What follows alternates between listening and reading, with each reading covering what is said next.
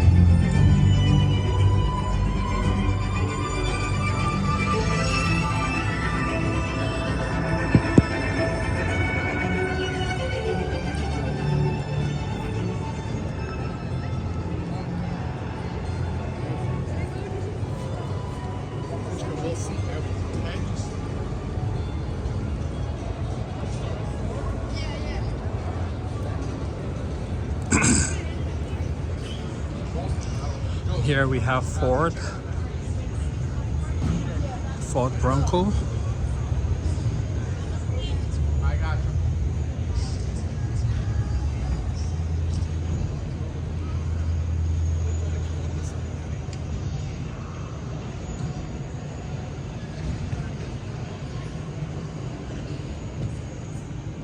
So just so you know, if you come in here, there is no early access.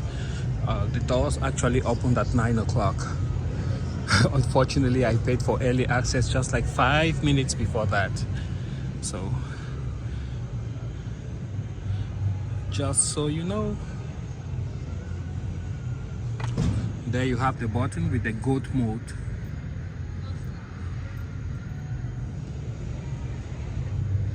Goes over all terrain.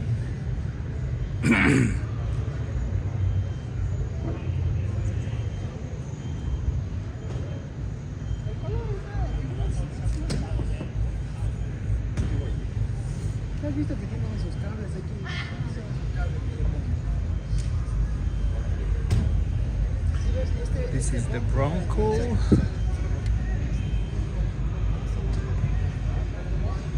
Two doors. Quite impressive. You have the fender flares. You also have the bigger tires, new rims, all in black.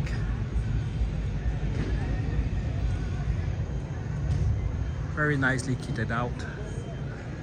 Next to it we have the Timberline Ford Expedition, I think. Let's take a look inside. Humongous screen, infotainment system, USB charge port over there.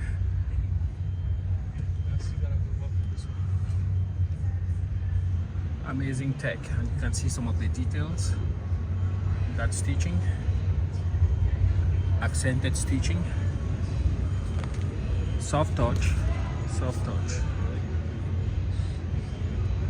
It's just humongous.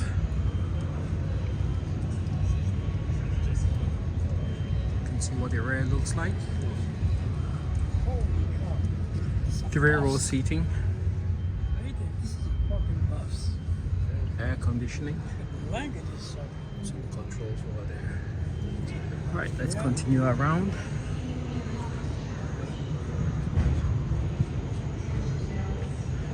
Here you have a Bronco with the top dropped. Good edition.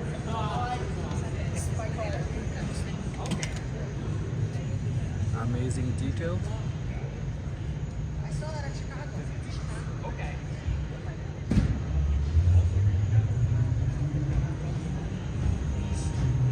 Very utilitarian.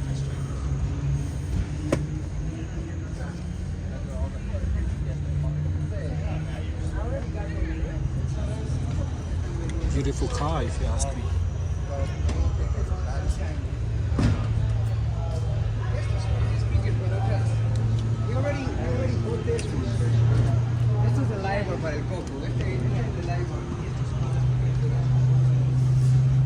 And here we have the Ford Explorer.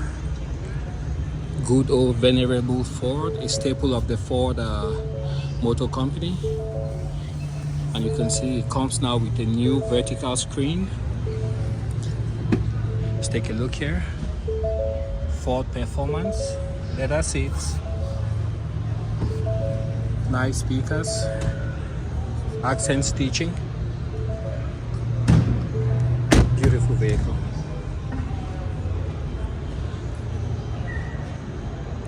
Explorer ST, quad exhaust, tow hitch, backup camera. Looks really sharp. So let's take a look inside.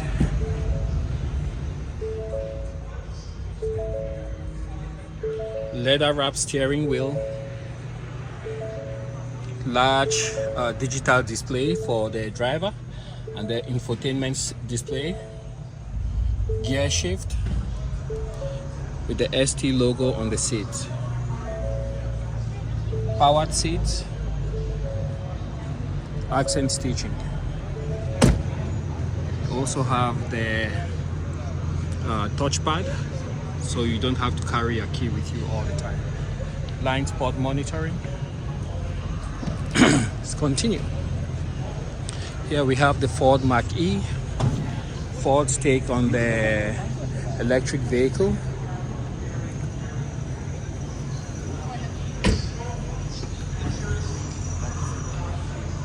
Mixed reviews, but I'm seeing more and more of these on the road.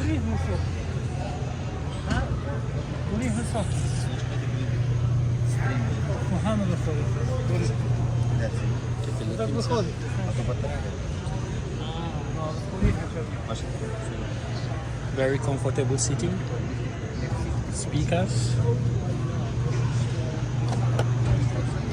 That's how you open the door.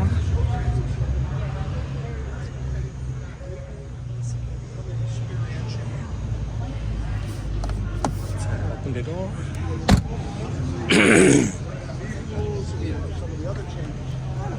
Mustang Mach-E, and here you have the new Ford Mustang. From what I understand, it's not an in-depth change, just minor iterative changes to the current Mustang. But I think there's a redesign coming up here very soon.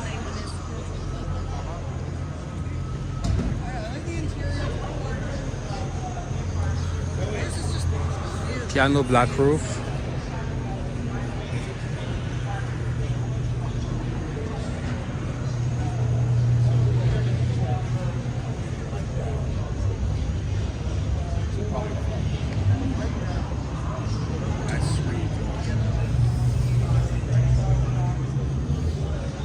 That's what it looks like in there, and you can see there's barely any room in the back. Mustangs are not known for back seats. How tall are you? 6'1". Okay, so he's 6'1", and you can see how much room you got in the back. We don't put people in the back seat. Is that your comfortable driving position? Yeah. Okay, cool. Thank you, sir. You're welcome. Here is a Ford Escape, and they come in now with a plug-in hybrid. I don't know if this has been released already. It's pretty nice inside. I love the color of the paint job, and it's actually got some glitter in it. There's the LED lights right here.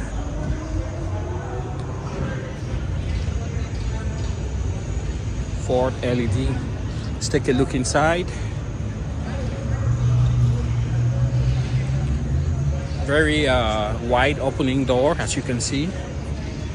Easy to get in. It's a bit lower, I would say, than maybe a RAV4. It feels a bit lower, and you can see what it says there. Escape, large screen, gear shift, controls on the steering wheel, wrapped in leather, manually adjustable, headlight controls, and I would assume these seem to be heated and ventilated seats.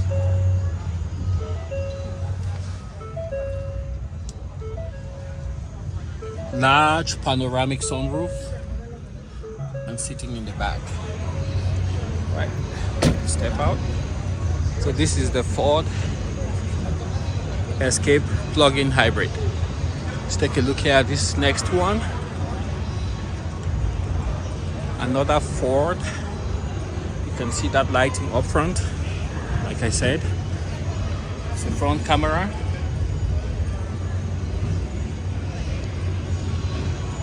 Let's take a look inside. This is the ST line. Wide opening door.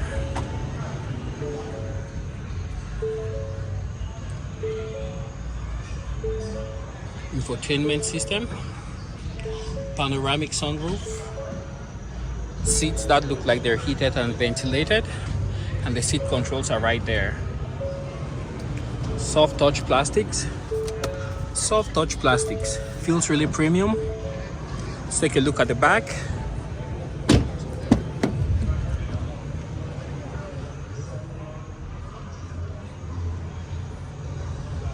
Really nice. Got a speaker right there. Some controls there. You can actually plug in your USB charger, USB Type-C, armrest, and you got a dual exhaust in the back, one on each side. All-wheel drive, backup camera, and you got that panoramic sunroof. ST line.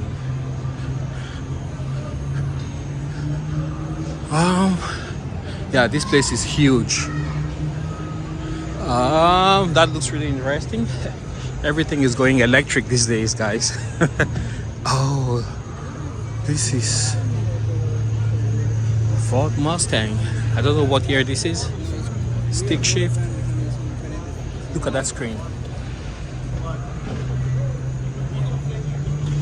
Wow. All new 7th generation Mustang.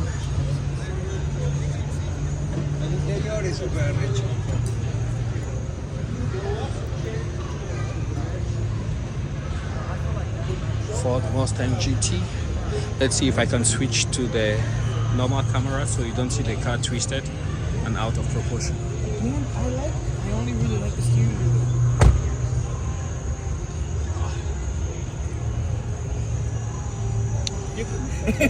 He got so short. His face.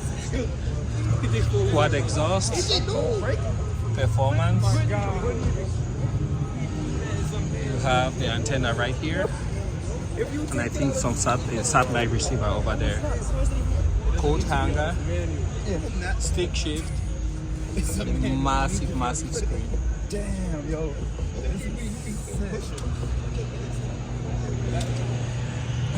This one is a convertible. It's really premium. Let's open up the door.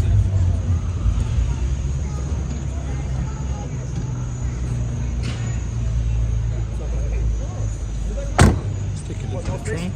Barely any space. Oh, almost speaking of great.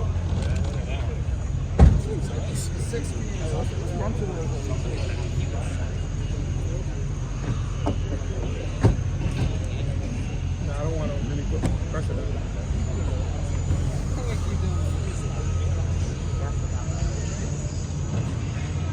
Yep, so it says 2023 Mustang. I don't know if it's available yet. 5.0 GT. Looks really pretty.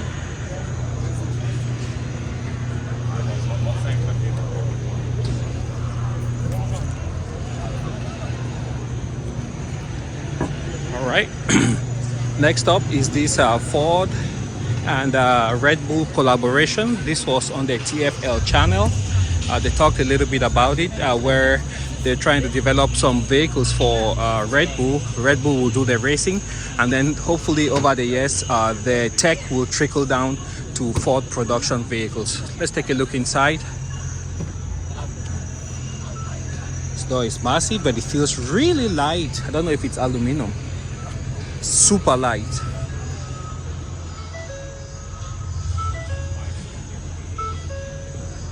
Check out that massive screen. Infotainment center, almost like for the Ford Mustang Mach-E. Screen, steering controls, platinum.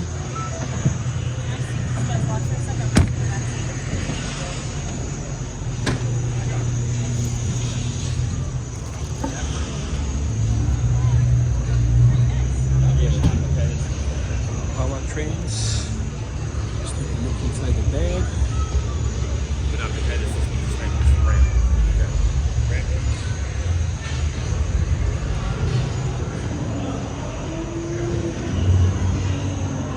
So this is an electric F-150. And here you have the front.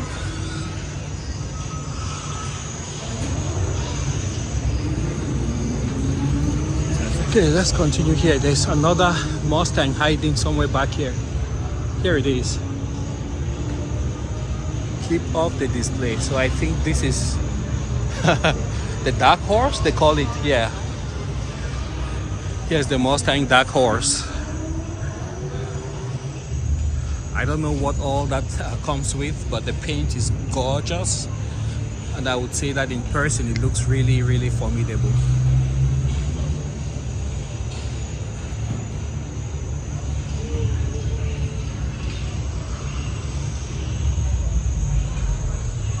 And you can kind of see the Dark Horse logo right there.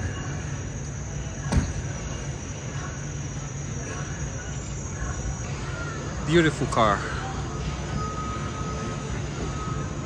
Okay, let's continue. Mustang Mach-E, Ford F-150 Lightning. Got the power outlet there. I think this is like a base model.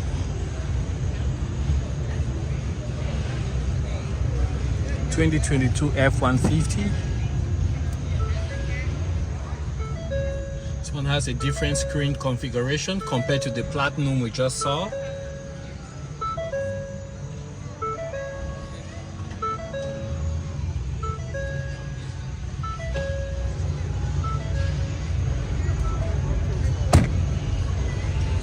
Charge.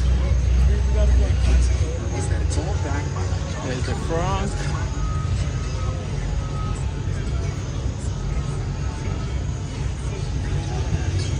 Here is the Tremor, and I think this one is a diesel. You can see the exhaust. It's powered by a 6.7 liter power stroke F-250 Lariat.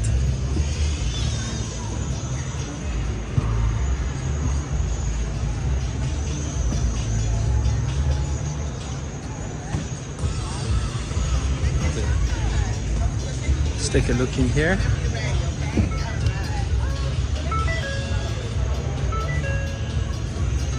Soft touch material, soft touch.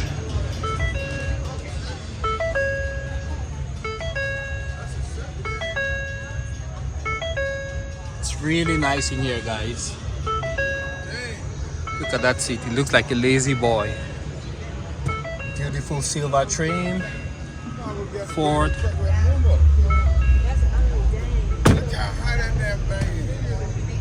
And this thing is just huge. It looks like it comes lifted from the factory. Have this gas and depth. Then you have a step there, which I think I believe you can fold up. Take a look inside. Different power options. There's a camera there behind the cab. Right there.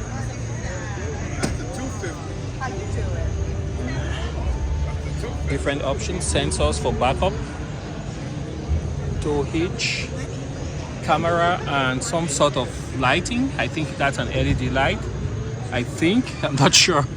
It looks like it when you're backing up to hook up to a hitch. That comes on. All right, let's take a look here. Here's a Raptor, and here is a Ford Ranger XLT. These are really great cars when you buy the diesel version, which for long has been available in other markets like Mexico, Australia, but recently reintroduced to the United States, and they're just a great competitor to the Tacoma, which doesn't offer a diesel version. So great vehicle. You can see here it's been set up for overlanding with a Yakima rooftop tent. Beautiful vehicle. Check this out. They just dropped the bed. You can actually work with that. Power outlet. Wow. Awesome. Let's take a look inside. It's a Raptor from Ford. Touchpad. Beautiful inside. I believe this will be well north of $80,000.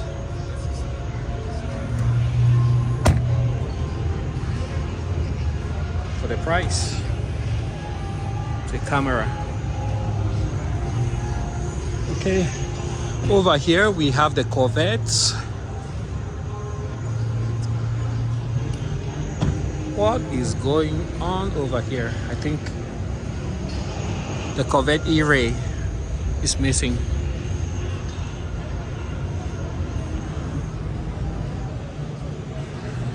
And I think this is the Z06 3LZ. 168,000 MSRP. Let's look at some of the options. Wheels, visible carbon fiber, $11,000. Yep, carbon fiber wheels. Okay, let's check another thing. Carbon fiber aero visible, high wing, dive planes, ground effects carbon fiber, and they're all visible for $10,495. So that would be those. And also in the back, the high wing. Sorry. Let's continue. Here we have Ultimate Performance Z06 package, $8,900. Z07 suspension, carbon fiber interior trim, level 2, $4,900. Very nicely optioned, guys. And all of that will be yours for the low price of $168,000.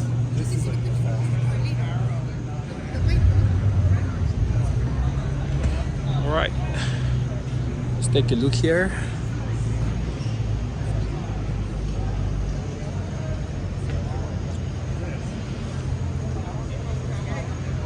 Yeah, that's kind of difficult to read, but I think it says something like 1953 to 2023, 70th anniversary.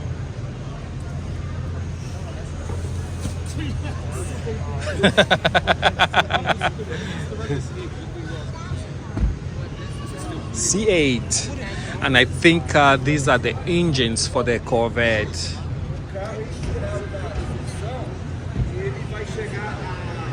horas vai ter uma parada aqui dentro. Uma parada. You can see the exhaust.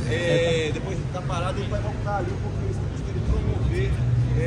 Get out of the engine. Pretty complex. It's got a timing chain. Awesome.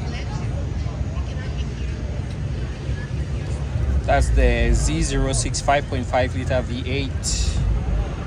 Variable valve and direct injection. You can see the throttle bodies. Crankshaft. Man, this thing is full of tech. Look at that crankshaft. The flywheel, sorry. I said crankshaft. Is that a starter?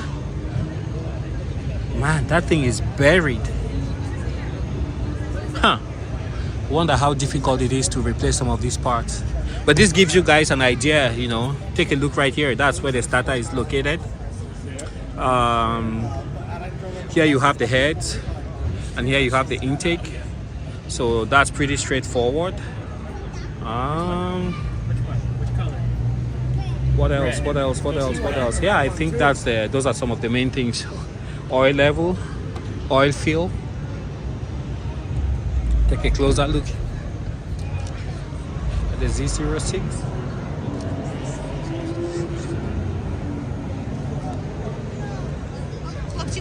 It's okay. Right, and here we have the Camaro. Wait, we're not going looking at the car. And this one is running at $57,000. 19 miles per gallon.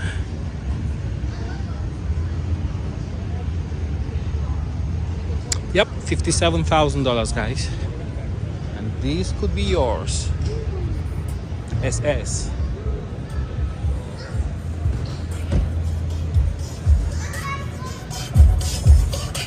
Okay, let's move away before YouTube flags us. And here, oops, too bad. Here we have a Duramax High Country from Chevy, and you can see the interior. It's very spacious here in the back, and you got heated seats and also USB outlets, sunroof.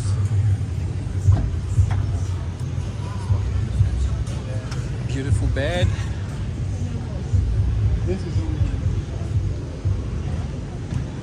And over here is the same Duramax, but this one is Z71. And I got to say, some of these newer diesels, they are very quiet. You would almost think that they are gas engines. Just look at the amount of room you have there in the back. They're very comfortable vehicles. And what is this? This looks like a gas engine, but the exhaust looks like a diesel exhaust. Let's take a closer look.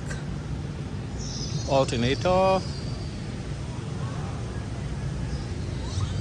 I don't see diesel injectors here, or maybe I'm mistaken.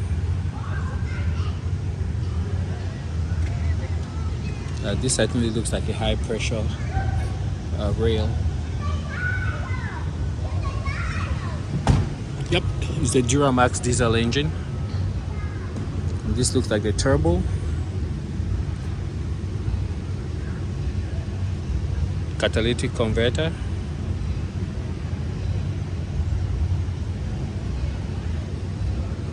This is all the DPF stuff that some people take out of their vehicles if it's gonna be used for off-road and racing. The EPA doesn't like that. And over here we have another Z71, but this one is a gasser. It's not a diesel. Back here you have some vehicles with for industrial applications, and I think they use this 6.6 liter V8.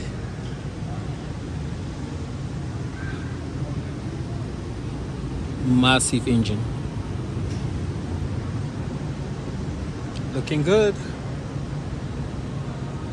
It's mostly for municipal and government entities. There you have a Chevy Silverado. Let's take a look. Silverado too. It's a Silverado. Oh no, the Yeah. 2500. That's like that one. Still, yeah, Silverado. That's like that other one over there, that Ford 250. And this one can tow up to 22,500 pounds, 470 horsepower, 975 feet of torque.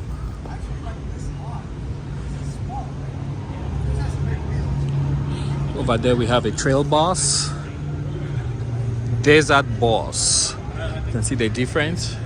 Trail Boss, Desert Boss. Here's the new Silverado, heavy duty. See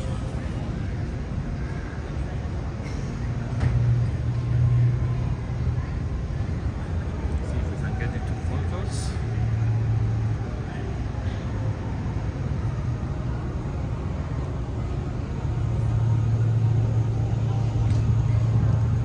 Alright guys, I will stop here for the first part and then we'll start the second part right away.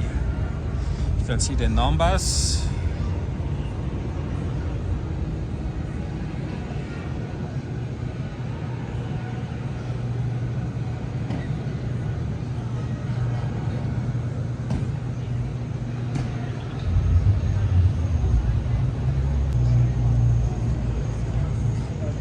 All right, the big thing this year are the electrics. So here we have the first ever all-electric Chevy Equinox. It looks like a regular Equinox. It's sleeker, the roof line is lower, and it just looks longer.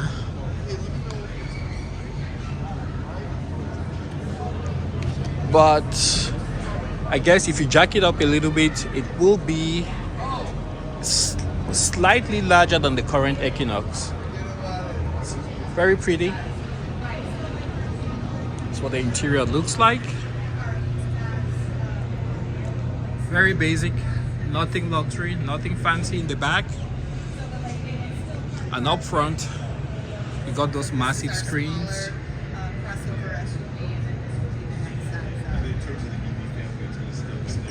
That's a huge stalk on the left. Almost looks like a gear change kind of device. And then take a look at the dash. It has something there on the left side, maybe a speaker or heads-up display. I haven't read much on this, so I'm not sure about the specs. Let's take a look here. And this has a range of up to 300 miles. 30,000. You're going to go from that to the Revolt Equinox and then up to Blazer. Looks great.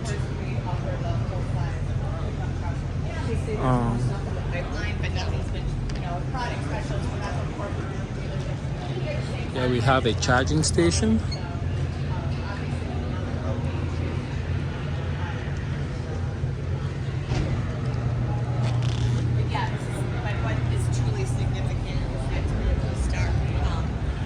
And here we have the first ever all-electric Silverado. This thing is massive, guys. I don't know on what platform they build this. Even the wheels, what are these?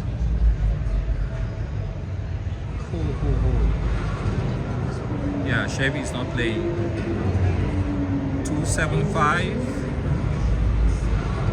These are 24s. Wow. Yeah, it's massive. I like the front. It looks almost like a Bolt. But take a look at that LED line. Lights just going all across the front. And then you have the bow tie, which is also highlighted with LEDs.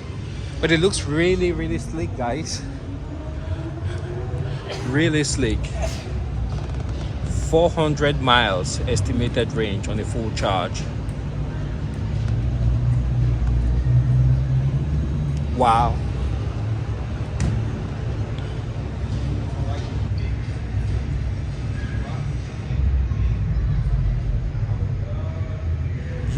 interior.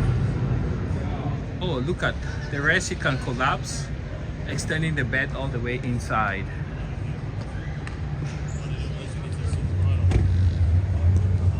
This is insane. This is insane. And here we have the Chevy Bolt EV 2LT. Let's take a look here at this one. We almost missed it. Welcome to Chevy. Hi, I have a quick question. Absolutely. Size-wise, this looks really big. I'm not trying to compare you guys, but how does this compare to like the Hummer EV? Is it bigger, smaller? Two different vehicles. Okay. So I'm not sure. So this is a pre-production one. Okay. Are we talking about length? Yeah, it just looks like really big. Let me see what the Hummer EV length is. It looks really massive. It's probably the giant 26s we have on here as well. Okay, probably. 20 Hummer EV pickup, wheelbase. Do you guys have a timeline for the Equinox EV? Like for sale, when it might be available? So that comes out in the fall. Fall 2020. I'm sorry. Is it okay if I say? No, I can't Okay. be on film. Okay. Yeah, so fall 2023. Okay. Any idea about the price? Starts at 30. Starts at 30, okay. I see it has like a it might go up to 300 miles per charge. Correct. Okay. You've done your research. Oh, it's right there. All right. Anything here that you think is of particular interest that you might want to point me at so I go take a look at it? Yeah, so going back to the original question, our Silverado is longer than the Hummer EV. Yeah, that's what this thing looks the length massive. is going to be 233 inches long. Yeah, it looks really, really versus the massive. 216 inches the Oh. Hummer EV. Okay. That answers my question. Would you like the brochure on both these vehicles for your content later? Yes, please. Okay. My name's Sean. What's yours? Abby? Abby. Nice Yes. to meet you. What's Nice your to meet you. email address? My email address would be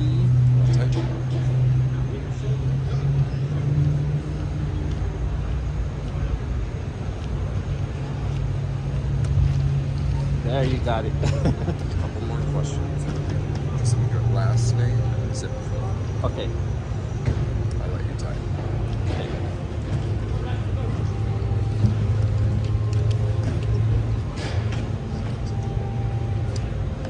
Is that your first name?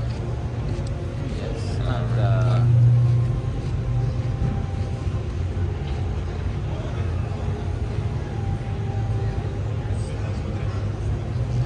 You're in North Dakota? yeah. Okay. Nice to meet you. Thank you.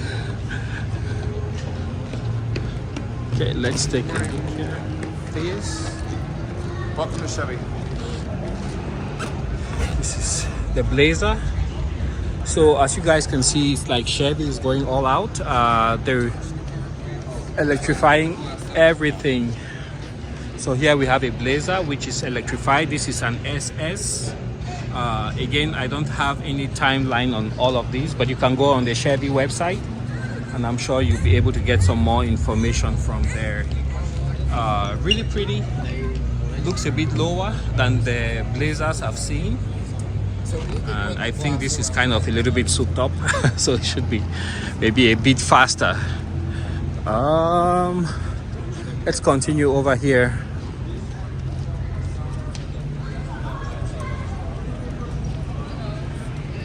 Oh, check this out. They have a charge station here.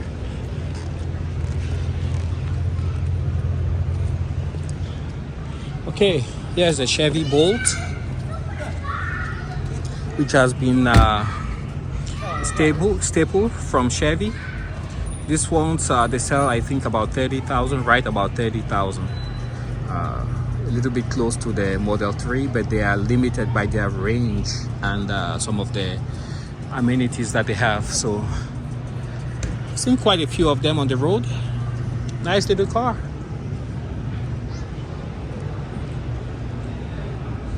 EUV Premier 32 starts at 32,000. As option here, 37,000.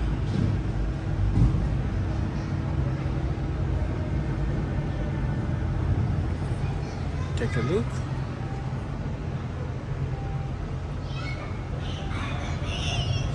And here you have the Suburban. Don't know if this has been electrified also. Let's take a look here.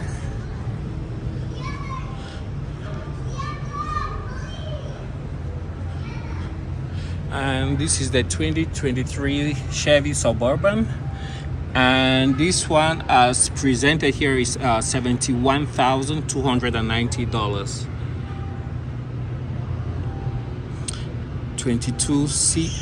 22 combined, 20 city, 26 highway.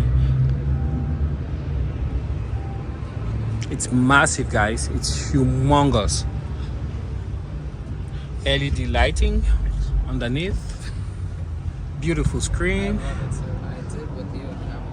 Very nice place to haul the kids to school and back. Only downside I can think of is that these things depreciate like they're going out of fashion. So there you have it. Let's move on to the next SUV. And in this case, it looks like it's a 2023 Tahoe, top of the line high country. And this one is priced at $86,000. Standard vehicle price, $75,000. 20 city, 26 highway, 22 combined. That's what it looks like. Let's take a look in front. Very nice place to be in. Digital dash, infotainment system.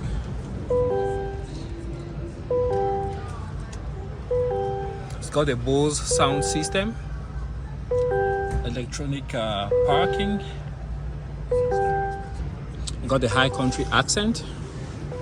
Let's step to the back.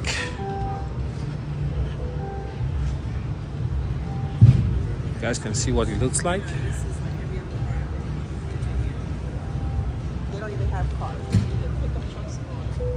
So your passengers could be watching YouTube.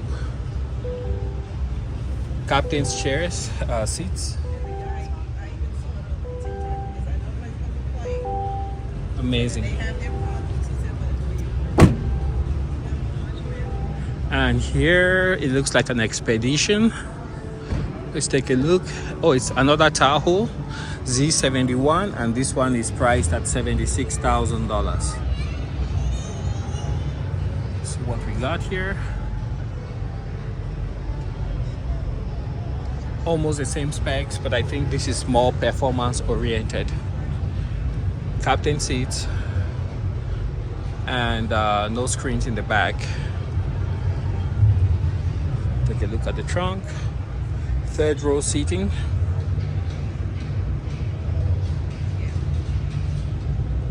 Quad exhaust.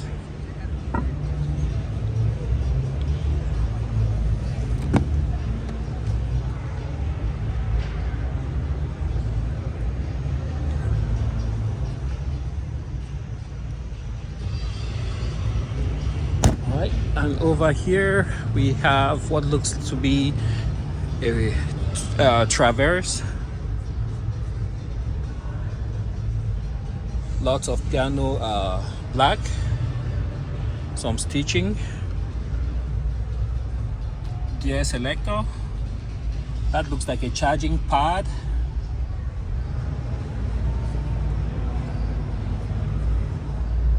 Check that out. That's for the tailgate. And here, this one is priced at $48,000.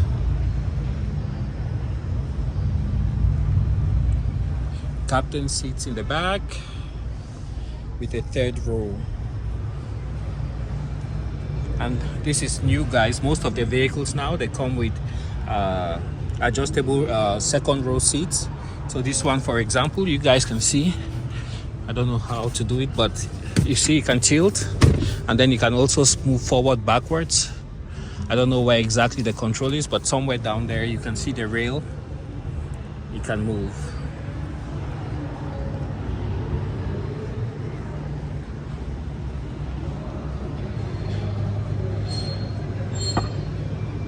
Right, let's continue. Here we have another Traverse, and this is the Premier Redline Edition. Take a look.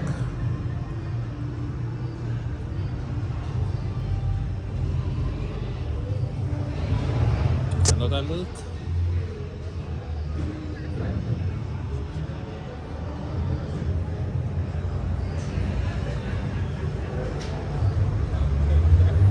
Just about the size of a Ford Explorer.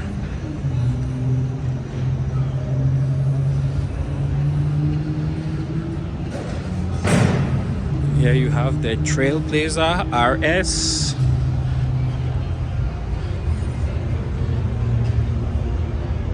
See product specialist for more information.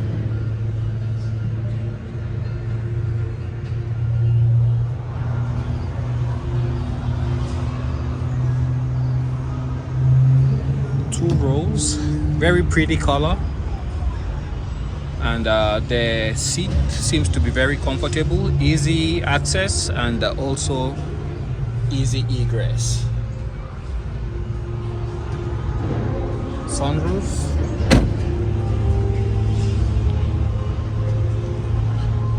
And this is a rare color here. I don't think I've seen many of these on the road. Trailblazer all-wheel drive active. Accented seats, white roof, got the sunroof, stitching on the headrests, thin wheel.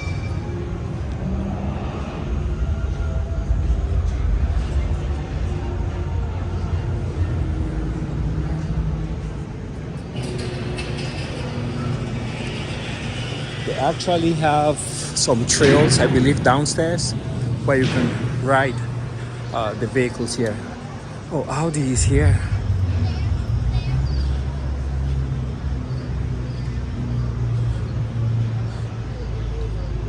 Audi display is sealed. You have the R8 here with the V10 engine.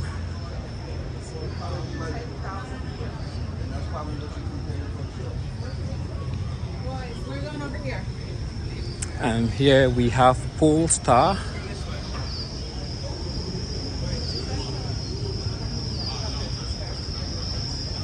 Huge brakes. I'm seeing more and more of these on the road. It's like the OEMs are catching up on Tesla so quickly. And this is the Polestar 2. As you guys can see right there. So 2023 New York International Auto Show.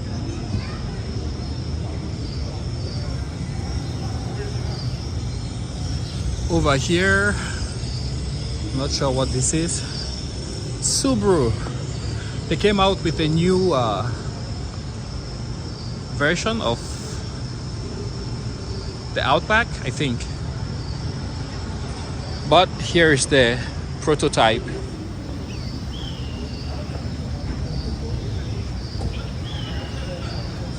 This is weird. You're literally in a jungle. So this is a prototype vehicle, so you can see the cladding, which Subaru is doing more and more of this. Crosstrek,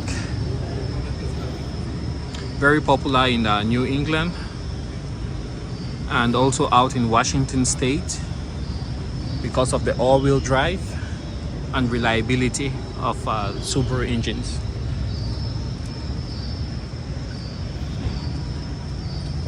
Again, this is a prototype, so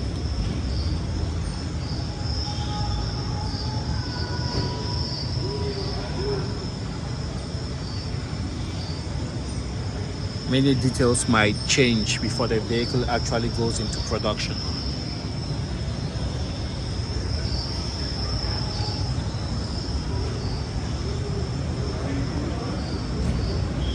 have another one.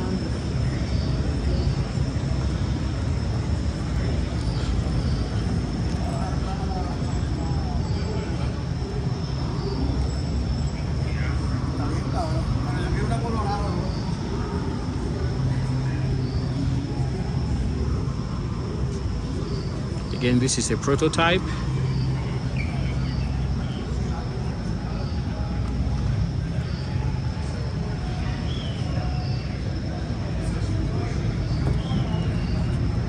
Got a backup camera, single wiper.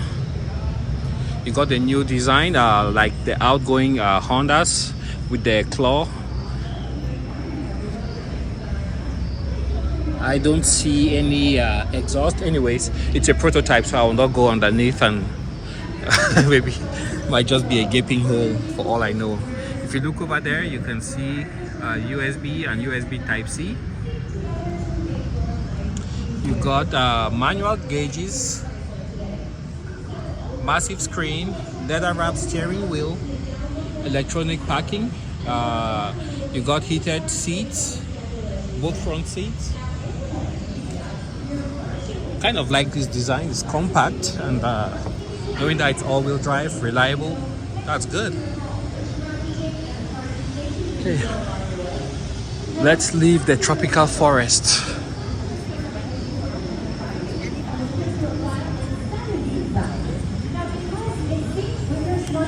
Oh guys, let's check out the Toyotas here. This is amazing. This is amazing. I think this is an actual old FJ49, and there are some parts in the world where this is actually still a thing.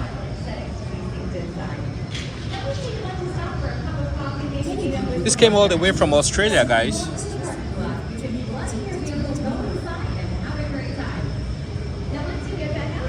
It's a beautiful wrap.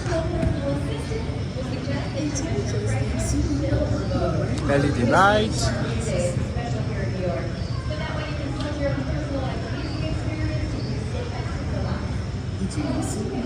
I failed to see if it's a right or a left-hand drive. It's a right-hand drive. Amazing build. And these ones, you can get them from Malta. And I think there's another company in Virginia that outfits these for the US military. This one is a right-hand drive. I think you can also buy this brand new in Dubai and probably Australia. Correct me if I'm wrong.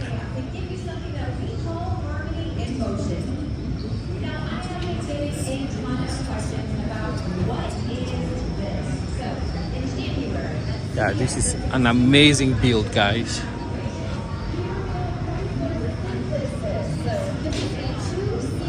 I wish they offered this in the United States. But here you have a Tundra.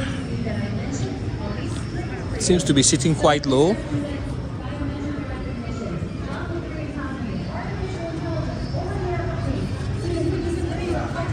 $1794 edition. Oh, sorry.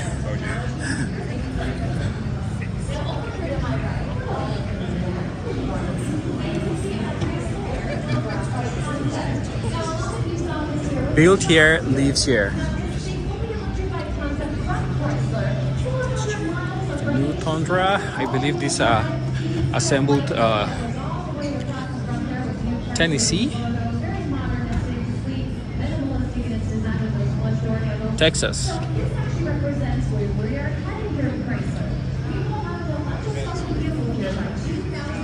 Let's take a look inside.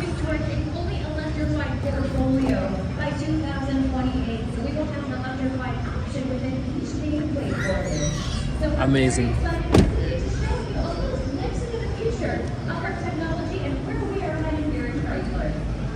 And here you have the venerable Tacoma. I believe the Japanese have something they call Kaizen, which is if it ain't broke, don't fix it. Kai, change, and Zen, make change. They've taken off the knob. I believe those knobs get people with sticky fingers, you know, they get those knobs. But yeah, here's the Toyota Tacoma, best selling mid-size pickup. It doesn't give very good mileage.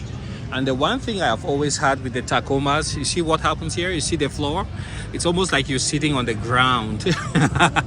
I find that very disconcerting if you have to sit here for very long hours, drive very long distances.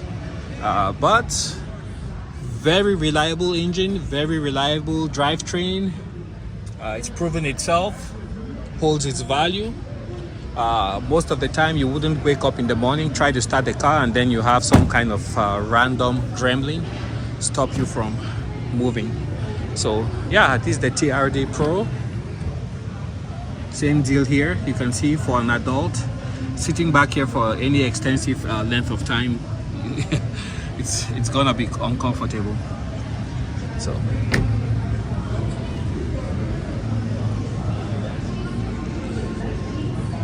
I believe over here Jeep they've come out with a 6-cylinder inline 6, and that's gonna be great. This is Hellcat. I believe this is no longer gonna be available. This is the last year, but check out those tires. Those are slicks.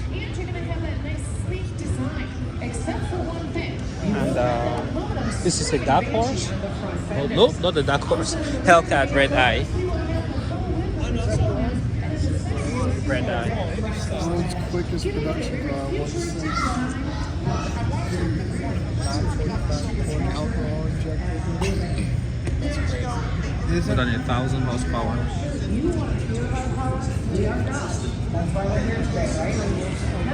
Definitely a hit here. Everybody loves it. LED tail lights, racing slicks, wide body kit. That with a standard all-wheel drive and an electric powertrain, it will actually be faster than the SRT Hellcat. Now, we also have a patent-pending e-brushed multi-speed transmission with electro-mechanical shifting, giving you distinctive shift points. Also, if that's not enough, let's give you some more horsepower. And We'll give you additional horsepower when you feel that this is for speed. We expect with street tires, 0 to 60 is going to be in the low 2. If you drive the car, fill it with the 85, drive it at 1,025 horsepower, full throttle, the fuel tank will last 7 minutes before it runs dry. And the price on this thing, it's unfortunate about destination charges. They call it the SRT Demon 170. 170 is apparently the proof of ethanol if you were to drink it, which I think you're not supposed to do. They priced it at $96,666 to get that 96666. Unfortunately, destination charge means it's really 103,361. We heard some stories about dealers trying to get like $250,000 over a sticker. Dodge is trying to take action, or Chrysler's trying to take action against dealers to keep them from kind of gouging like that.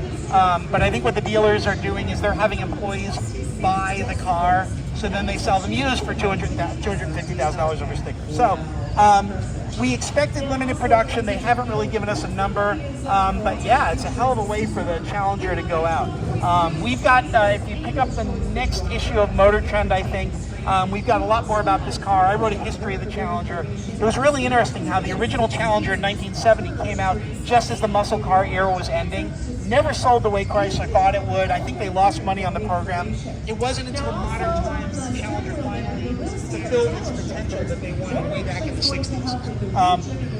Challengers aside, the car behind us, I'm kind of ashamed to say, is kind of the thing that I'm most excited about here at the show. This is the Dodge Hornet. It's their new SUV. It's their first new SUV since the Journey. It's their first new car since the Dart. They haven't had a new model in like 10 years. So this is actually based on another car we're going to see in a few minutes here from the Alfa Romeo Tonale. Now, we also have the what's cool about it is it's going to be very quick. Base model is going to have 268 horsepower, standard all-wheel drive, 6.5 seconds to 60 miles an hour, and that's for about $31,500. And they're doing a plug-in hybrid model, which will get the RT label. And that's going to be 288 horsepower, about 6.1 seconds to 60. And they also did this really cool one, this GLH golf model here. This is a bunch of that's dealer incentives, lowered suspension, louder exhaust.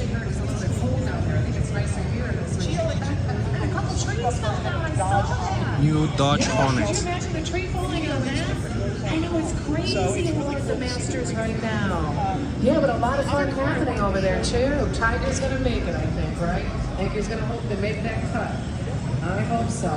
Now also guys, to finish it out, we do have this beautiful panoramic sunroof. That's gorgeous. Well, ladies and gentlemen, this is the Dodge Daytona SRT concept. That is the key word here, concept. Right now, Dodge has no plans on producing the Dodge Daytona concept, but that's okay. We're a very innovative company, as you all know. You never know when you might see something like this in your driveway. Well, on behalf of the entire Dodge brand, we want to thank you for stopping by today. My name is Karen. If you have any further questions, I'm one of the product specialists on hand. We also have other knowledgeable product specialists on hand as well. Also, we have something exciting here at the New York Auto Show. We are getting everybody registered to win that $100,000 towards a vehicle of your choice. We have a super kiosk over here. You can get registered. Oh my gosh, he's so funny. He's jumping. He's skipping over there to get into the drawing. That's right, sir. It's $100,000 towards a vehicle of your choice on behalf of Stellantis. The hardest part is, what beautiful vehicle will you take home with you? I don't know. We have so many choices, folks. We have everything from Alfa Romeo, Chrysler, Dodge, Fiat, Wagoneer. Oh my gosh, and Chrysler. Absolutely. Enjoy the rest of the afternoon here at the New York International Auto Show.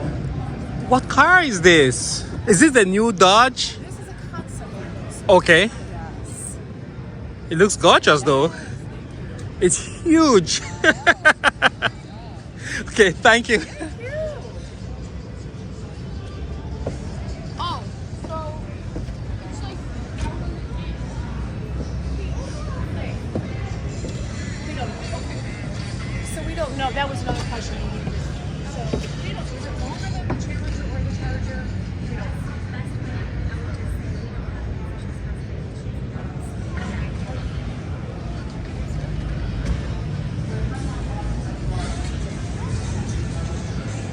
It's a 4-seater.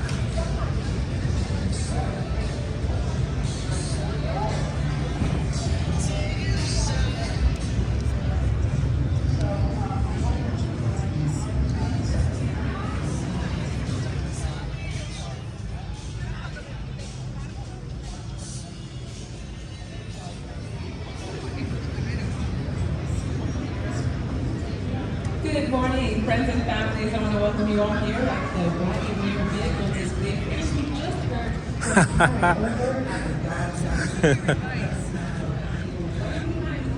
That's a great one.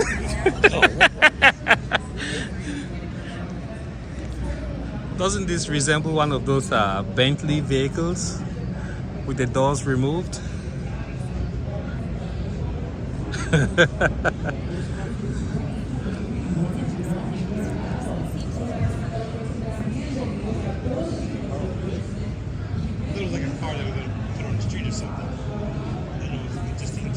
There you have this gorgeous vehicle. Let's see what it is. Airflow graphite concept.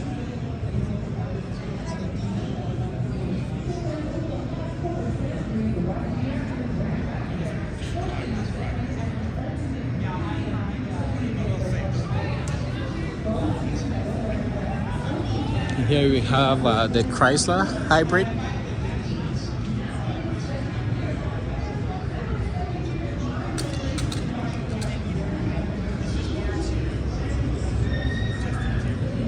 So here they talk about the $7,500 federal tax credit starting the 18th of April. So in just a few days, there's going to be some major changes for eligibility of the $7,500 tax credit. It has to do with the bill by Senator Manchin from West Virginia. forgotten what it's called. Is it Build Back Better or something? Well, basically what they are trying to do is to make sure that the source of the parts that go into a battery are sourced either from friends of the United States or they are sourced from right here in the United States. And then the second part is the assembly of the battery. It has to be built either in America or mostly in America. So depending on how much percentage of each of those things happens, that will determine the eligibility for the federal tax credit. In the past, it was based on the battery size, but I think Tesla now sources most of its batteries from China, and then the other manufacturers, they get parts from all over the world. So they're just trying to make sure that as the world goes to electric vehicles, America does not find itself captive to a foreign producer for battery parts or sourcing the raw materials for the batteries. So just pay attention about that. Make sure you factor that into your calculations if you're trying to get an electric vehicle this year. These are very, very huge at this 2023 New York International Auto Show. Love the wheels. This is the Alfa Romeo Giulia, and this is $81,000. Beautiful Italian vehicle, just for the low price of $81,000. There's the Stelvio, $88,000. Man, they could have put a bigger screen in there for $88,000. I mean, exteriorly, it's a beautiful vehicle. Paddle shifters. I don't know, for $88,000. It's a beautiful vehicle. And you got the gills. Clover leaf.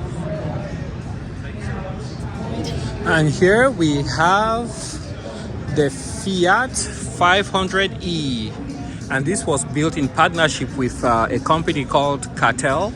I believe Cartel makes plastic furniture, and they're based out of Italy.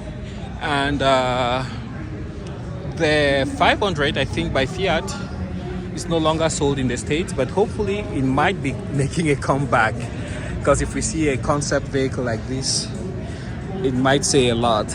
Check out those wheels.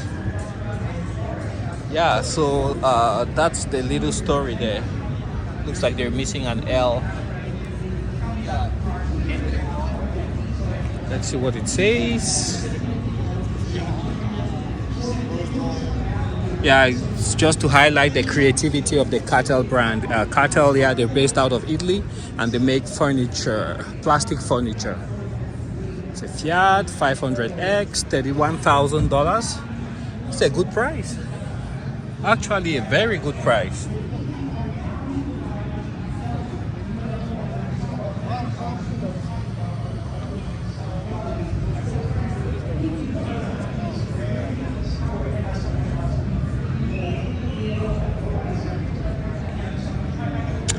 All right. A certain journalist referred to the front of it as, I can't use the exact phrase, it had a word that starts with V, but basically he said that it looked like lady bits that had taken weight. And that got him fired from the San Francisco paper. Let's go around the corner here to those SUVs. And here is Kia.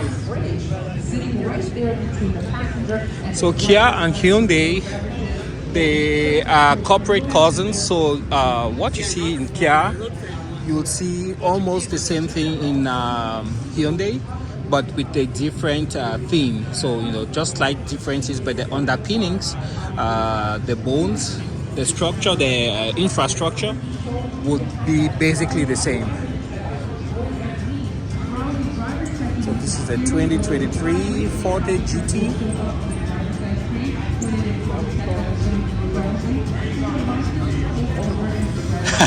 $24,000, I doubt it. The full-size car for $24,000 in 2023, I don't think so. And here you have this at $37,000 MSRP. It's the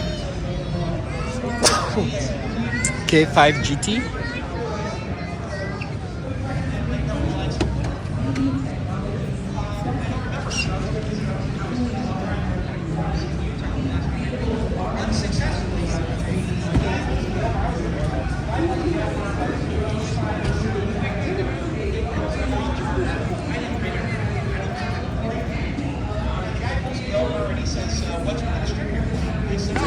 Watch your step. You have the quad exhausts. Check out that sunroof.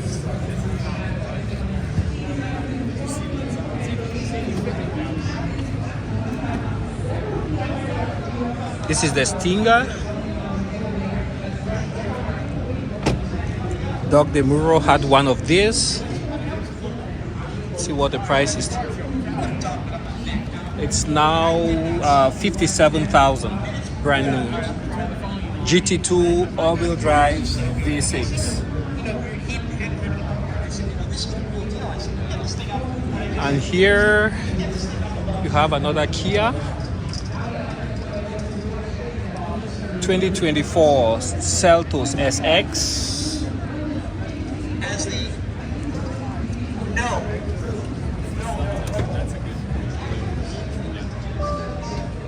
Side.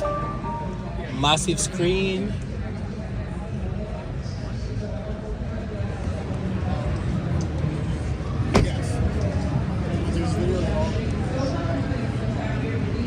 Okay, let's make our way over here. And I'll catch it right here to start all over when we come back.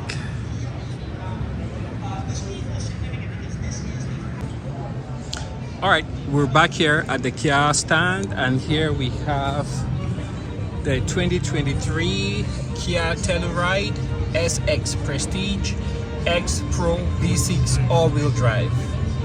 And this comes at $55,480.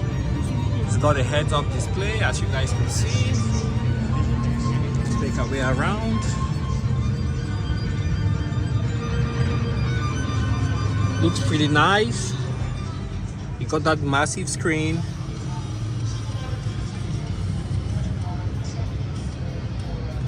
Sunroof. Leather seat. Reminds me of what vehicle? Is it a Cayenne?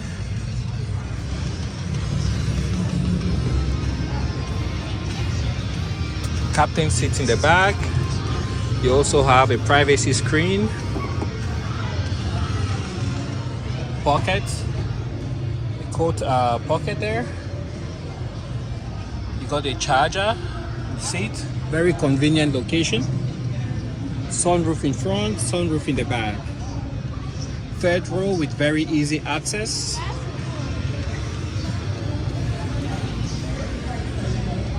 Back here you have the tailgate with the control right there.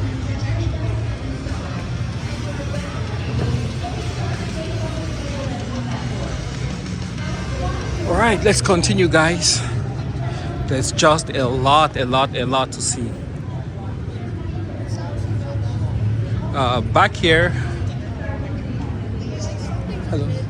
Can I look at this? Okay. We have.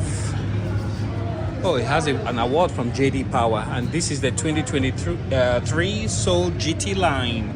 This comes in at $24,000 MSRP. Beautiful vehicle. Nice screen.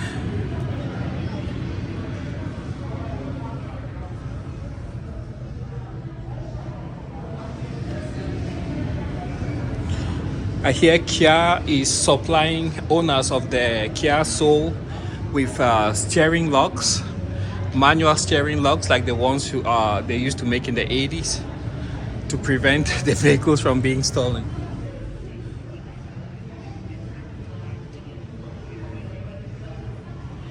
Very basic but functional interior. And what did they win? Micro SUV 2023 from JD Power and Associates. We got Honda in front. Oh yeah, here's the new concept vehicle. Wow. Tell you what, guys, this thing is very long. It's long. It is very long. Check this out. Got the camera there. I don't know if it's still a concept.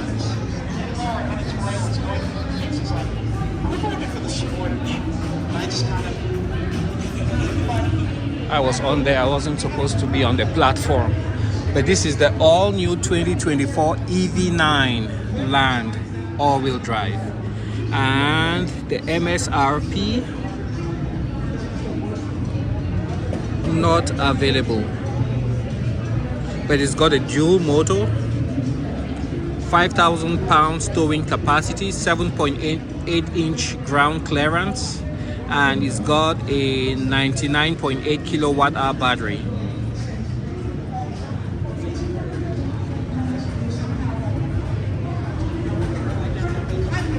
They turned on the seat coolers. So other people despise that control. But other people, Yeah, these things are long. that's it, right over. EV9. And that's for 2024, guys.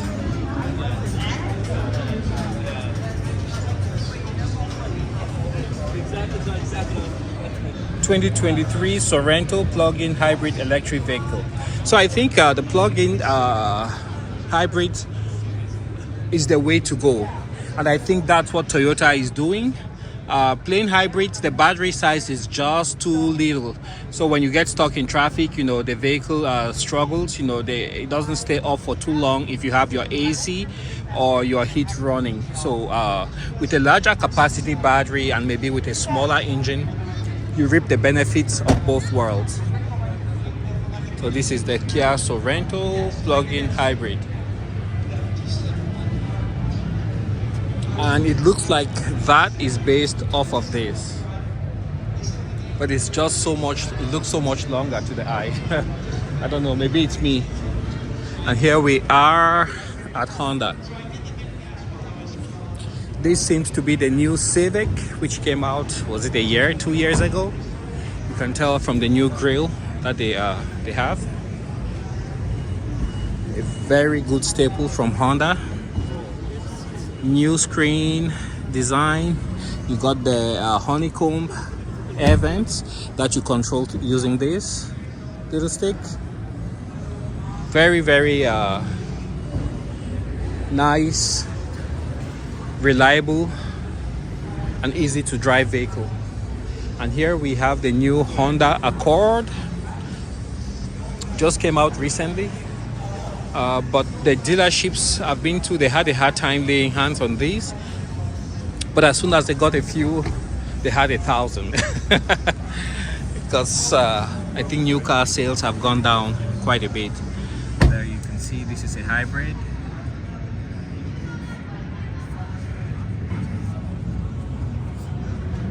It has the same design elements, almost like the Civic. You got a charging pad right there. Let's move over to the side. Yeah, so it's a hybrid touring. Let's take a look inside. You can see the door. It looks very much like the 9th generation Accord. Got 2-position memory for the seats. Powered seats for the driver. Leather wrapped steering wheel.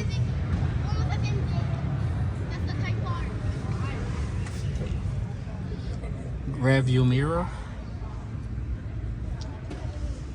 Still got that piano finish there. 2 cup holder, Qi charging. There you have the screen. It's got some paddle shifters. You can see negative, positive. And then you have the start button, which is kind of hidden back there. You actually have a physical volume control. Then you have the gear shift.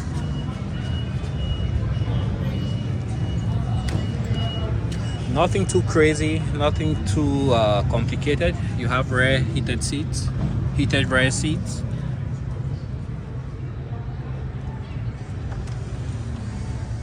And USB Type-C charging.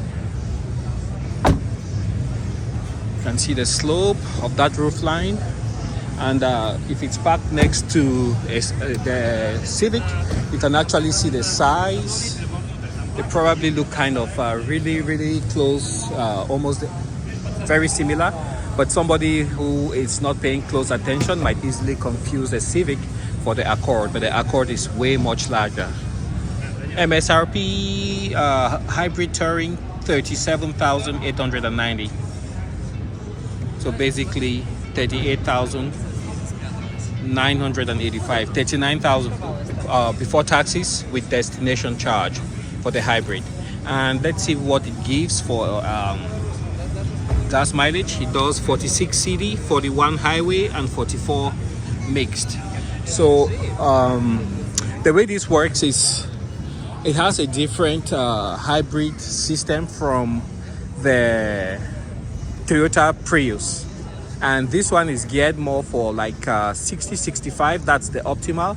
But if you take it on the highway, you have your AC running, you notice that the battery charge will slowly drop, and if you're going like on a very big long climb, you will notice the power from the vehicle will actually drop to the point where it starts slowing down. I had that happen to me one time on a very long mountain pass when I was going to California on my Honda Civic Hybrid, Honda Accord Hybrid. And the Honda Civic MSRP $26,000 as presented, and it does 30 miles per gallon city, 37 highway, 33 combined, 158 horsepower. And here we have the new Honda Pilot. Let's take a look at this one here, since nobody is here.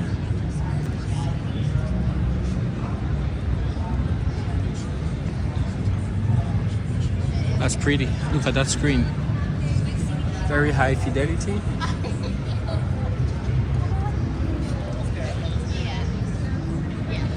This is a Trail Sport. Honda Pilot all-wheel drive Trail Sport. And it comes in at $50,000. This is what you get.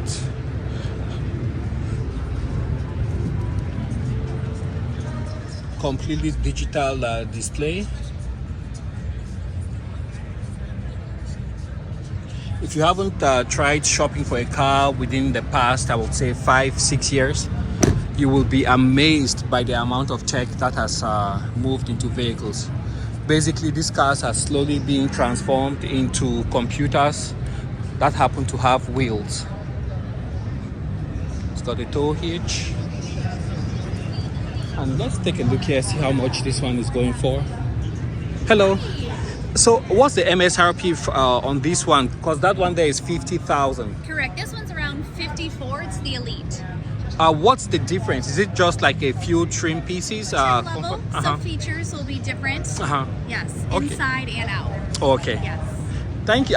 Wait, the Pilot, there's no hybrid, is there? Not yet. Not yet. Okay. Just the CRV. CRV hybrid and the Accord. And the Accord. Yes. Then Civic is coming soon, right? It will next year. Next year. Yes. Thank you, ma'am. You're welcome. Okay, let's take a look here at this one. So this is the Elite. It's got the memory seat function. That looks like carbon fiber, leather, soft touch. Lots of storage here. Cup holder that could hold some coins, your pens. You could use that also to hold your phone. Those are the seat controls. And there you guys can see it's got hill descent assist. It's very spacious in here. The steering wheel, you can see the controls. It's got the paddle shifters. Negative. LED lighting inside. You can see very tiny, faintly, those are LED bulbs. Very nice place to be. And this one, like she said, it comes in at $53,000. Let's take a look up front.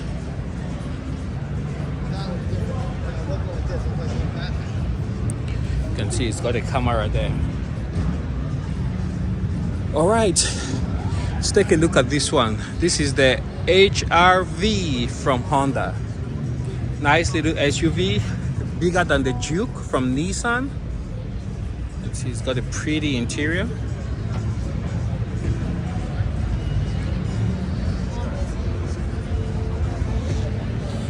And this one is MSRP is $31,150. Comes with a 158 horsepower 2-liter engine with a CVT transmission. Let's take a look inside. Very soft touch, no memory function. Seat controls. You got a pass-through right there. USB Type-C. Got the screen. Steering wrapped in leather. Digital dash. Sunroof. And rear seat. Nice little SUV. And it's all-wheel drive. Okay, let's continue. Same deal here, but I think this might be a trail sport.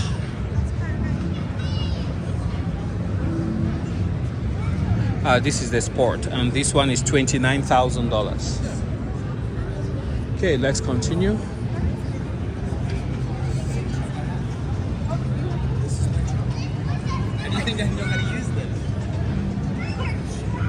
Here we have the Honda Passport. You can see the dual exhausts. The interior here. Take a look. And this one goes for $48,000.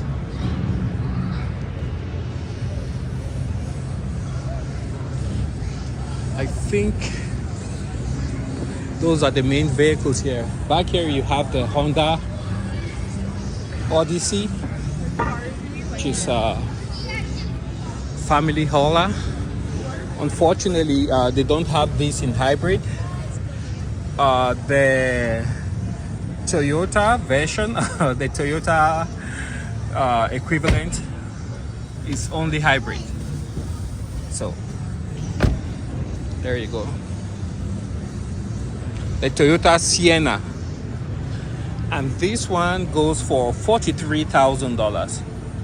This is amazing. Prices are becoming reasonable once more.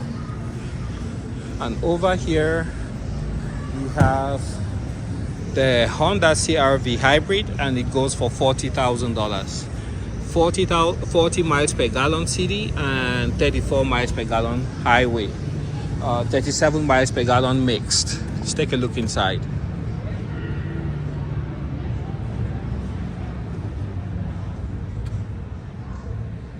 Beautiful interior.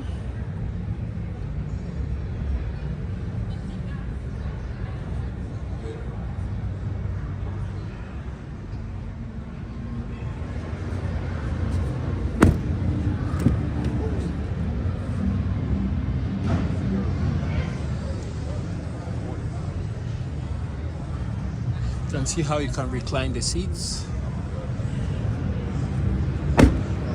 Take a look here in the back. Power tailgate.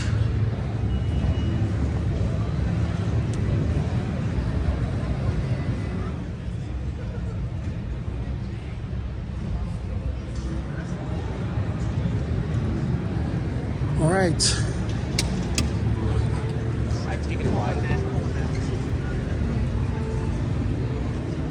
Yeah, barely scratched the surface. And I'm not sure where exactly you go to sign up for the test drives, but they're giving test drives in some of these vehicles out here.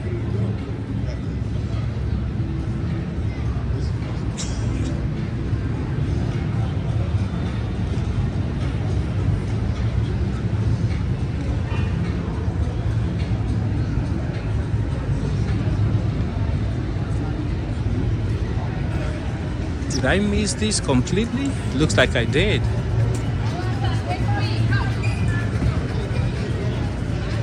The 2023 Niro, $41,000 plug-in.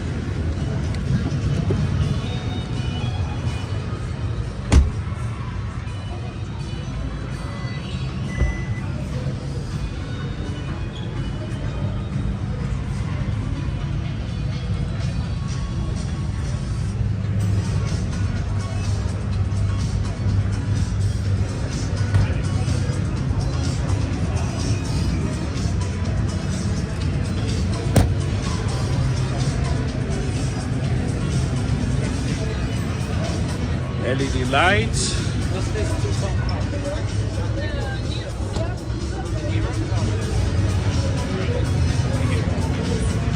Power tailgates.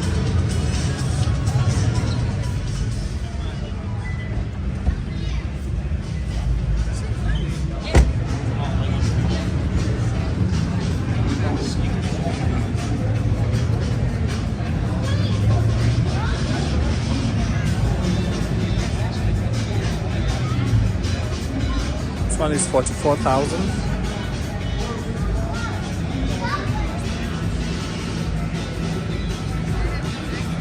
$253 miles range. This is pure electric.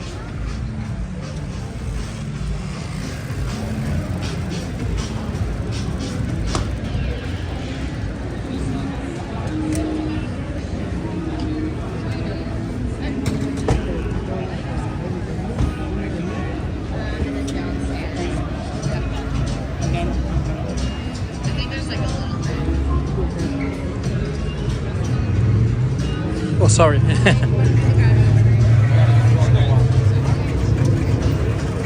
It's shaking.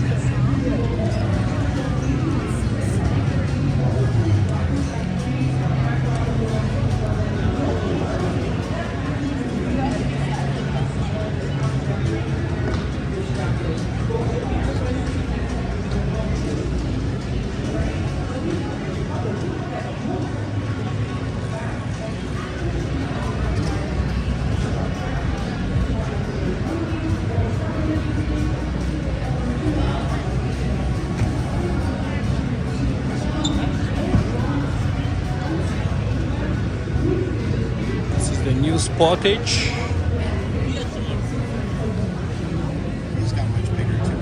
MSRP 26,000. 39,000.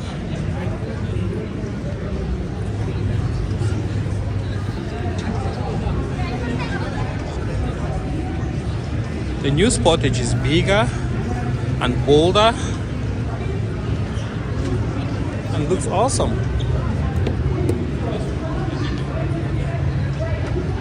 Let's take a look.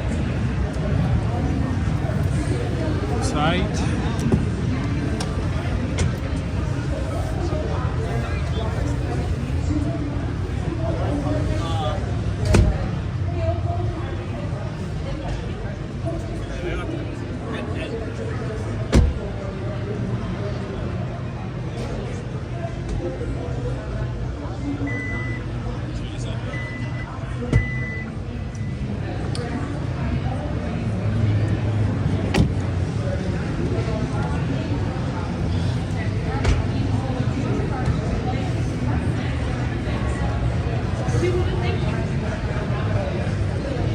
Kia Sorento, one step up from the Sportage.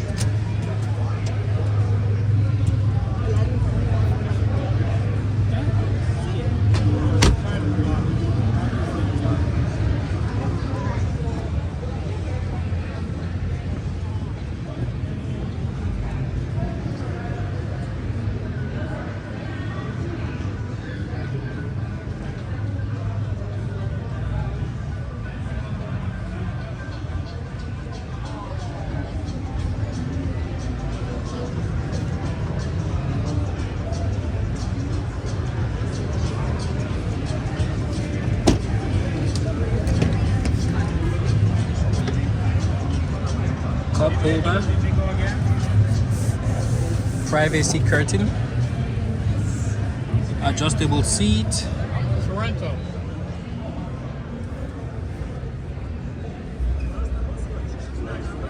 AC plug right there, Quality. third row, nice place to be.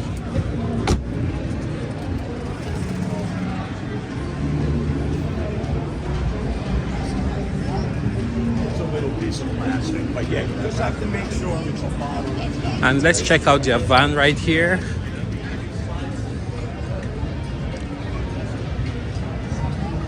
This is the 2023 Kia Carnival Prestige for those with kids. Feels very premium, the door at least. Cup holder down there.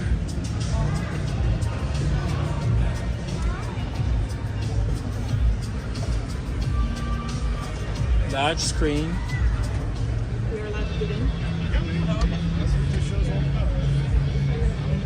Steering controls, and it's got a sunroof.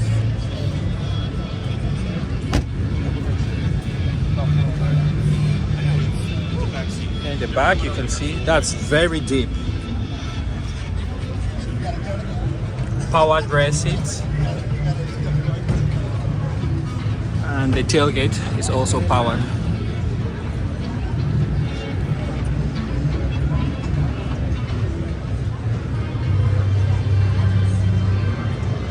Here we're looking at the Kia Telluride.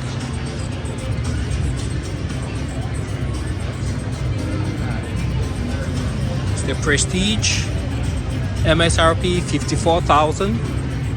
Let's take a look inside.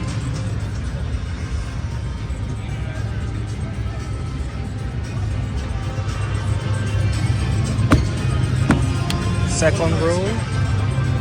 It's got the privacy curtain. Coat hanger, easy access to the third row.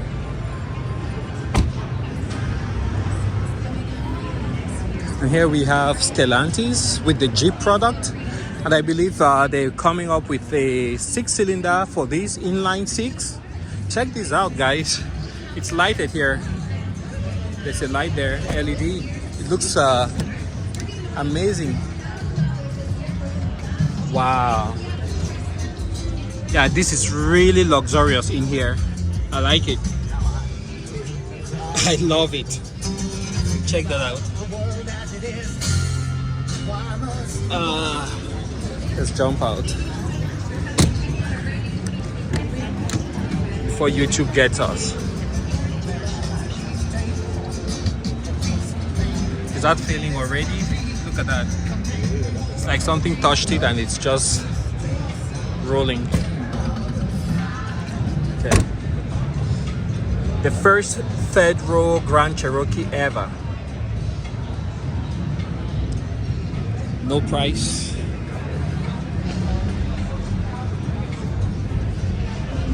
It's an L.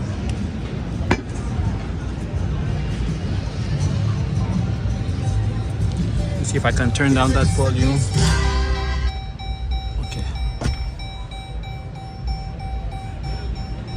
Garage door opener, LED lighting inside. You also have the accent lighting you can see on the door. Piano black finish on there. It might be a screen, it's a screen on the passenger side. And yeah, this screen is adequate. It's just it fits the cabin perfectly. It's not one of those monstrosities that defines the vehicle. And then in there you have lots of connectivity, as you guys can see. It looks like my lens is a bit fuzzy. It's not sharp. Change the lens. See if that helps. But that is this what I'm seeing here. It's very clear to my naked eye. On the camera it's showing kind of blurred, so I don't know why. The cup holder, you have accent lighting there. Very nice feel to the steering wheel. It's not too tiny. It's a big steering wheel with controls, tons of controls. Accent lighting, more controls, powered steering adjustment with about, I don't know, 1, 2, 3, 4, 5 degrees of freedom. You got a button there, you got a paddle shifter, memory seats. I don't know if that's a massaging function, but it's an additional function. That feels really good. Wood, soft touch, soft touch. Awesome vehicle. Grand Cherokee. Okay, and here we have another one. Unfortunately, Stellantis doesn't have anything on the pricing. Let's take a look into this one. Same deal. And here you got one with a charge port. So I think this is a hybrid. Let's take a look. This is not as long as the other ones. And there you can see the passenger side screen.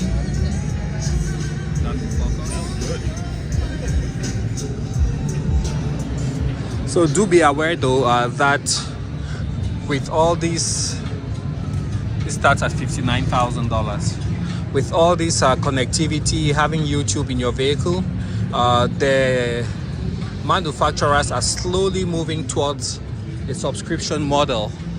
So after you buy your vehicle, to get the full functionality, you might have to be paying a subscription to get your vehicle kept up to date. Same thing happens with the new Jeep Wrangler. It comes with about 62 trails preloaded in the vehicle. If you want additional trails, then you have to get a subscription, and then I think it loads it up with about 3,000 trails. United States, Canada, I'm not sure, but about 3,000 trails. Let's take a look here. This is the 2023 Jeep Grand Cherokee 4xe, and you can see that's what it looks like in the back, and up front that's what it looks like.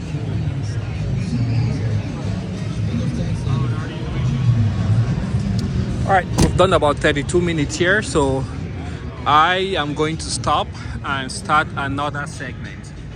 We have Hyundai right in front of us. Catch you guys when we come back. All right, we're back. Still here at Stellantis, and this is a Trailhawk. Still plugging in. I'm not sure. Let's go. Let's continue. And here we have awards that Jeep has won all over the years. And this is not going very far back. This is just like 2020.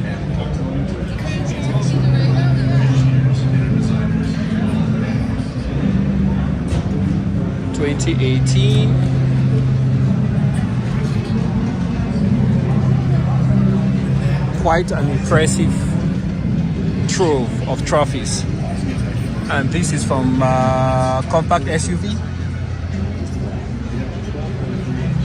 I believe this is the cheapest vehicle that, no, not this one. This is not the cheapest one they made. The Compass should be the cheapest one. This is the Renegade. And this is a Trailhawk, so it's not the cheapest by no stretch of the imagination. So here we have the Jeep 2.0 liter Jeep Wrangler.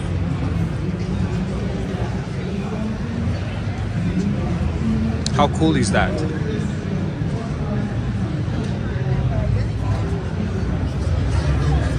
Looks really cool. 4xe. It's a 2024 Jeep Wrangler Altitude 4xe. 375 horsepower, 470 pound-foot of torque.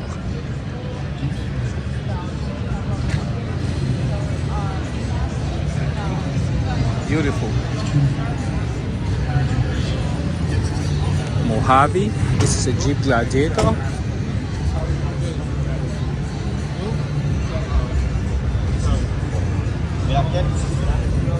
Let's take a look inside.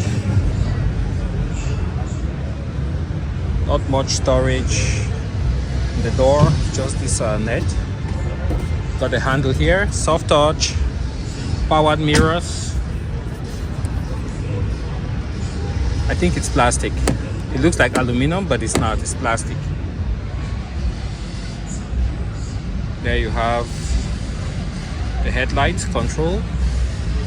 Lots of control for on the steering wheel.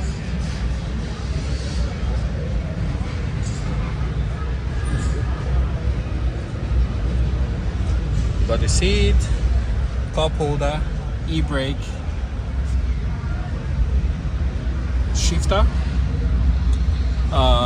transfer case control, 2 high, 4 high, auto, part-time 4-wheel drive, neutral and low.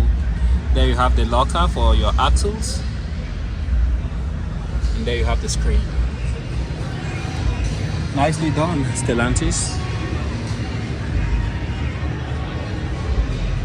And here in the back you have the controls for the windows and USB ports. You got the bed.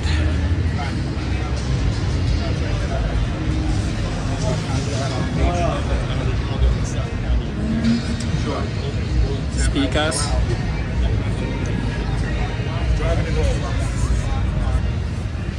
If you had the time to take a road trip, I mean, I can take out money,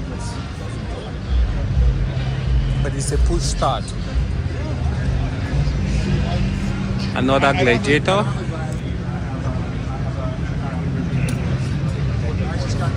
Oh, okay.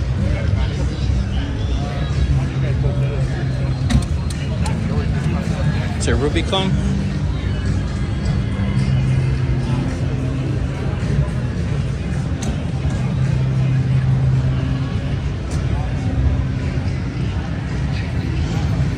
All right. Well, I'm a bit confused now. We segued from there to the Ram trucks. Oh, there's something here we have to check out. There's the new Ram EV, REV. There's a TRX. Where is that one? Nope, not this one. They have, this is the Eco Diesel. They have an EV. Oh, there it is. Yeah.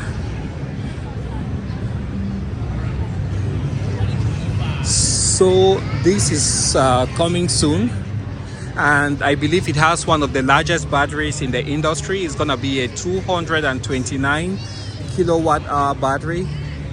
It's an extremely heavy vehicle, and with that battery size, it is said to be able to cover 500 miles on a single charge.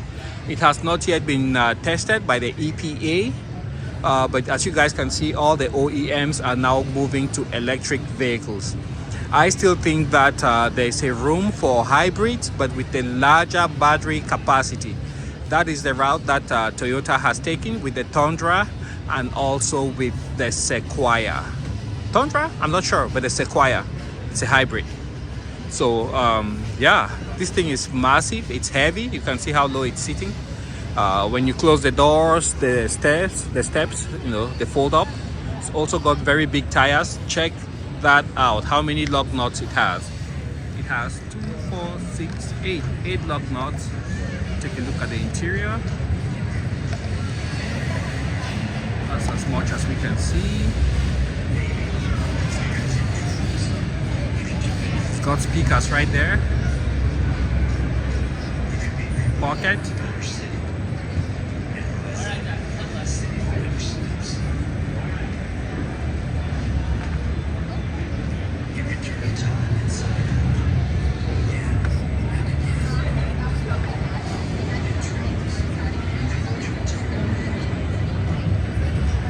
Tungsten. It's got a camera there. I believe there's another camera there.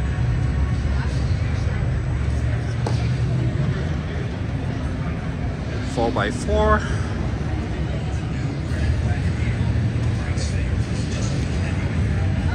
Don't know what those two are for. The back sensors. You can see the grab handle is wrapped in leather.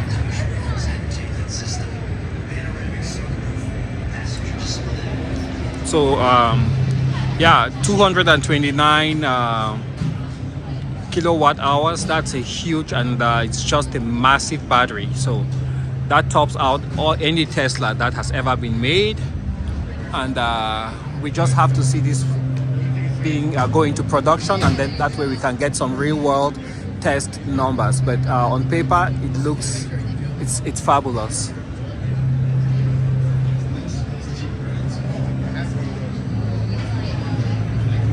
It's got a massive sunroof.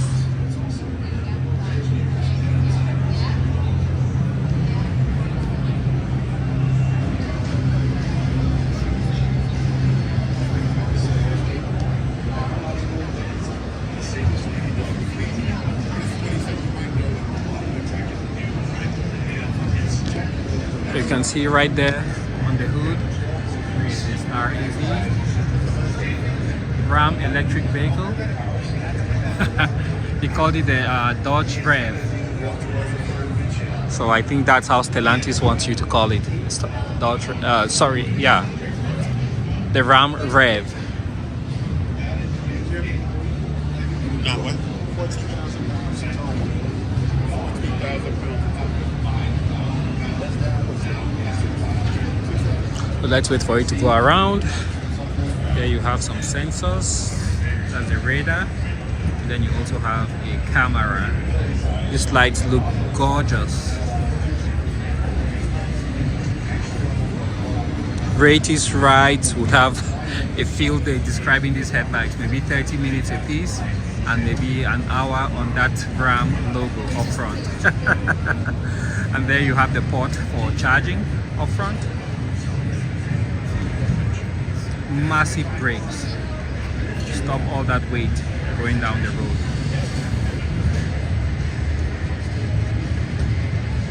You guys notice how the Ram is sitting correctly there and also correctly there? I wonder if that's on purpose. But let's take a closer look at the interior. I don't see any controls on the seat itself. Take a look inside. That's as best as we can do. Manual steering controls, tilt.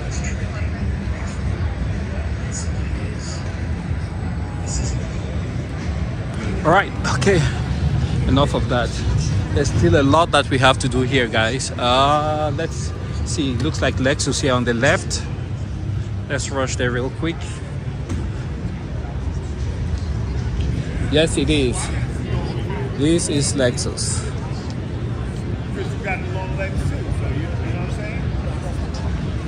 This is a very beautiful color. This is the RX 500H. It does 0 to 60 in 5.9 seconds. 366 horsepower, 2.4 liter engine. Let's take a look inside. Oh, check this out, guys. Watch this. It doesn't move. That's amazing.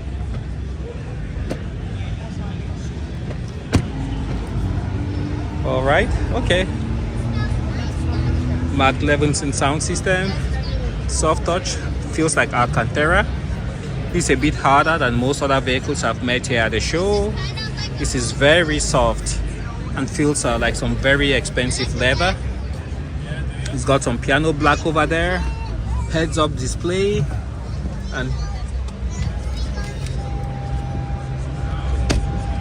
and here you have the seat controls, RX Sport, The pioneer aluminum. of the luxury crossover segment has been redesigned from the inside out. The #1 selling luxury crossover in the world, the Lexus RX. Good morning, New York. Welcome to the Auto Show. My name is Caitlin. I'm a product specialist here at Lexus, and it is my distinct pleasure to introduce you to the newest generation of our Lexus RX in the front corner of our display. In the show-stopping new exclusive pink color called Copper Crest. Please let us know what you think about it. We hope that it makes it around more of the lineup.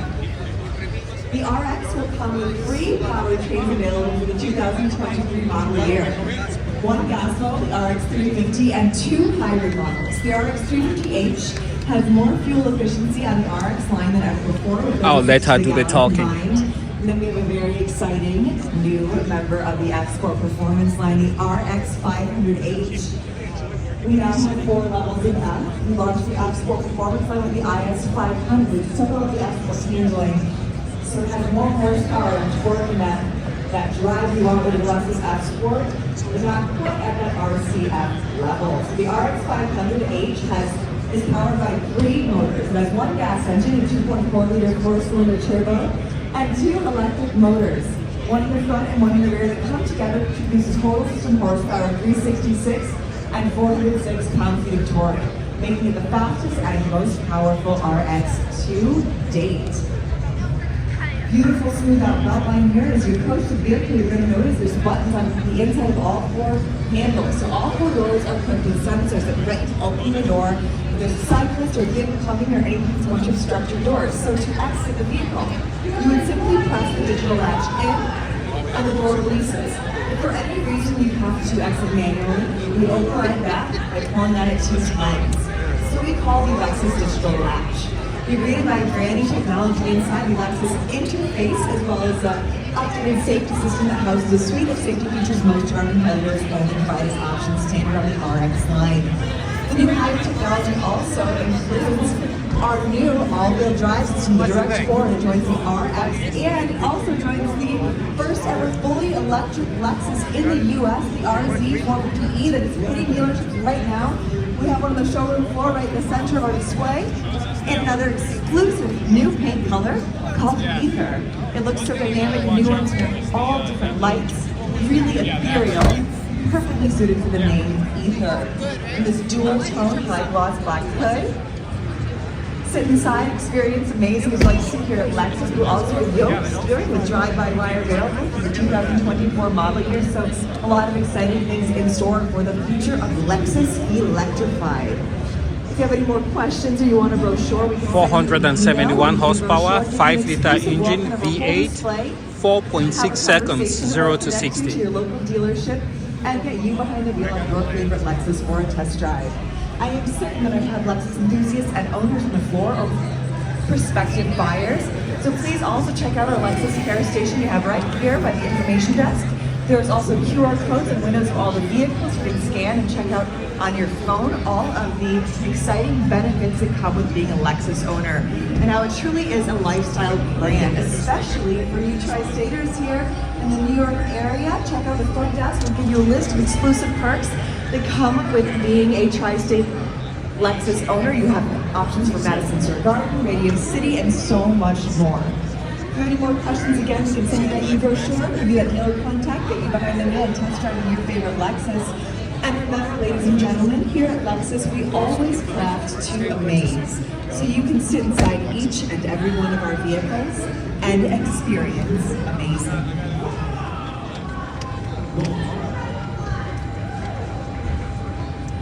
Because it looks so nice.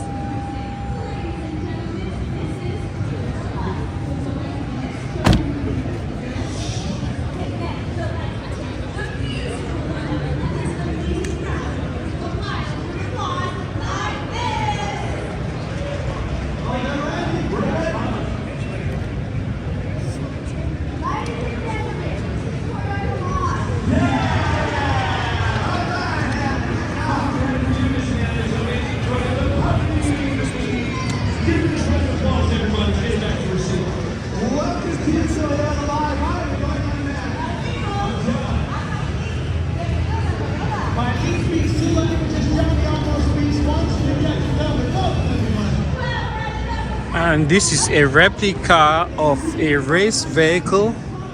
It's not the actual one. And 500 horsepower V8, 5.4 liters, 6-speed rear wheel drive.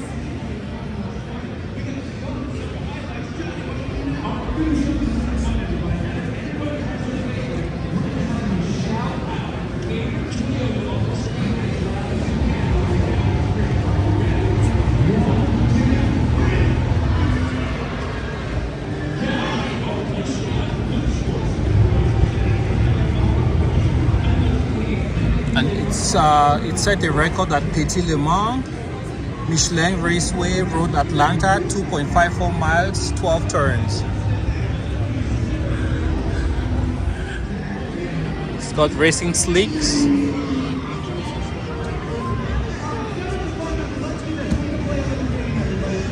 RX 350. And here we have the GX 460. So Toyota, Lexus, they all apply the Kaizen philosophy, which in Japan is a manufacturing philosophy. If it ain't broke, don't fix it. So this is it just gets minor updates on the interior, but the engine, the drivetrain, I think it's all the same. I love the paint color. It hasn't changed much over so many years, guys. I don't know if it's 20, but this is sold in other markets as the Toyota Prado. And here we have the Land Cruiser or the Lexus. This is the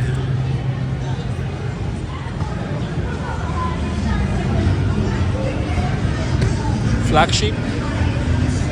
This is the LX 600, MSRP 90,000, 409 horsepower, 3.4 liter only, V6 twin turbo, 0 to 60, 6.9 seconds. But the mileage there is excellent, 17, 22, 19. That's really excellent. As you guys can see, it's a very popular vehicle here. It's got a heads-up display.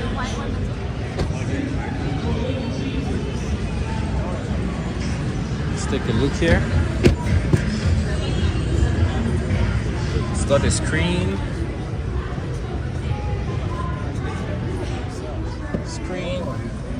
Third row.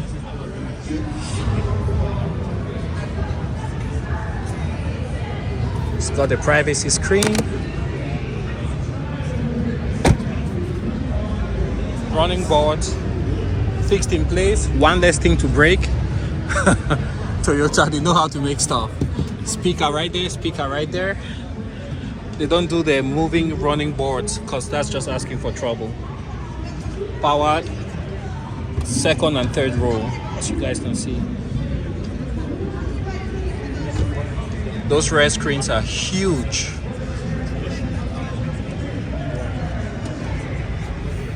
For the roof. Power tailgate.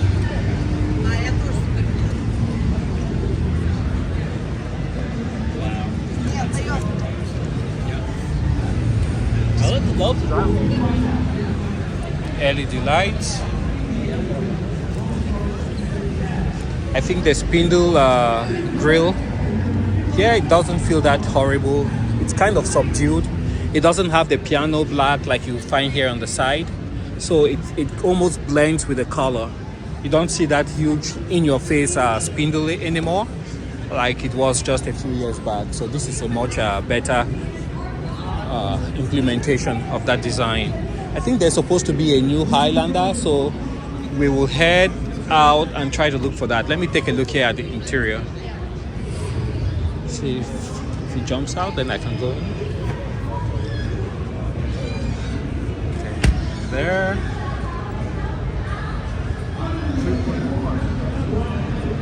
Oh, everybody has a wristband. I don't have one. That's weird. See that? I don't have a wristband.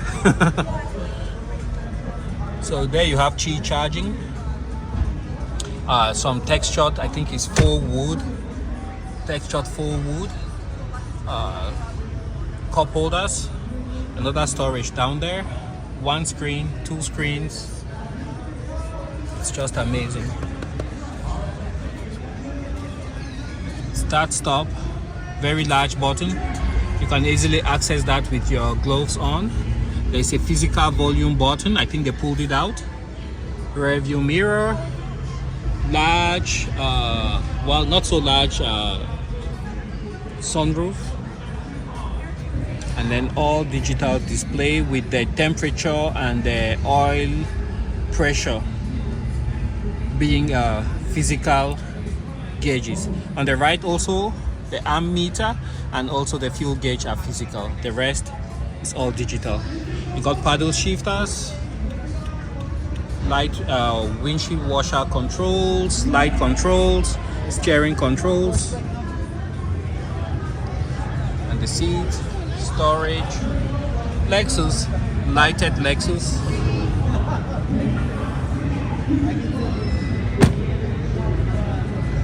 Amazing vehicle.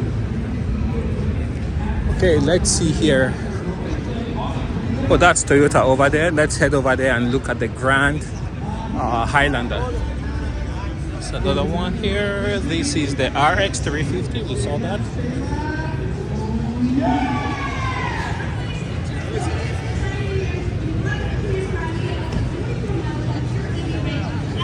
And here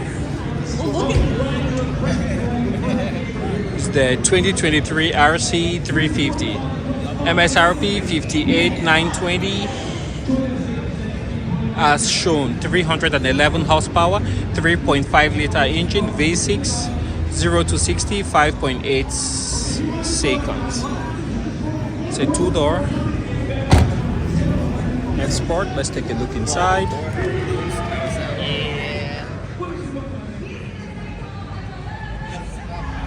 It's beautiful.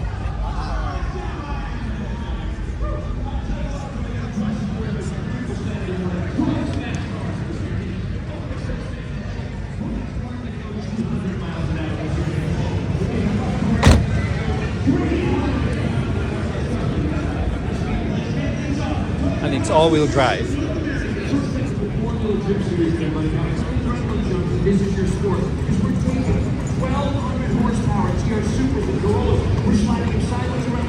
There's Toyota. The BRZ. Alright, now you are behind the wheel of 11,000 horsepower, and in just 3 seconds, Hannah goes from 0 to 330 miles per hour.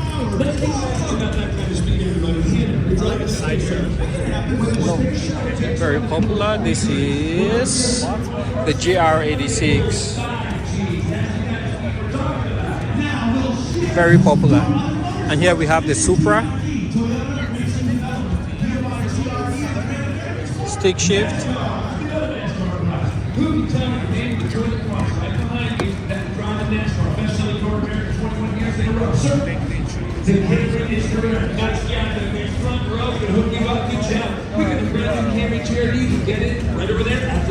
So there you go, ladies and gentlemen. TRD and Toyota Gazoo Racing. Their job is simple: to help our drivers have great times at the track. I like it, man. More importantly, everybody, we're learning from those race cars every weekend how to make the cars we build. Very popular in South Florida. Drive every day. Even better. For more information, check out toyota.com/racing and check us out on all the social medias. There you go, everybody. You've been an awesome audience. We're going to Can't go wrong. show with a super fun game show.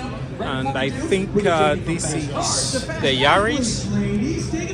No, Corolla SE. You watch the Olympics, like the summer or winter games. Yeah, Team USA had this race show.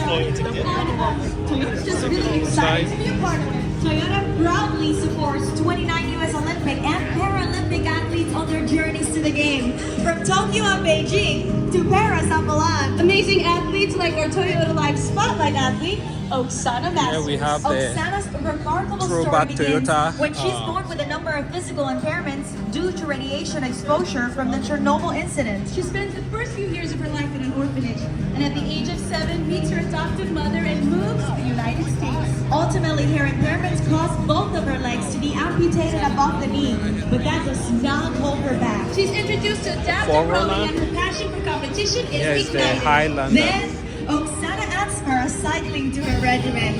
And during the colder months, she takes a Nordic skiing and XSE. a biathlon. That's right, she is the rare athlete. Let's take a look front here. Now get ready for this, ladies and gentlemen. She is a Accent lighting there. Paralympic medalist. In fact, she is the most decorated U.S. Winter Paralympian in history. Oksana is so excited for the platform this gives her to inspire the next generation. She wants to encourage children who are going through the same difficulties she went through and show them that anything is possible. And we're so proud to sponsor. And here we have the Sequoia. I think with the way things are going, I actually prefer the Sequoia to the Lexus LX. Look at the gigantic screen, capstone, accent lighting.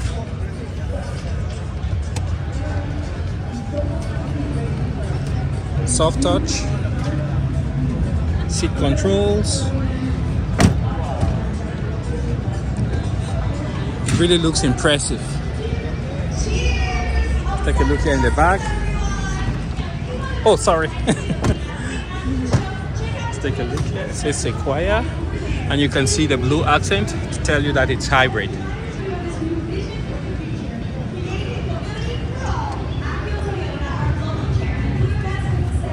This one has the foldable steps. You can see the accent lighting,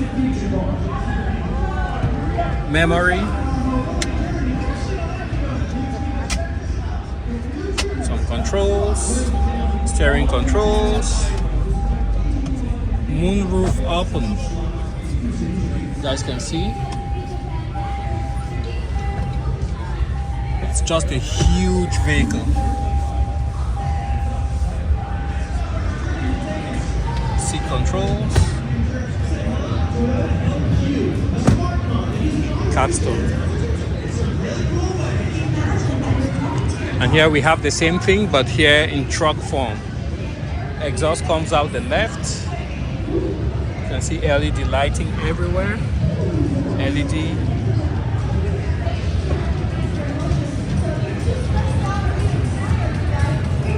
So it's basically the Sequoia, but as a truck. You can see that blue accent to tell you that it's a hybrid. And again here you can see the blue accent telling you it's a hybrid. So these are going to become very desirable here soon, because Toyota figured out all these big gas guzzling vehicles, starting with the Sienna, the Tundra, and the Sequoia. The best thing to do is to hybridize them. That way when they are stuck in traffic, when you're in line waiting to pick up your kids from school, you are not burning gas. Because a lot of the times people complain about these vehicles burning too much gas. A lot of that time it's spent with you just sitting in the vehicle, idling with your air conditioning on. So when you turn them to hybrids, then you get twice the benefit, I would say. Twice the utility. Let's say one person goes in and is doing shopping, the other can wait in the vehicle and have the comfort accessories running without seriously affecting your gas mileage. Here we have a breakdown of the frame and how everything works with the hybrid. So back here you can see it has air suspension. Air suspension, a huge gas tank, and you can see the battery that resides under the rear seats. It's not a huge battery, as you guys can see. So just like I said, it's just to take off that load when you're waiting in line, and then you just have the vehicle, your AC, your heat, whatever you need, running without the engine itself burning gas. So yeah, kudos to Toyota for doing that. Here you have the pump, I believe, for the air system. You have the little compressor that comes up. You have the massive muffler. You can see how big that thing is. All the new regulations. These hybrid vehicles, most of them are classified ultra low vehicle, ULV or whatever they call it, and emissions vehicle, ULEV. So they have a lot of catalyst material in there. So that's why they are mostly targeted. You can see the complex suspension system in the back. Small battery, really small. I wonder what the chemistry is. You can see how massive that tank is. Massive tank. And then here you have the transmission, and then that's the motor there sandwiched between the engine and the transmission. And here you should have, that should be the transfer case. So excellent implementation. Forward oxygen sensor, the rear oxygen sensor.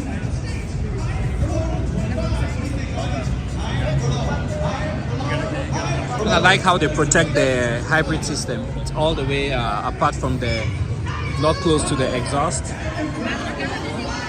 And here you have the inverter, I believe, that takes the power from the battery and transforms it to DC power, which can be used by that motor. There you have the engine, radiator.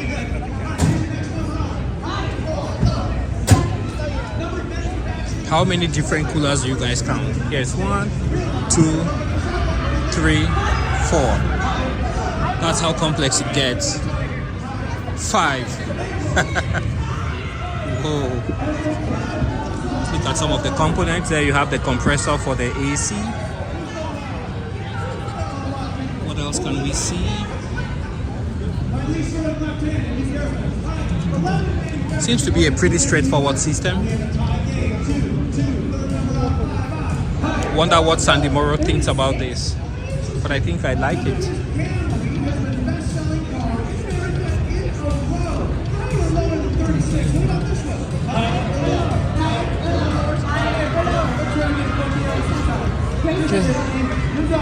You've gone lower, April. And this is the all-new Prius. Wow, it looks sharp. Good job. Really looks sharp. Yes, 36 years we've been building the camera here. 21 Let's take a look here.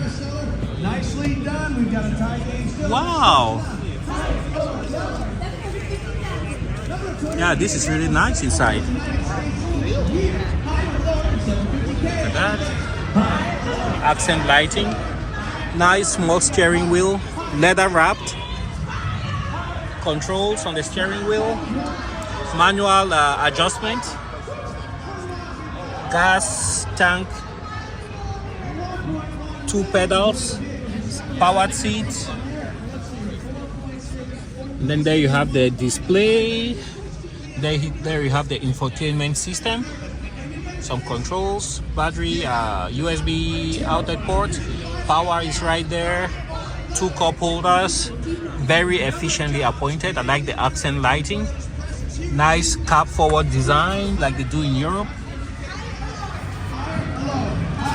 Efficient use of space. You can see over there, it's not very large. That centerpiece. So it gives a lot of room for the seats. Let me jump out here. And then here in the back, you can see how the floor is flat. You have 2 outlets for USB Type-C, cup holder, armrest, speaker in the door, electric window. Very simple, straightforward, tiny pocket there. Nothing too fancy, nothing crazy. Okay, you can see the roof. It looks like it's glass. Let's take a look inside. So you have 2 sunroofs, one up front, one in the back, and then you have this sliding piece that you can use to close it.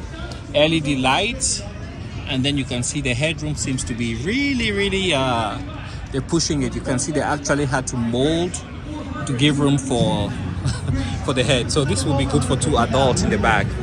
It's still a small car, about the size of the Toyota Corolla. I like the design here in the back. Looks really nice. See how you open the door? It's right here. It's electronic.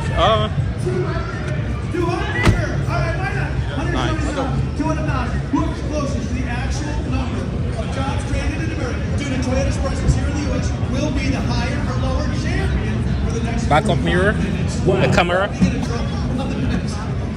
And this is an XLE, so it's top of the line. For the trunk, you can see how much room we have. That floor is really high, see? It's not deep at all. It's not deep at all. So cargo space is really compromised here.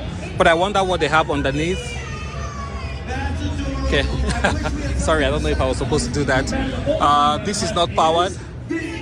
So you just have to put your hand right here. And then you can close it.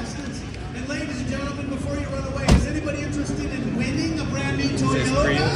Johnny, tell us how. After the show, everybody, play our Toyota Passport Challenge. All you do, take your smartphone, come right over here, scan the QR code there. Okay, let's continue.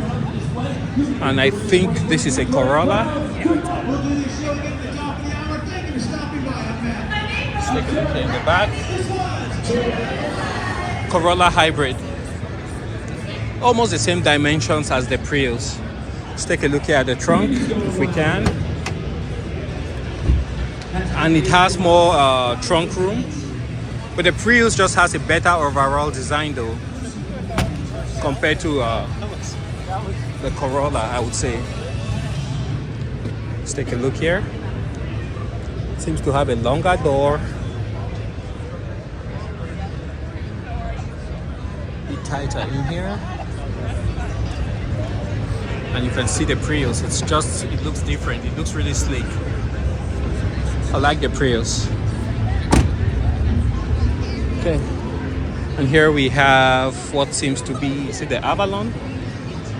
Best-selling car, so this should be the Camry. The Camry. Yeah, Toyota is going all out on hybrids, guys. And I think that's the right decision. It says Camry. I don't know if you guys can see. Yeah. Heated seats.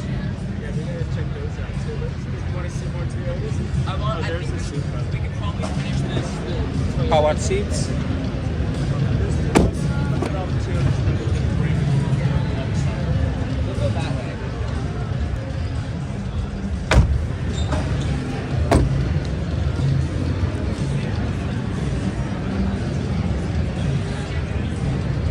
I also noticed on my way here that there is a lot of Toyota RAV4 hybrid as New York City taxis.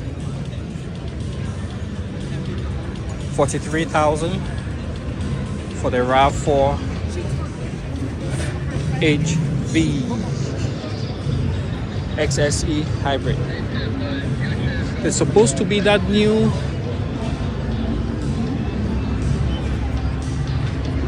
Highlander. Go hunt for it.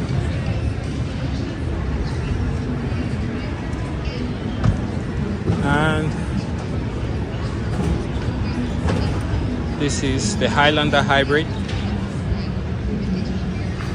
bronze edition, 47,000, but the prices start at 40,000. And here you have the Sienna. They all come as hybrid now. Where's the bag?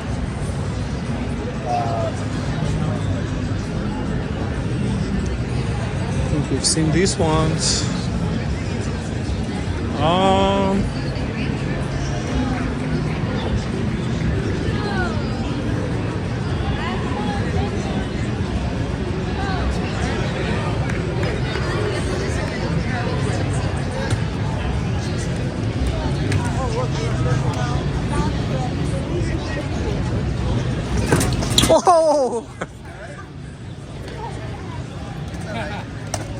It's Tony Hawk here.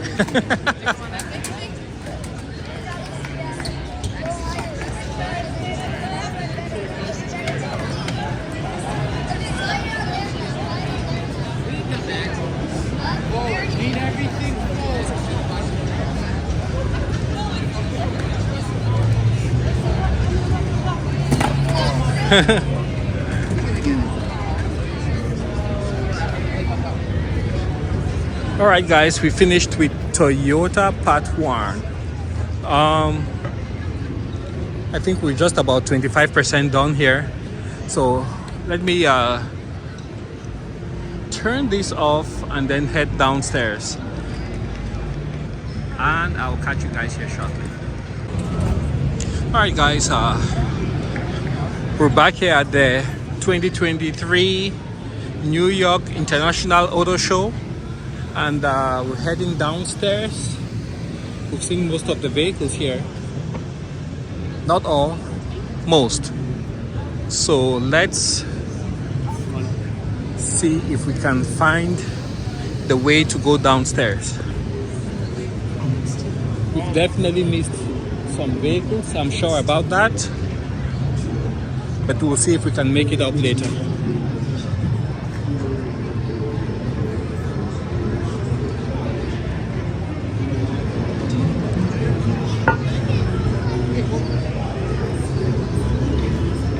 Have TRD accessories.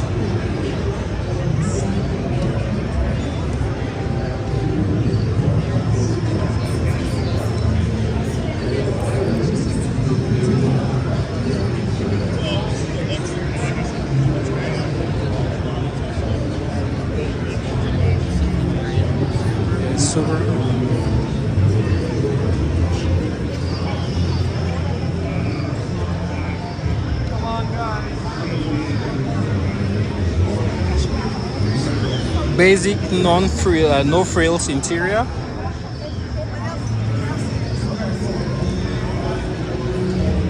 That's a Legacy. Here you have the Impreza RSI.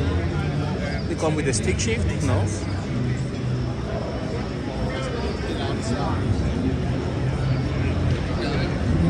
Still a prototype.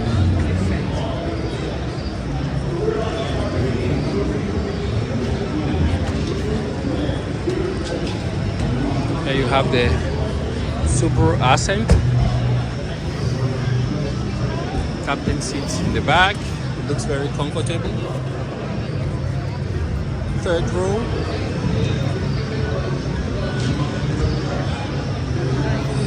Let's take a look inside.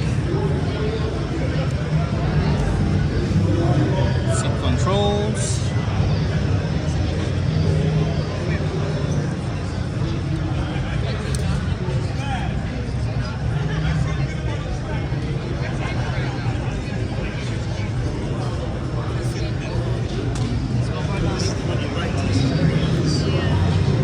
Check out that light.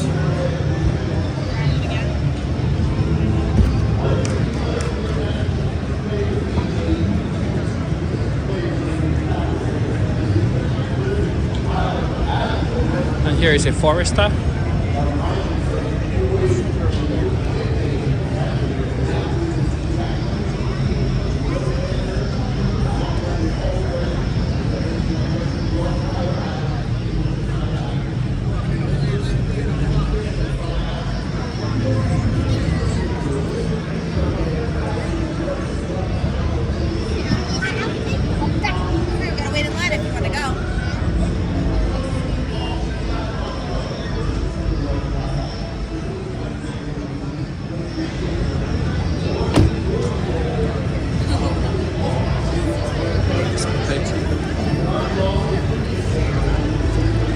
Oh, these are dogs. It's dogs.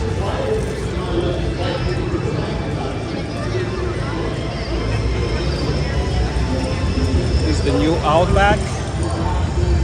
Another staple from Subaru.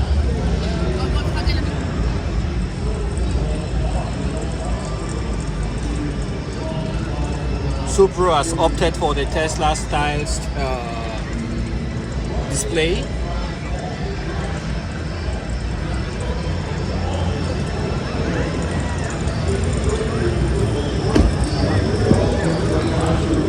Lots of room here in the back.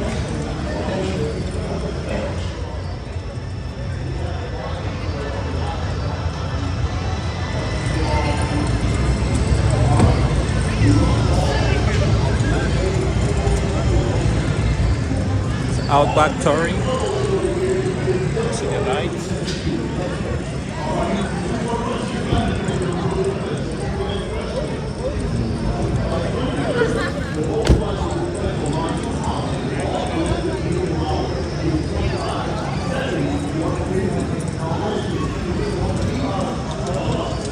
is the Forester.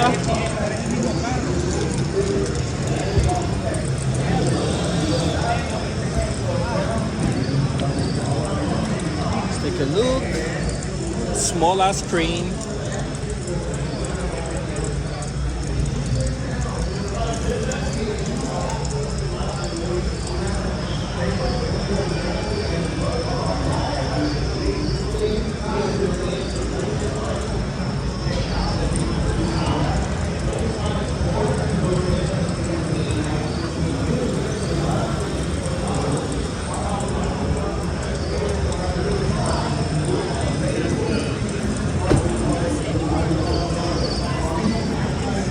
And here you have an EV.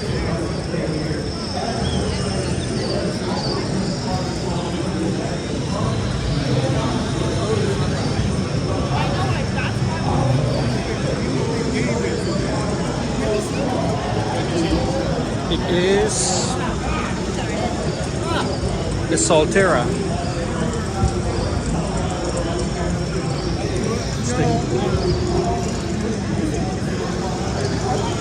See how everything got that black flag?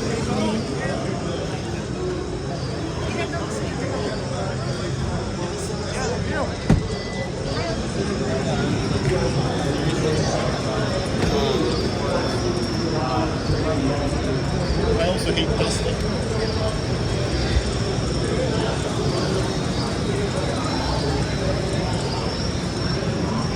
And this should be the BRZ, is it? The twin of the Toyota. Is it 86?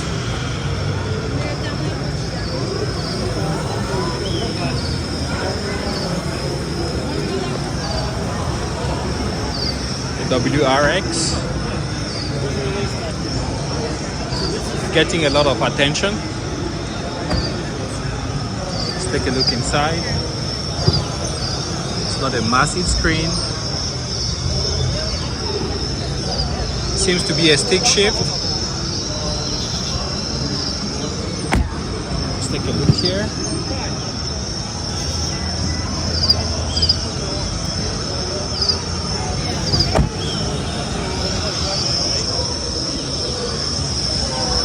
Take a look at the engine.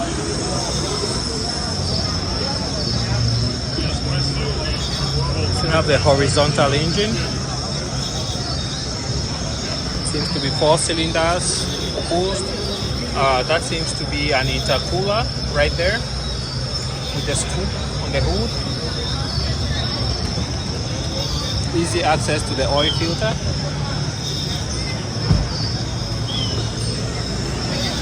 Amazing engine.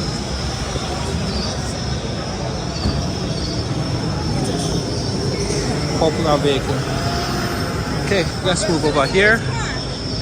Koenigsegg.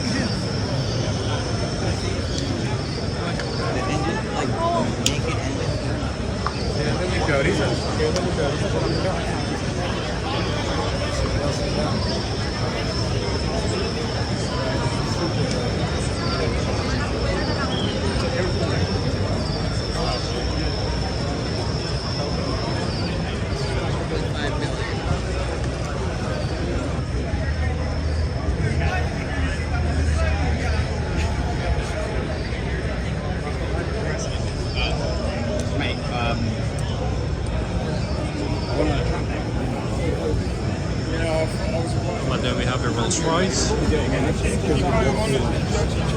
No, I was in a car with the owner of the Jaguar Land Rover. I think VW has a few interesting vehicles, the ID4, and I don't know if they brought their van out here. But here we have the Taos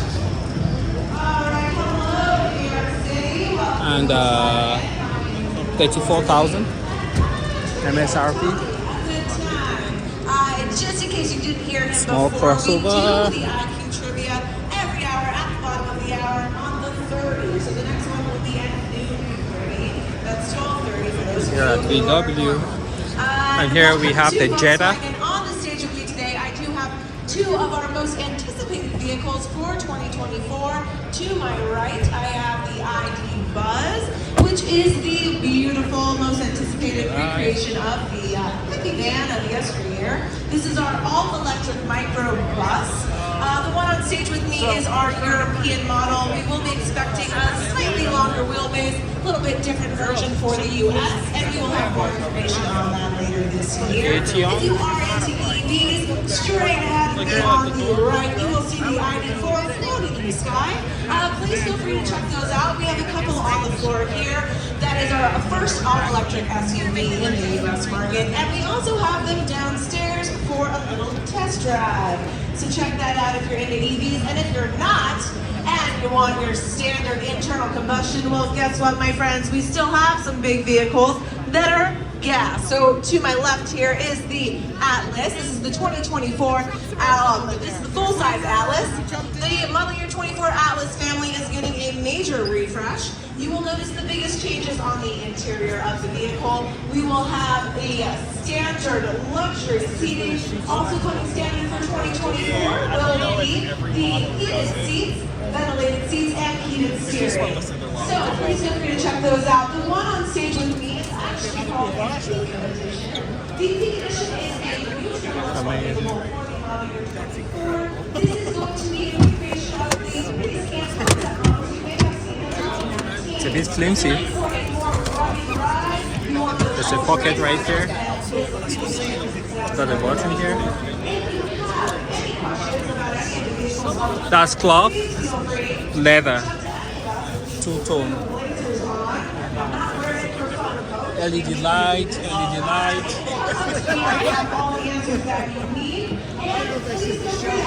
$500 auto show bonus. $500 cash, it's free, baby. So come and we'll help you out with that. And enjoy the rest of the show, my friend. 12-volt outlet. I don't know if that's for some kind of seating back here, but you can see there's some storage there. It's like a bed. This is a bed. Not for an umbrella. You can see. Bus on the highway ones with for sale. It's got the handle there. Power tailgate, light. Step back so you guys can see the proportions.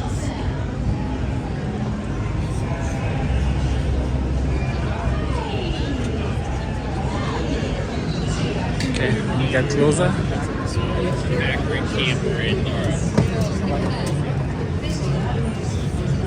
Wow. I don't know if it's powered. It's not open. It's partially open.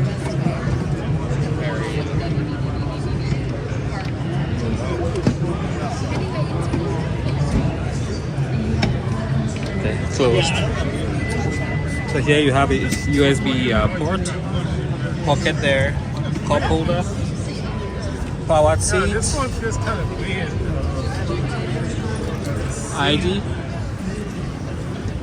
It's a really nice interior. Here you have the vent control,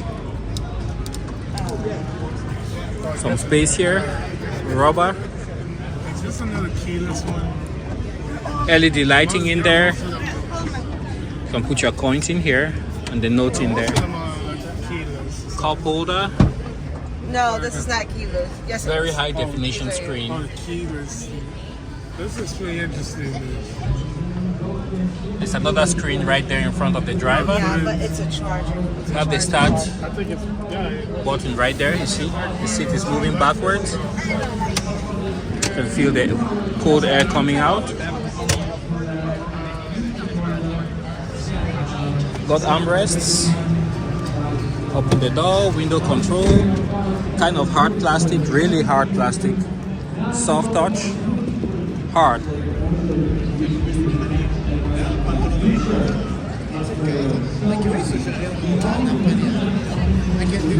This has been out for a while now.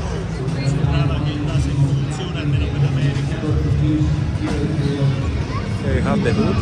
It's like this opens, it's flimsy. Another camera right there.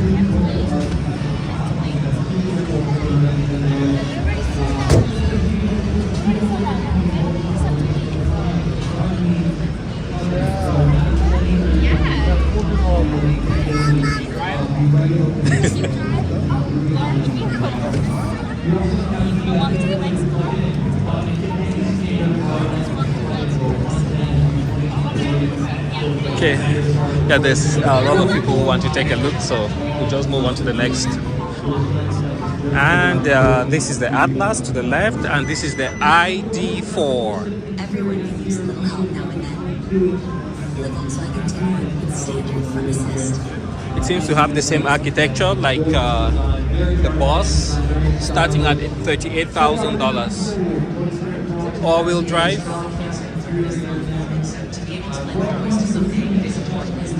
not we're trying to make a joy jars. They distributed to kids in the Boston and also and really they're a way to bring a little bit of joy into their day, to be able to pass out these joy jars into Power tailgate. all these kids' faces and their parents' faces. And check this out. So the handle doesn't move. Claire Box is a 17-year-old. It's also lighted. And we're going to surprise her today. We're going to give her a joy jar, and inside the joy jar will be tickets for her and her family to the game on Saturday. Volkswagen with our national team. Up to 350 kilowatts. Electrify America. If it works. So that's the ID Buzz. It's just stealing the show.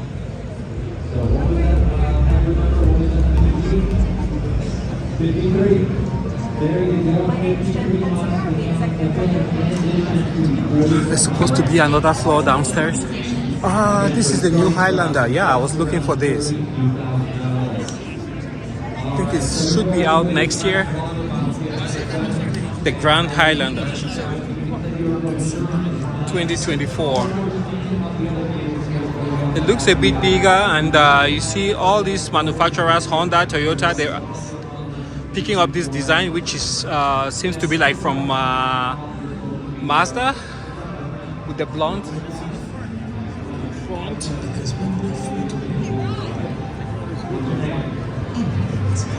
It just looks like a Highlander, but with the proportions of a VW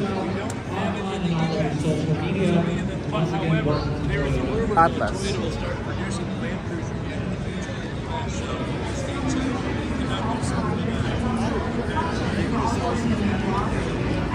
ID4 SUV.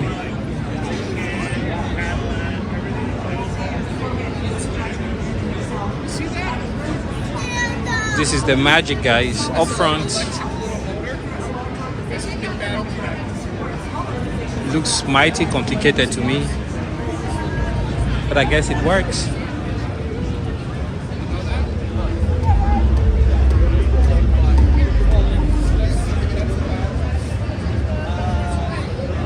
And they'll give you access to the Electrify America network, fast 30-minute charging, unlimited for the first 3 years. So I think it's all-wheel drive. It has a smaller motor up front and a big motor here in the back. And it almost looks like each of the motors has its own like controller on top, so they're not controlled by one single unit. But I'm just worried, it looks like everything is super integrated there. So, well, it's an electric vehicle, so that's the battery pack. Massive.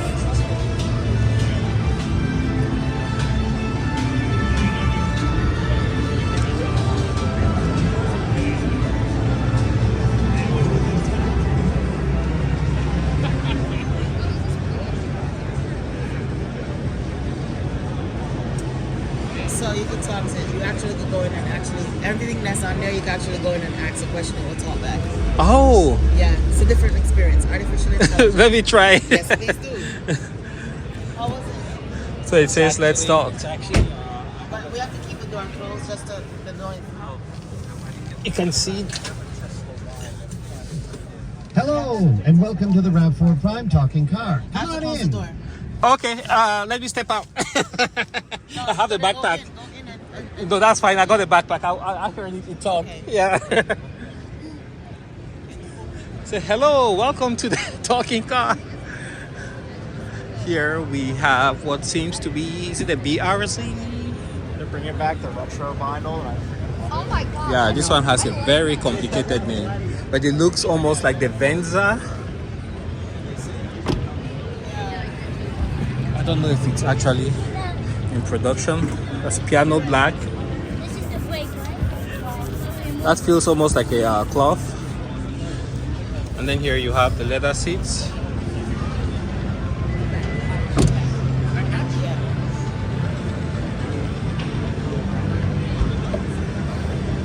So it's the BZ4X. So you guys can see right here.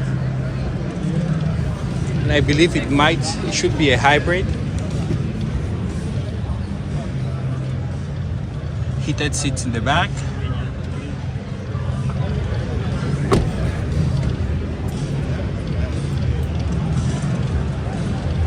Moving here, that's the new Prius.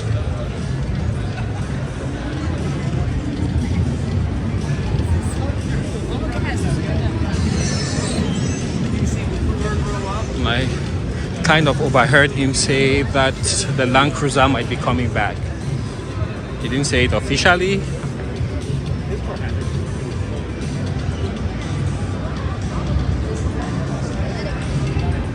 Okay.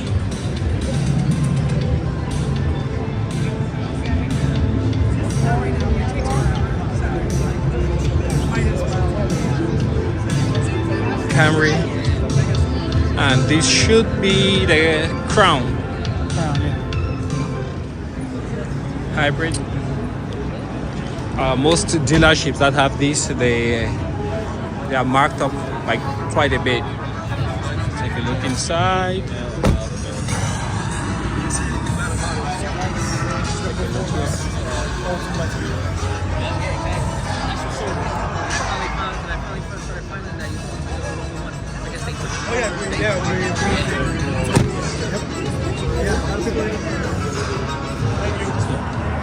Let's go explore other stuff.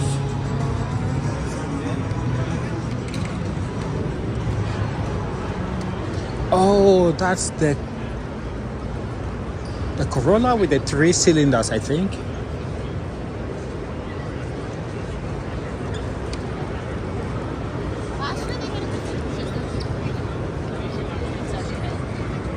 It puts out a lot of horsepower. Well, this is our marine, so yeah, but I mean, we have, it'll look similar. Corolla JR.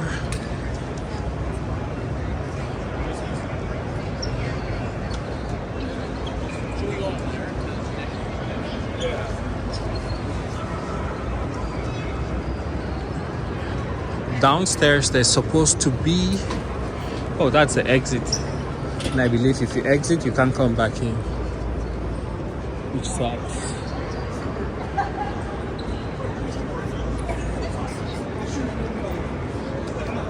Okay, let's head downstairs.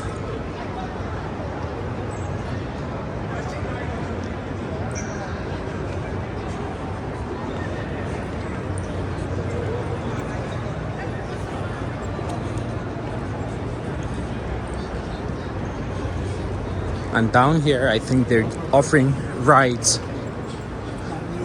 I haven't seen Land Rover and BMW.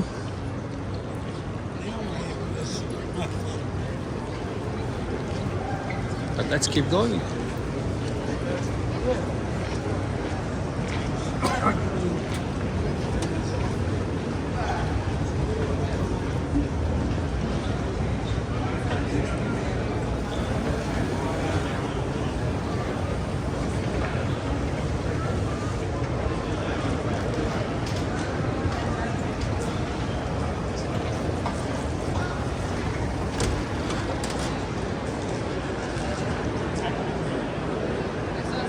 Where do I start? Where do I start? The concept is racing. This BMW. Yes, it's a nice one. It's a nice build. Like it. And here it's a Mustang.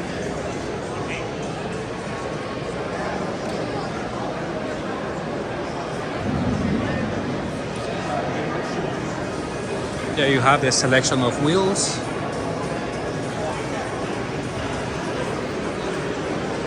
Oh, they have some JDM vehicles here.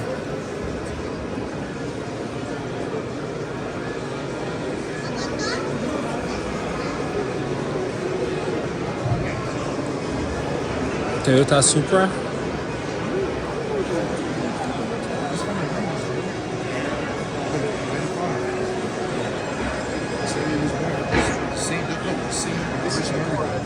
Same year you was born. Same year we was born. You ain't far off.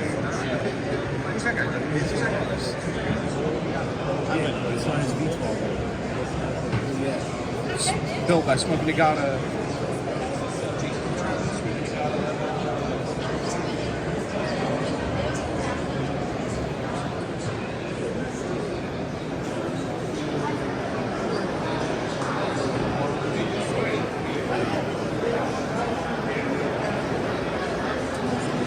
Skyline R34. Multiple motion.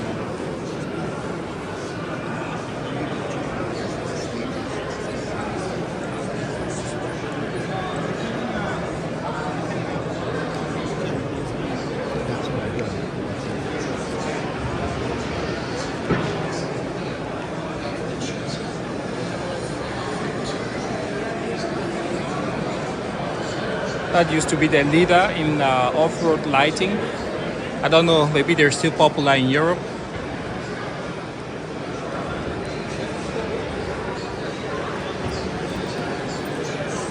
Ferrari. Corvette. And NSX from Acura.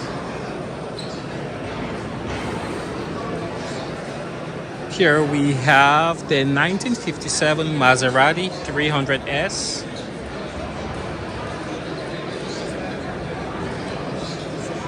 No roll cage. Or maybe just a little one behind the driver's head. Here we have a Porsche 911.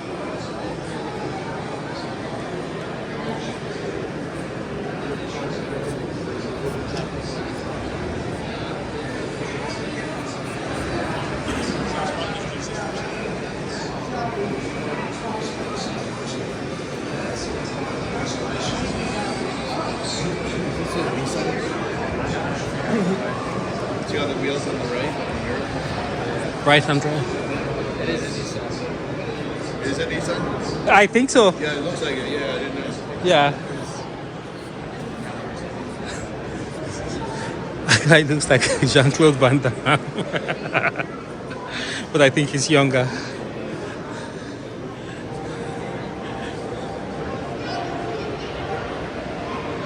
Lots of electronics, guys.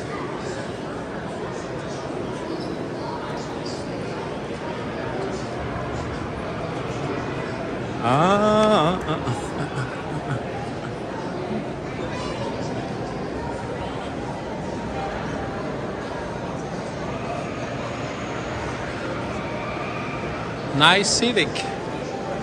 Well done, sir. Well done.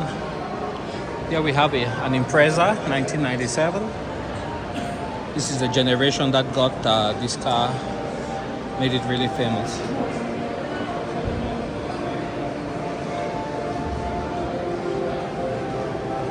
Okay, let's continue.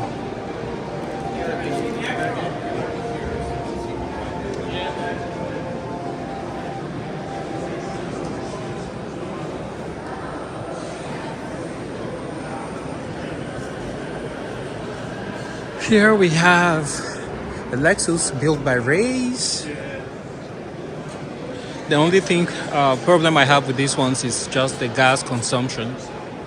I think they're better off as the Prado, which is a diesel.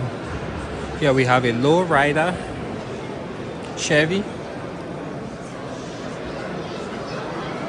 A stretched scooter of some type. Not sure what it is. It has got a carbon fiber seat. Looks like my white car.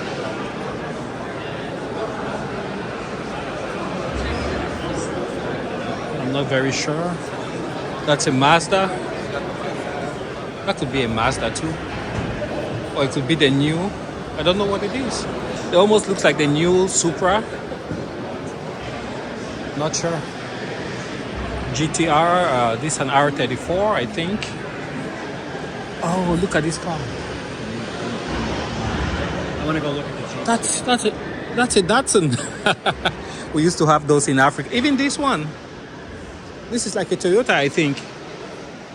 Yeah, we used to have this, but with 4 doors. Wow. Yeah, this is definitely a Datsun. And in Africa, when they would have accidents, you see the grill just hanging and then the headlights all over the place. And they were delivered in Africa, believe it or not, with these mirrors. Also, the Toyota pickup truck, I think it was called a Stoot, S-T-O-U-T. They also came with these mirrors.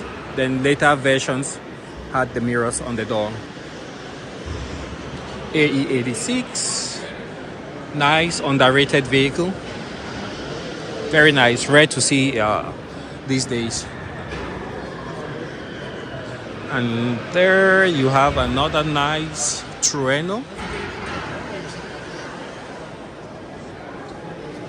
Nice, very reliable cars. There's 11, right-hand drive. Continue. This looks like an Acura. Not sure. GT. What vehicle is this?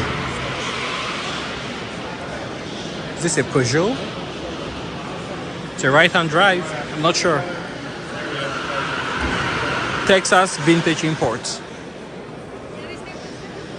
Lexus. Is that Lexus? Yeah, those guys are killing it with the electric vehicles. They can do the rides indoors because this is a Mitsubishi Pinin, a small version of the Mitsubishi Pajero. Oh, look at this airbrush. Biggie Small, Statue of Liberty. I don't know the other two guys. Maybe that's Fat Joe, I'm not sure. I really wish they made this right-hand drive. So here you can see that's a BMW, VW,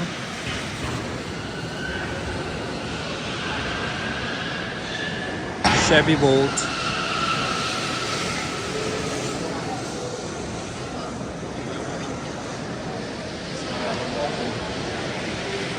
Chevy Bolt.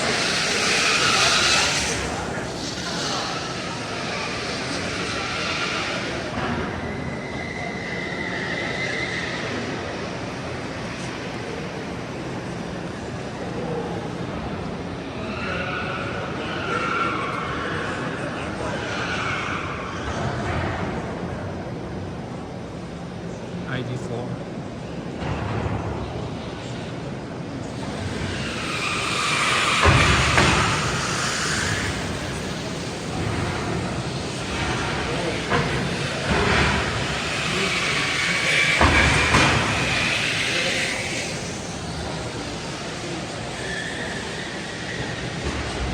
Wow, look at that.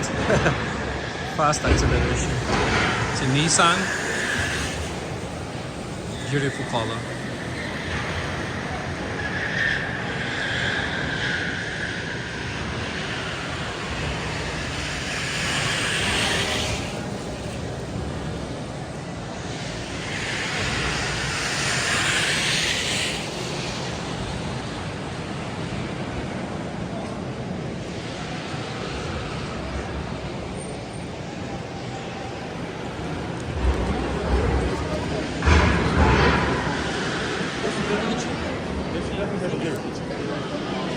Oh, let's actually go this way.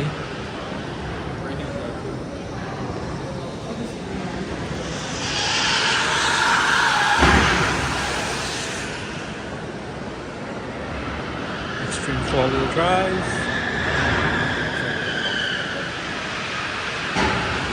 Fifth Gen 4Runner Limited. Got the branch risers here. Lift up branches. Carbon fiber snorkel.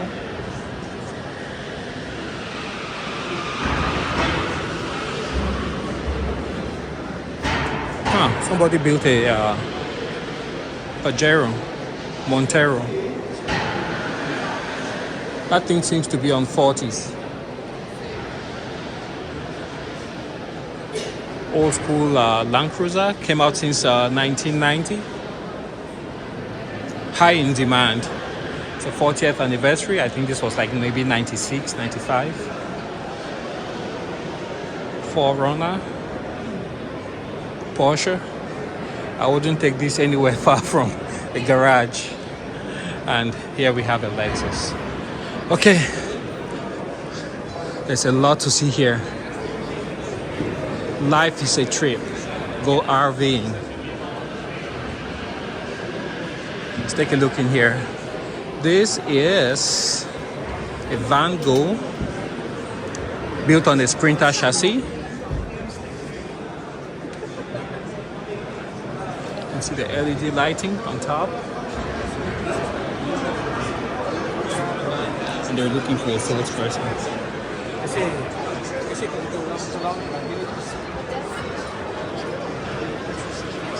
Very nice inside.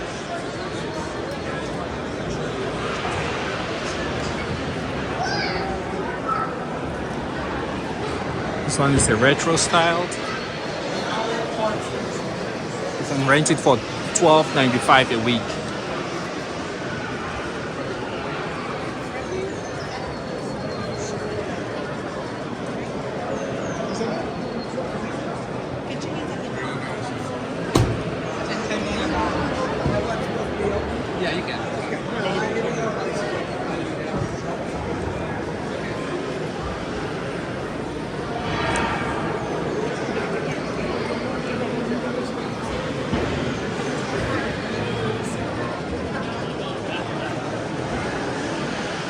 Toyota Supra,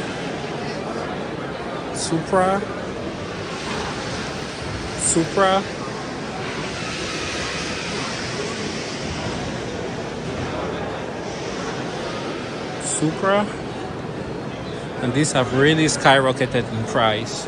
It looks like a Mazda.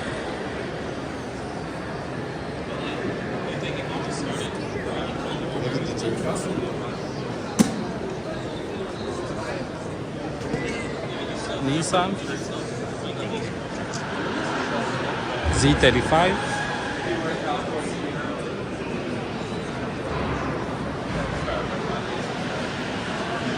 Cadillac STI,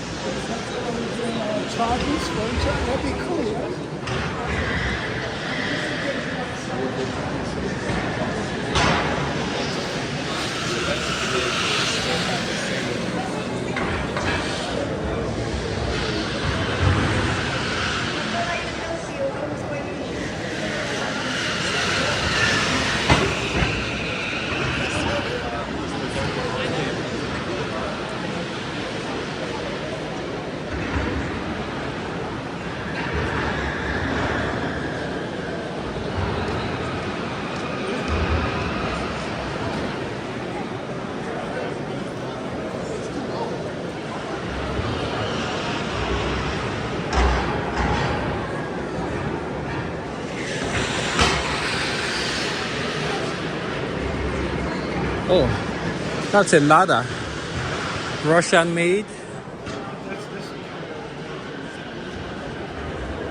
Yeah, it's a communist Russian car, and I think they just put it back into production. The same company made what's called a Niva. So this is like a really, really early one, and these were quite cheap. And right here we have a Mercedes-Benz W124. I believe they first came out in like 1986, 87.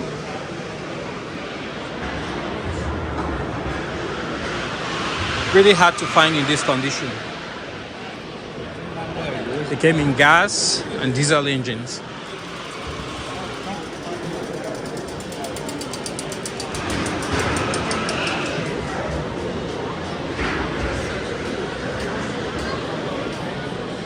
We have a Lamborghini Urus.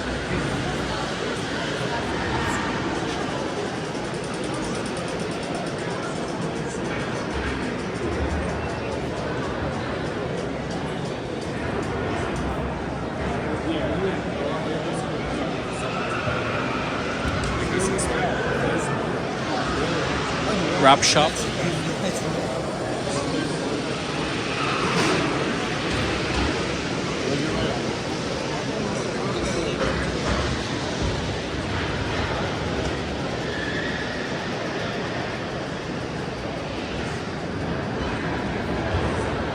Have a Rolls Royce.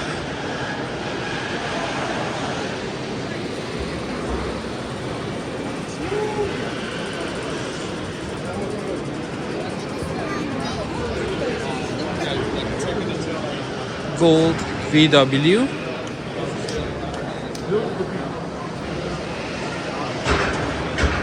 I understand they tried to steal this at some point and they did not succeed, but there was some damage, probably here. Nice wrap though. Oh, there's a long line to get into those cars. You see it right there. That's a long line.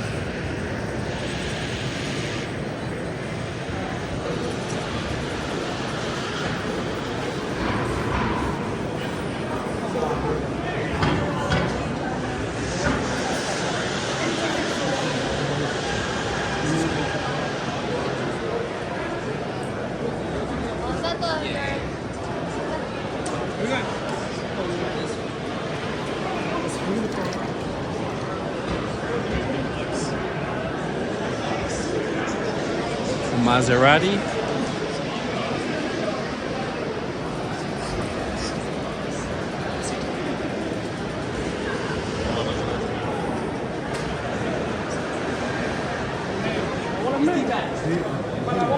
The Porsche. Mazda. RX-8. Wrapped. Wow. Just so many vehicles, guys. And here we have, is it a Lancia? A Lancia. So here we have a Lancia, and this also was a race vehicle. But you can see how back in the day they had very little protection. Single wiper blade up front, vents in the grille, pop-up headlights, bronze wheels, and you can see how they open up the hood. The latch mechanism right there, and there's also a ring right there, the latch mechanism. But the interior looks good. It's very well preserved. That's from Lancia, and this looks like it is a W124 with the 500. Is that what they call them? Well, it comes with a V8 engine. The way you can tell is by the wheels and also by the flares that you see here. These are very rare and highly desirable. I don't know. This is a well-preserved example. Somebody took pretty good care of it. They've got the single wiper blade, and it makes a certain motion when it's working. Also, the suspension on this vehicle very easy to work on. And it's almost like you're riding on a carpet when you drive these vehicles. This one, they didn't make too many of them, and they are very, very highly sought after. The way you can tell, again, like I said, you can see the fender flares. It's flared a little bit. It has a big V8 engine under there, and it's powered by AMG. Here we have original Lamborghini Countach. Oh, up to 44 minutes. Let me cut it here. We'll continue. Here we have the OG Lamborghini. Stratman just bought one. Not a very practical vehicle. On this side we have a Mazda, and here we have a Ferrari.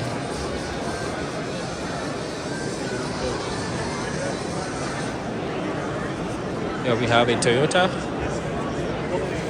86.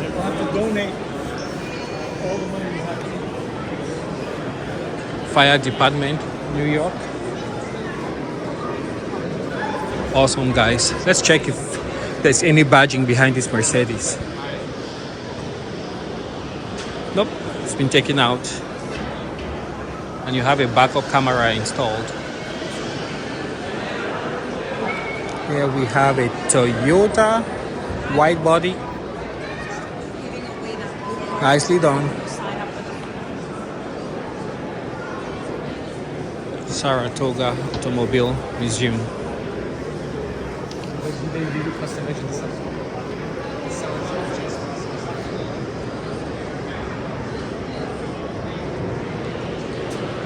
New York Post.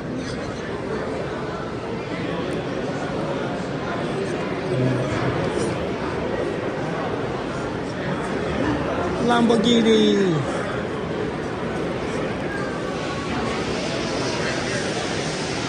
Blue Street Exotics, Miami.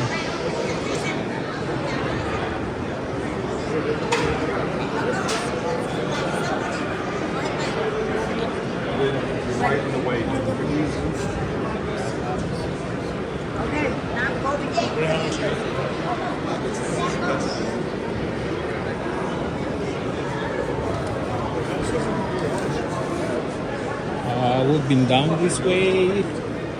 Let's go around. When next you are in Miami, check for those guys. Apparently they rent out the vehicles. It's a GTR.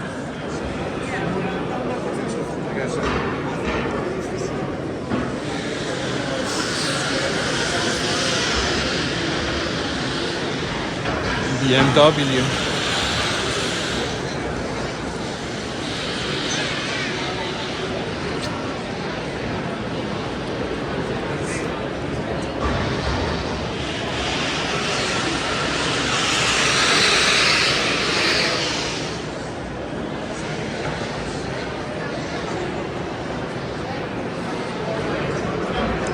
Alright, I mean, it was very smooth. 0 to 60.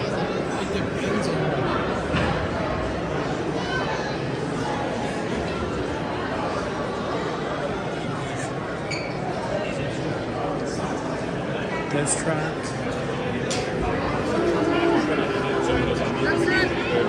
Uh-oh, it's a line.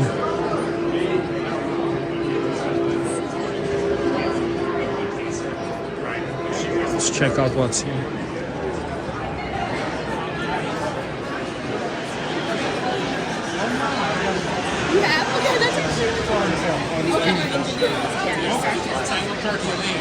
This is the state of New York.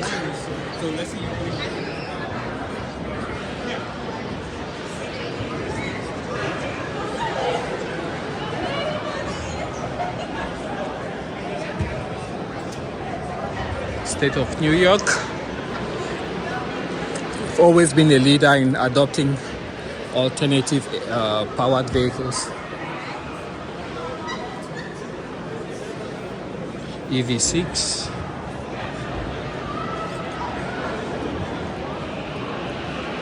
Volt EV.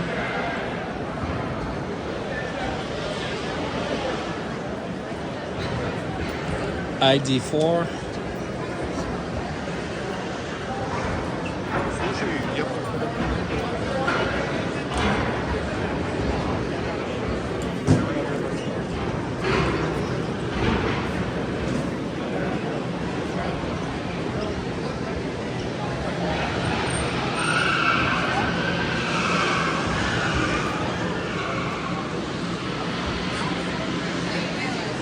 Good.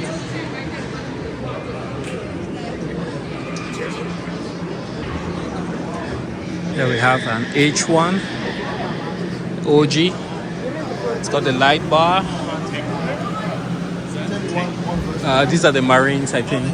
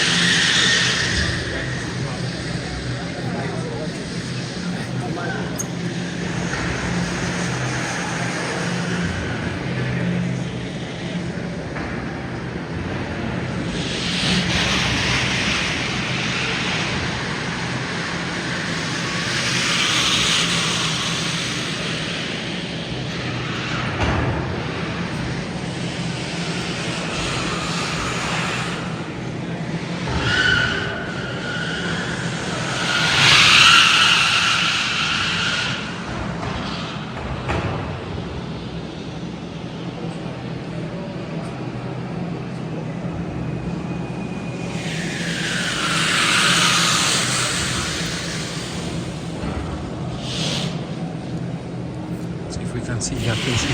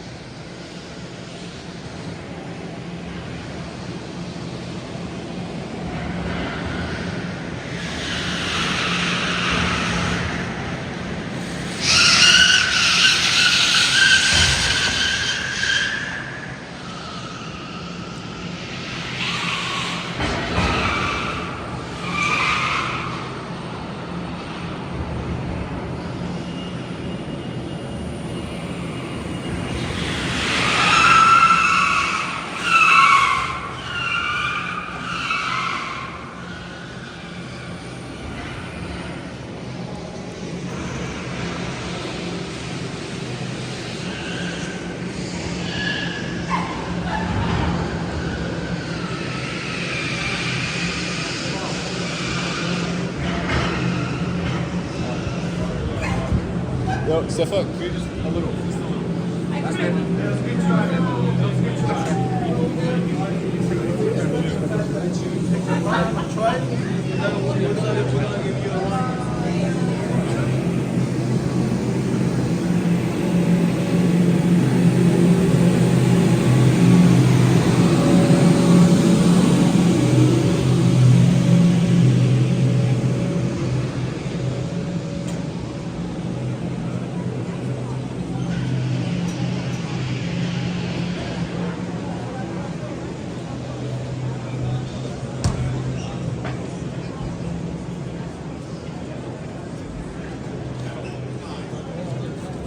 Here we have some history of New York.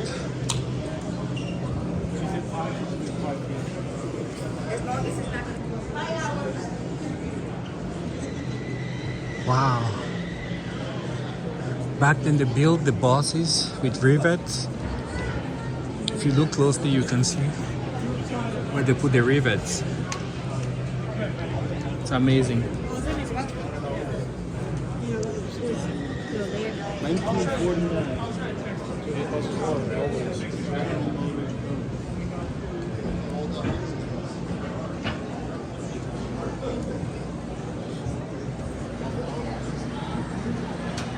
And this is the modern bus.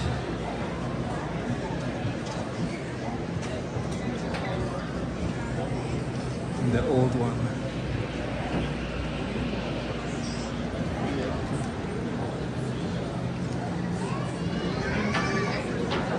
There you have a school bus. It's electric powered. It's like do the strongest. An F450. There you have a street sweeper.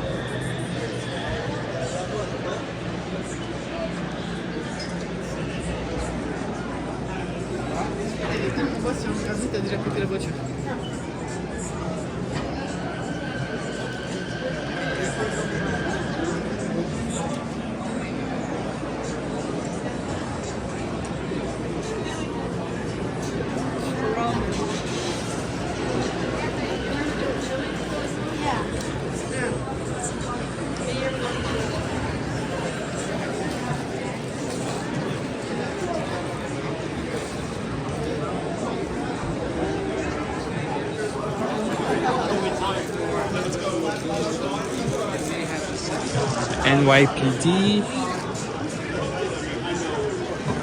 Here you have some old vehicles.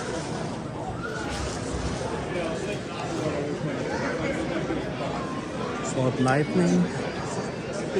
Department of Sanitation.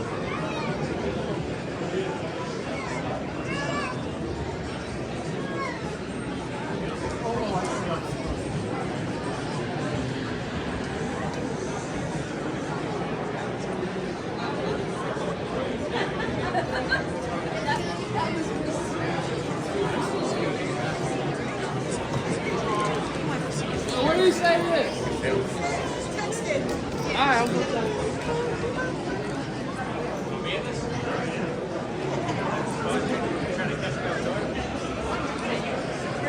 And Hotel is here. I think Hotel, they are very instrumental in putting on this show.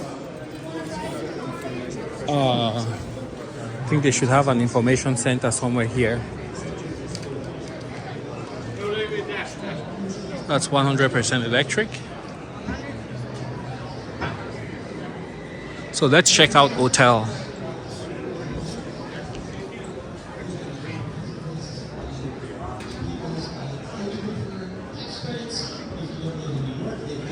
Maxi Charger by Hotel.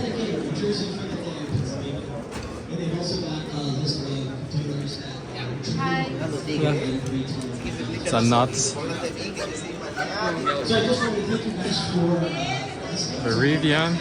Be sure to check out all of the EVs upstairs and downstairs. Get in one, ride in one. If you've never, taken a ride in an EV, feel that acceleration and get excited about them because these are vehicles that aren't new. They're not anything crazy. They're not scary. They're just vehicles, and they're here to excite you just as much as any other vehicle would be. So thank you very much, and I'm happy to take some questions later if you would like to. But thank you very much.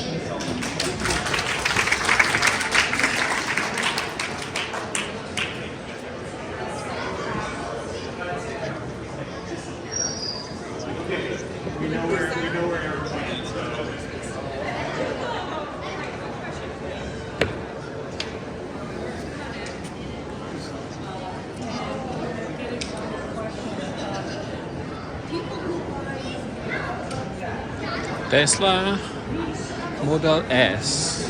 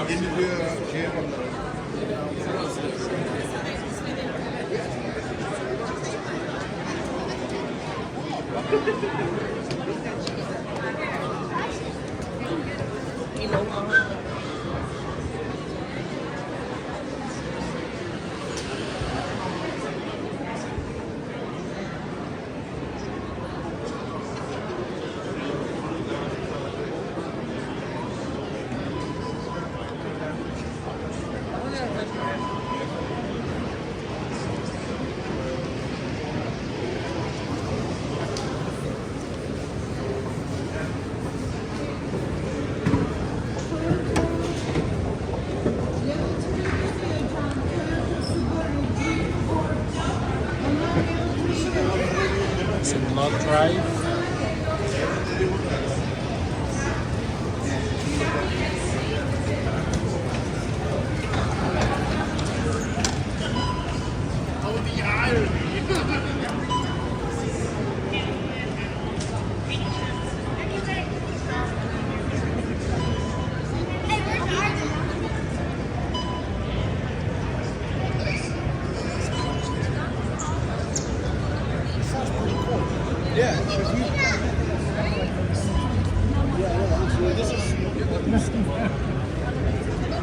The late Sean Connery. That's pretty cool, though. On-car, see the guns. Don't mess with them.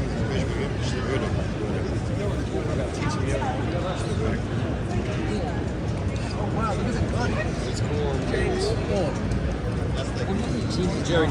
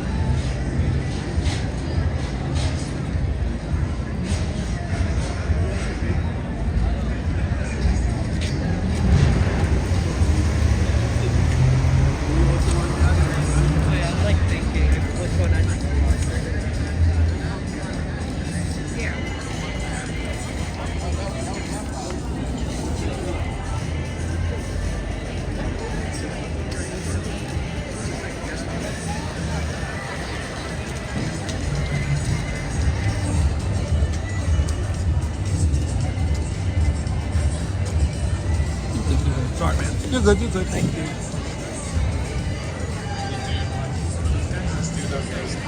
These cars both.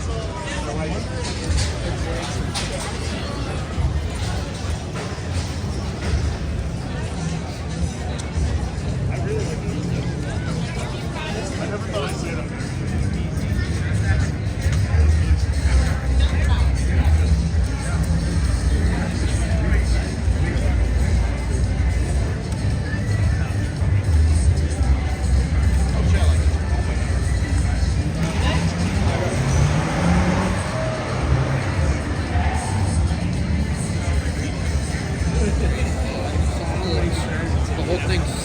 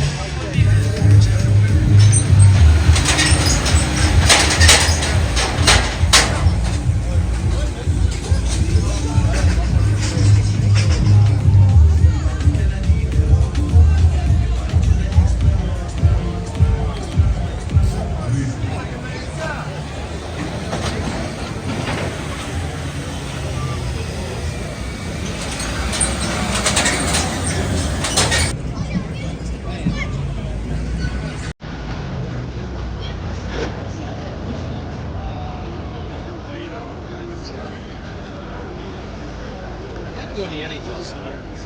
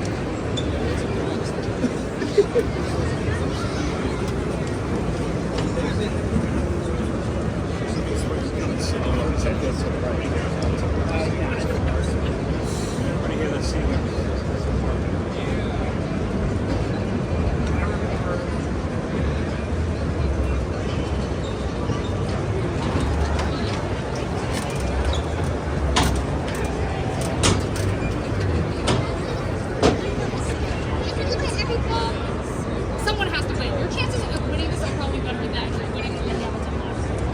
Because the Hamilton lottery is literally 20,000.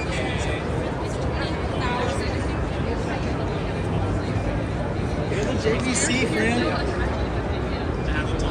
Someone has to win JVC. Yeah, this is actually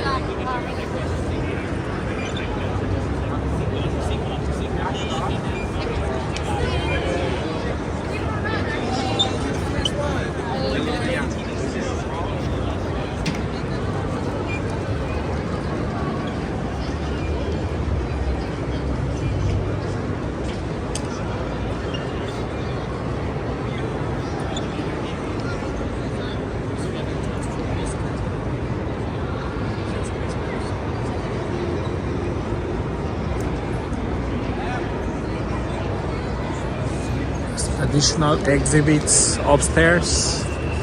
Let's make our way there.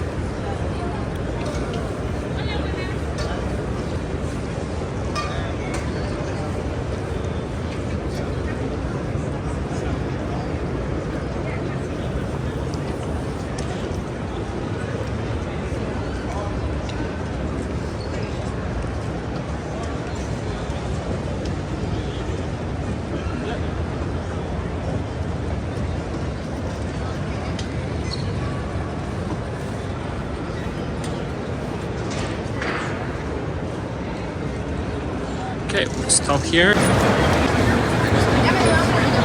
What? What? What?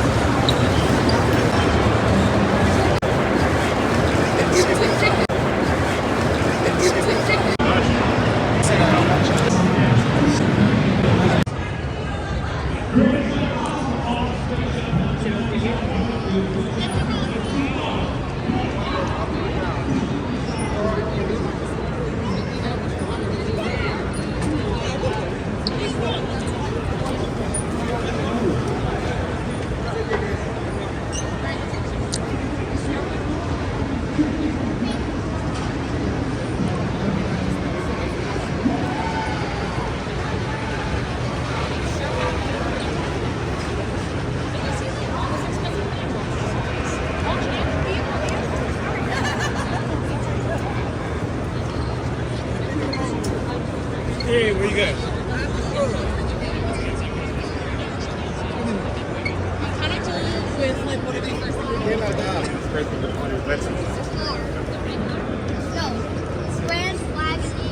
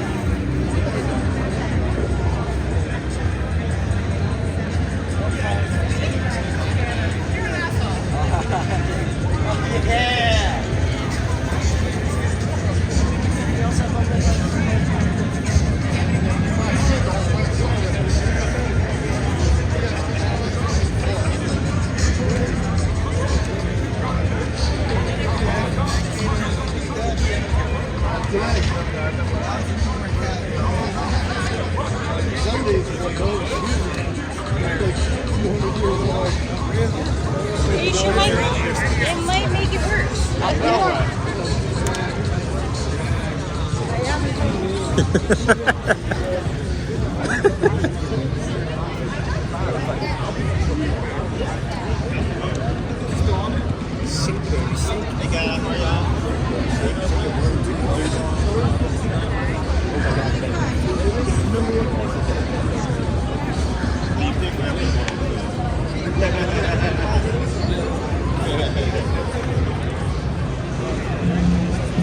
Who's gonna be doing that?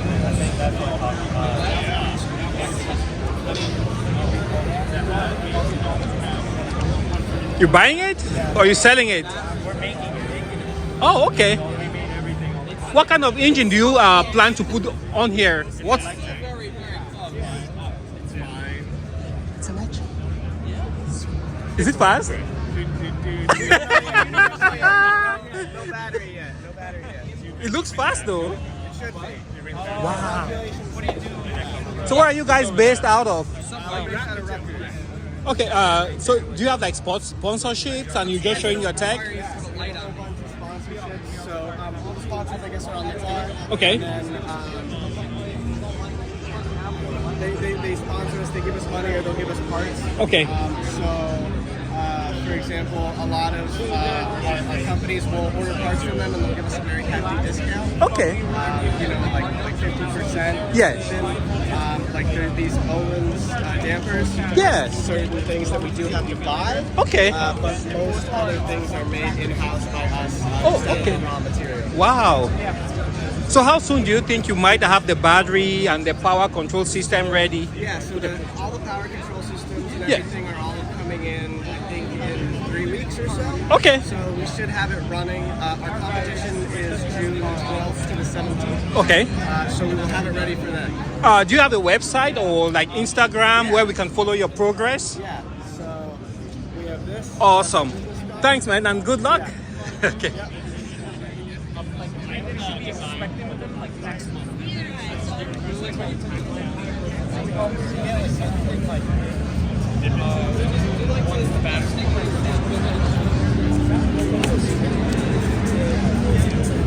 Really nice kids. Good company. What do you guys do? Yes. We build these racing rigs right here, all of it. So it's motion sensor. Yes. So every time you're actually driving a strip, Yes. it actually moves with you. So if you hit something, you move it, you get the throttle of the ship, all of it happens at the same time. So where can we find you? Do you have a website or Instagram? Yeah, it's XRLegends.com, but we have an arcade in Freehold, New Jersey, in the Raceway Mall. Alrighty. And then we have the biggest esports racing center in the country in Jackson, New Jersey. Okay. Sport Team Challenge. Awesome, awesome. And then 4 flight simulators. Yes. And it's pretty awesome. It's an adventure across the USA. Thanks, man.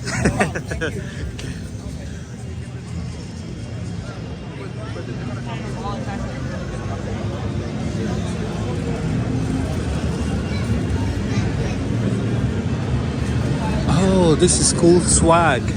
Look at they have like the Honda right there. They have Porsche. Pretty cool.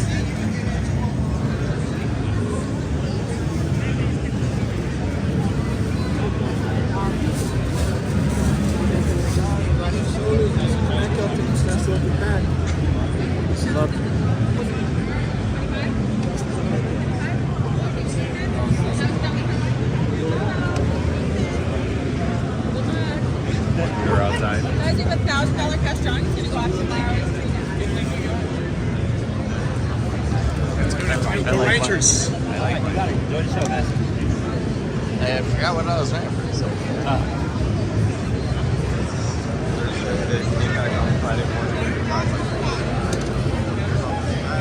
Get some swag for your garage. It's really cool.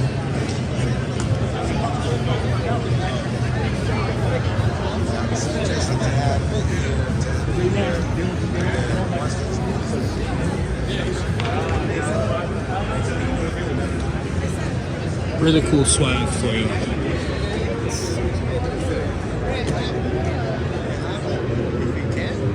For your garage.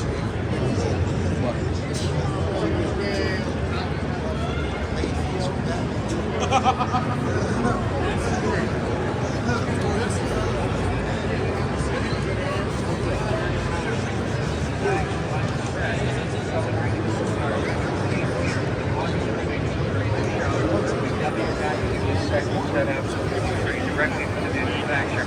So 2 sets for the price of 1, 44. Now, if you don't think it's the best flags you've ever used on your car in your lifetime, 100% money back guarantee. Ready? The manufacturer.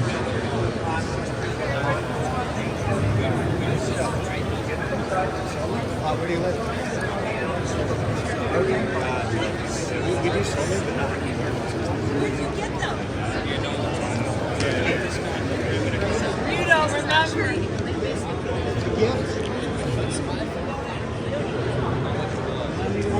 That's a personal question. That's like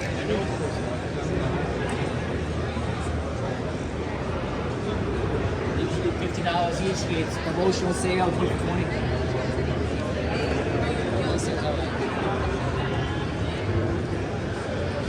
They have a lot of designs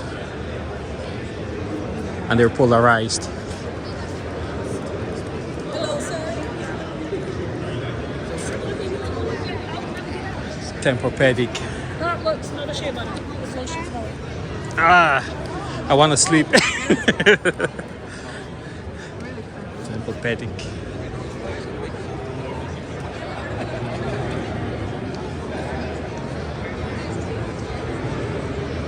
Oh, that's the ferry.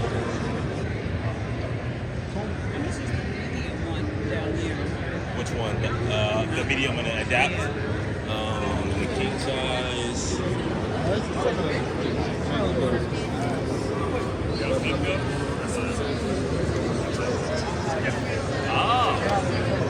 Well, you're in line.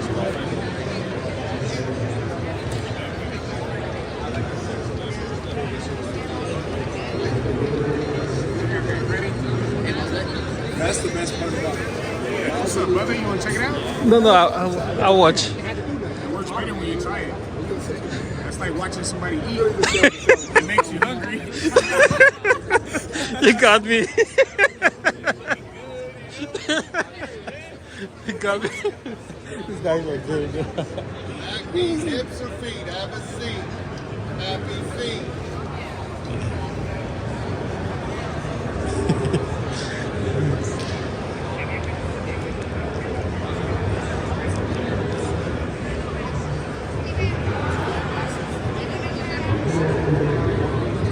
Wow.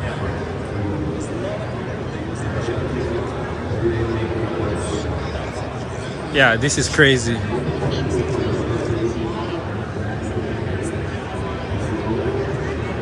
So what do you guys do? Oh, sorry. Go ahead. We're an AI company. Yes. We're an AI company, and we're currently advertising digital humans to help serve multiple types of different types of businesses. So where are you based out of? Yeah. Oh, New York? Yeah. Do you have a website where people can link up with you? Yeah. Okay. What's it called? Just Graphen.ai. Graphen.ai, that's the website. Yeah. So for example, somebody is home, they can actually see somebody and think like a nurse and actually talk, and the person will move, or is that what it works like? Yeah. Yeah, so there's different types of applications, right? So this thing that we've got here is a kiosk. Okay.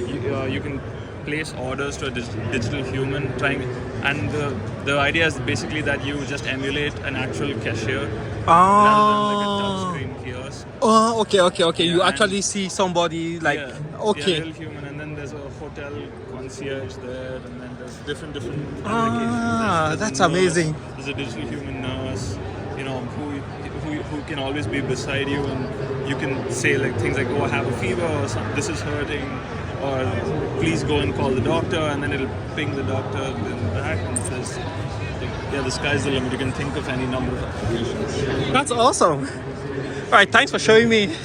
And the company is called Graphen.ai. Advanced robotics. Look at that. It's a digital assistant. Oh, see? Here you can place your order. This is actually already being tested and deployed at one of the real stores here in at Wall Street. And I like it that because the size, you see, is almost like Exactly. a normal human, so I can actually talk face to face. And if you want to, you can try to order from her. Just try to have a conversation with her. We're restarting the computer. I accidentally turned off the power, so. Ah, okay. So you normally interact with your normal language, speak to Yes, it? just like the way Wow. you speak to a real cashier. Yes. And the idea is because these days we're losing so many human labors. It's like people cannot hire their cashiers or like customer support. So we build these digital humans in a way they can speak to you in a human-like way, but they can help business to save a lot of money, but also help customers. When you go to a shop, you don't want to wait for 20 minutes to order a tea. So they're a lot more efficient. They're to be very smart. Yeah. It makes a huge difference just having like what seems to be like a human. Absolutely. The interaction You have is that interaction. yes. The way we design them, it's actually they can kind of make eye contact with you. They're moving a human-like way. So it's those subtle things so that if you're interested, I can give you a show. So we're supporting all the different industries. Yes. And it's also coming in 3 different models. This is that one over there. We call it a kiosk. Okay. And this is our show. So this is the show. Okay. And then we also have a smaller version for Yes. cars. So you can use it for the car for your. For the car, we have 2 parts. One is to help you to kind of diagnostic for your car, see if your car has any maintenance problem. Yes. But it can also be your personal assistant. So. Awesome. Yeah. Okay, thank you very much and good luck. Thanks. So it's called Graphen.ai. It's amazing.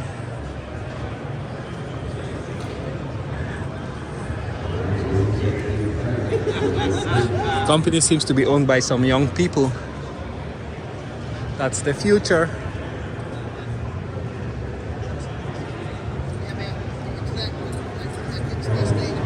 It's a sense. We come in those.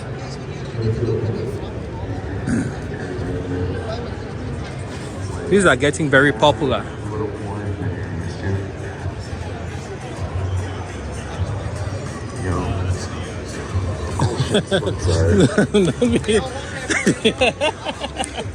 I'm not strong.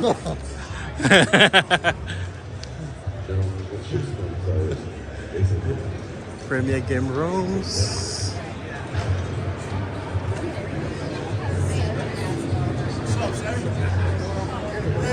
What is that? Are you recording? Is that the iPhone 13 or what? Yeah, something like that. What do you guys have? It's a protective case, but if your battery gets low, it'll charge your phone back up for you too. Oh. Extra 200% battery on the go. Try it out. Let me show you that one. The battery. Phone case. This is good all the way down to the 12 Max, or all the way up to the 14 Max. Okay. And how much are these? They're $250 online. If you want to take one here, it's $120. Okay, that's a reasonable price. Yeah, you get actually a warranty and an upgrade. So every time you switch your phone, we will switch your case as well. Okay. Want to try it on the phone? No, I was just curious. Thanks for showing me though. Yeah. Okay, sir. So, rechargeable case. This one charges the phone. Oh no! Show you. You like to shine your ring? Alcoholic soda, it slides off like a Scotch Guard or Stay. And it works as a deodorizer. I'm not saying your shoes stink, but any odor is in the shoe, it comes right out. Go ahead and compare side by side. Tell me if you see a difference. Bam. I tell you what, bro. There's a difference. Right? I tell you what, man. If you buy it, I'll take $15 off for you. Instead of buying it for $80, I'm gonna give it to you.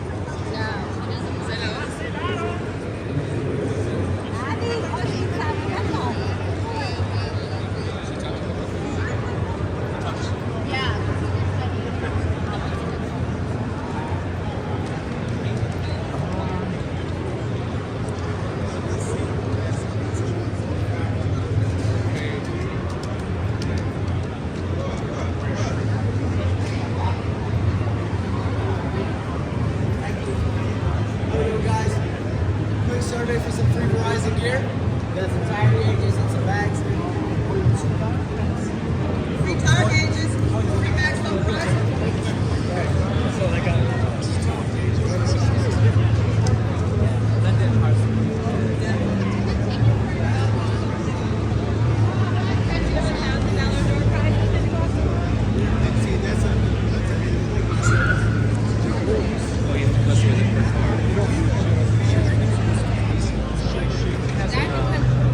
website that he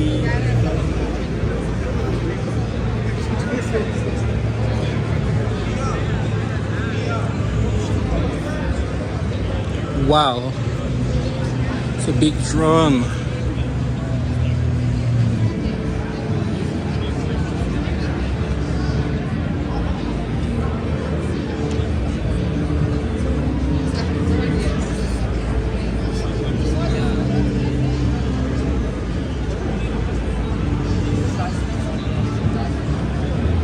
We got a race car.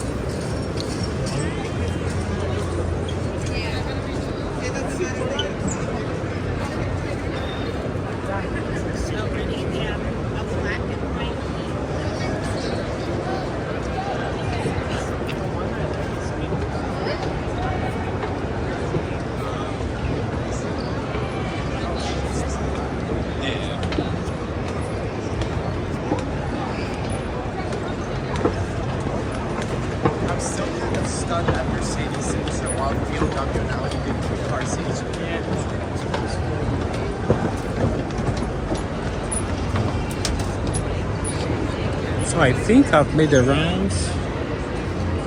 And some major guys, I haven't seen them here. Mercedes, BMW, and I'm really surprised with the dominance of electrics. Toyota with its hybrids. So I think this is the new Ariya, MSRP $56,000. It's got a heads-up display.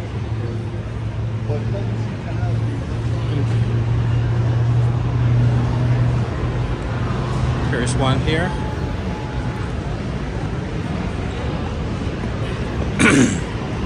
The Nissan Leaf.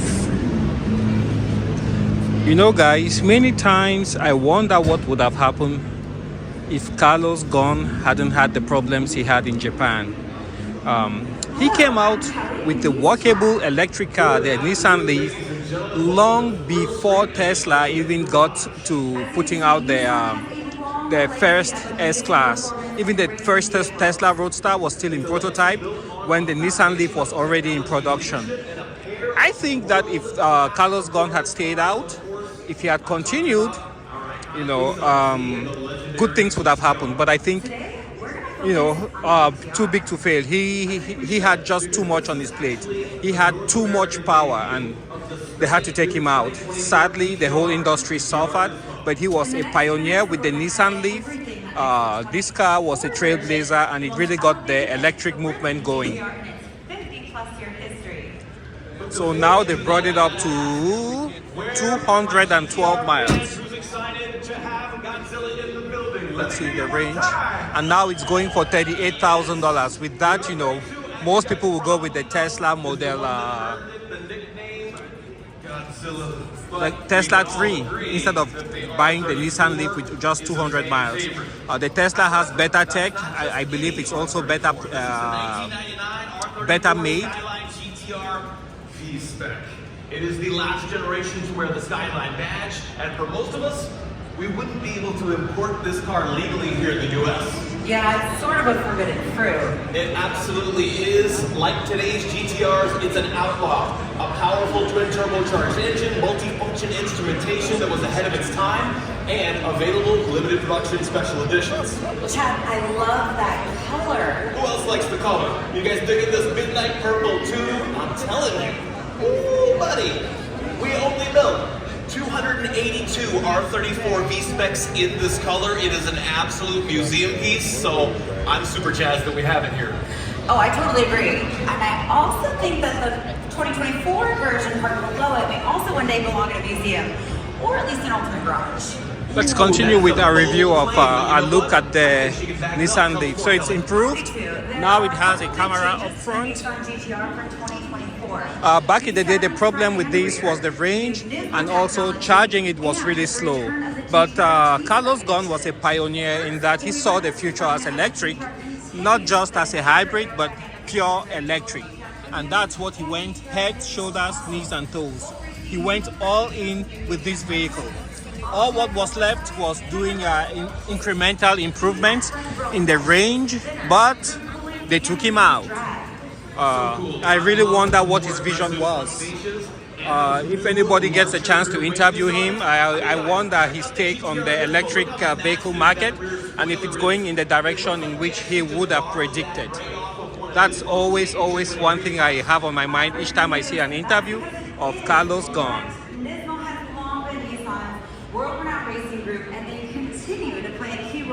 And here we have the Nissan Rogue. The 2024 bold new wings are not only attention-grabbing, but enhanced rear. And it's going for on that Nismo model. $41,000. Wow. Well, since we're on the subject of Nismo, it's the top of the lineup GTR that's Nismo that now offers the best traction and for a Nissan Rogue, $41,000. Non-competition GTR ever. Yeah, guys. One of the keys is the new. That's a little bit of insanity. Check out these antennas on the Ariya. It's got two on top. By maximizing front tire potential, it helps make the Nismo respond precisely and instantaneously to the driver's input. I feel like the GTR Nismo's 600 horsepower twin turbo V6 and amazing Atessa ETS all-wheel drive system also help with that. True, but it's also the GTR's unmatched combination of its technical prowess and race-inspired soul that come together like no other performance machine in the world. No spare tire. You can check out the key specs for the GTR Premium and GTR Nismo models on this screen behind us. I don't know if we did the left or here. We didn't do the Armada. Let's take a look. Sadly, it doesn't hold its value. The Sequoia, the Armada, but the Lexus LX holds its value. So very expensive, but it doesn't hold its value. So I don't know if it's a wise decision to buy it. And the other thing with Nissan, they don't change the exterior shape. So the first generation of the Armada, they left it the same for almost 10 to 15 years. Exactly the same, even though they changed the interior. So it was sad. Here it is. It's a nice car, no doubt about that. Let's look at MSRP $73,000.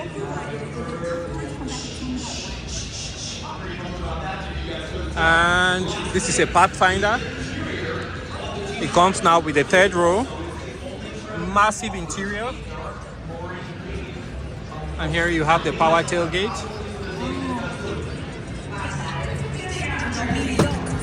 Really large and spacious inside with USB charge plugs there. Soft touch.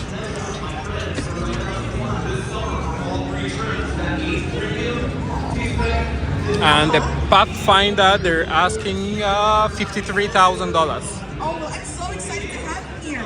And by the way, we have really close birthdays because mine's on the 20th. Got AI everywhere. I know, maybe we can celebrate together. Oh, that's so awesome. Oh, well, I'm so glad you got a chance to be here. Stick around because I'll be back in 10 seconds. Bye, my friends.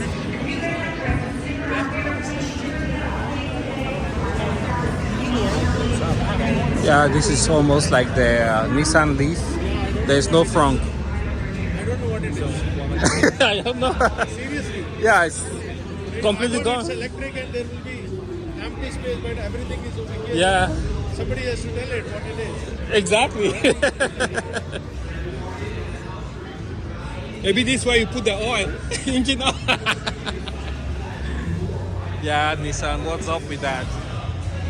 If it's electric, we need a frunk. You have the charge indicator there on the dash. I saw a whole line of vehicles. I think it was the end line from Hyundai. And I have to say, Hyundai and Kia, they killed it this year. I mean, they brought everything in their lineup. Ford also did great. Stellantis did great. And Toyota also did very great. First time I'm seeing the new Prius. It's an impressive vehicle. Oh, here are the Nissan light pickup trucks. There's the Frontier, Nismo, and Pro 4X Crew Cab V6. It goes for $48,000. Nicely optioned. That's a bit more comfortable compared to the Tacoma. You can see how there's a height to the seat.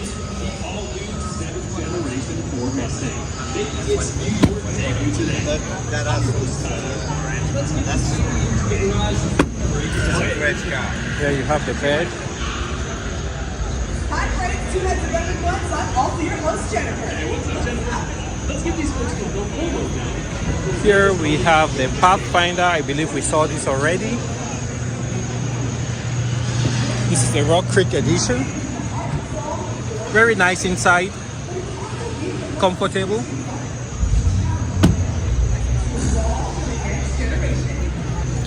I believe this might be, this is the Altima. Let's take a look.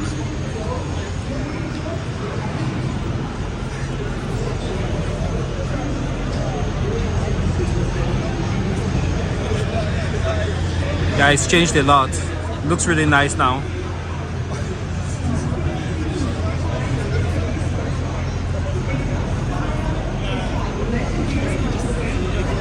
It's got a turbo engine.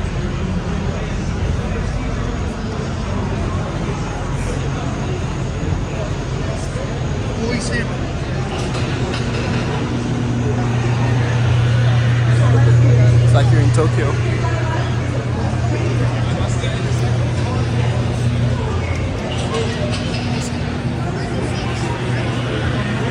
(2023) Nissan Sentra.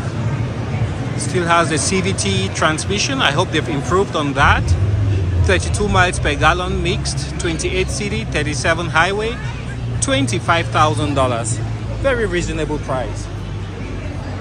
That's a good price. And here you have the GTR. It's the latest one.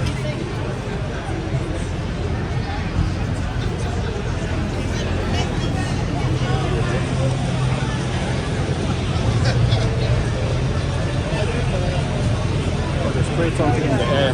I thought it was me getting blind.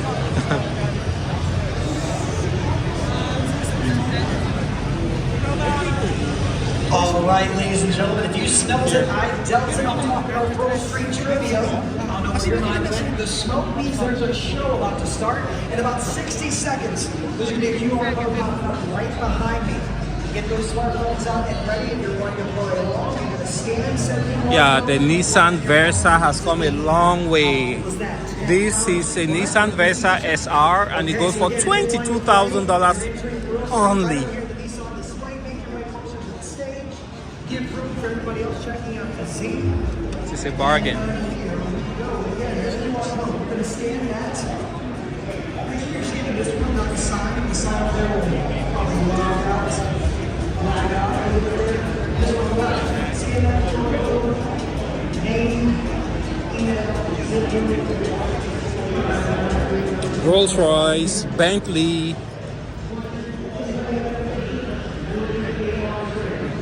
Aston Martin, I think I saw one, but it was a Bond car. So it's Rimac. Czechoslovakia.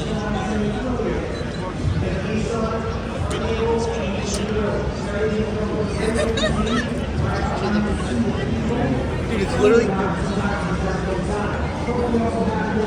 V8 engine.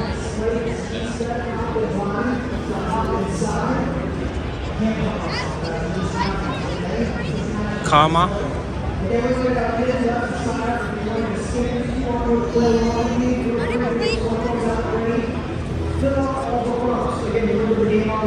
Keep on that screen right there in order to play it. And these are the ends.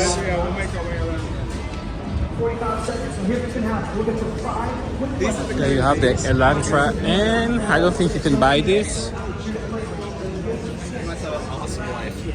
Oh, sorry. And there you have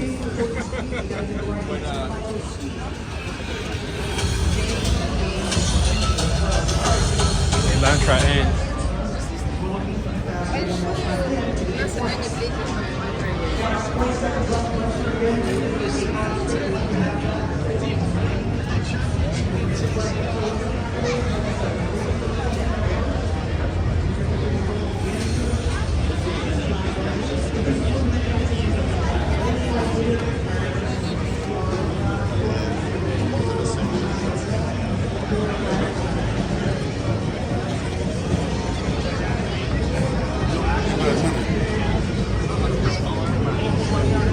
That's another color that they just released with the.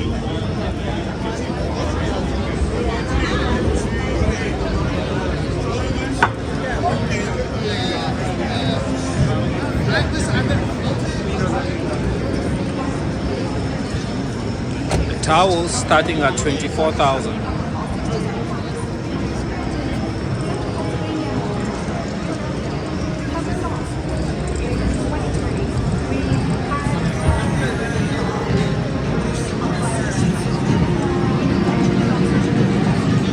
Here's the Jetta starting at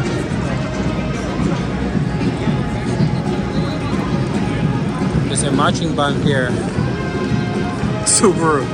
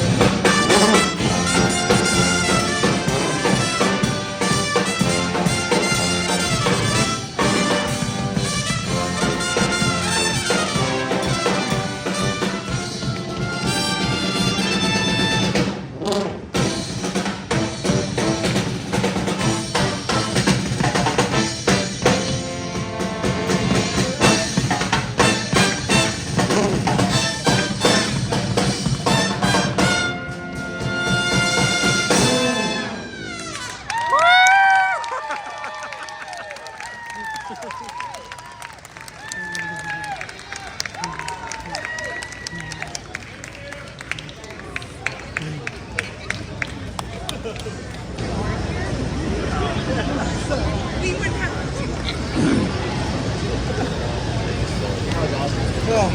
you all for being so awesome.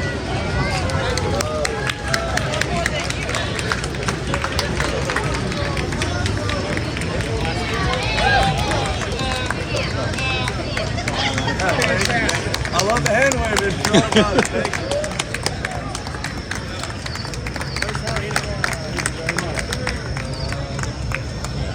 You guys are great.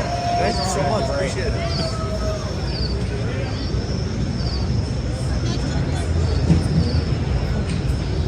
Thank you, Subaru. Thank you, Subaru. Oh, I don't think I saw Mazda. Mazda is not here.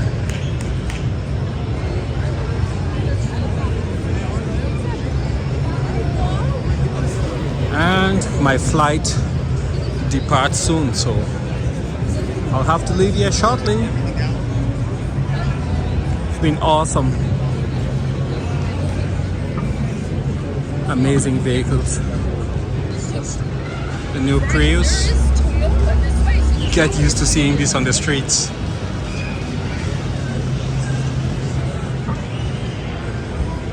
I really don't know what's different between these and the Corolla.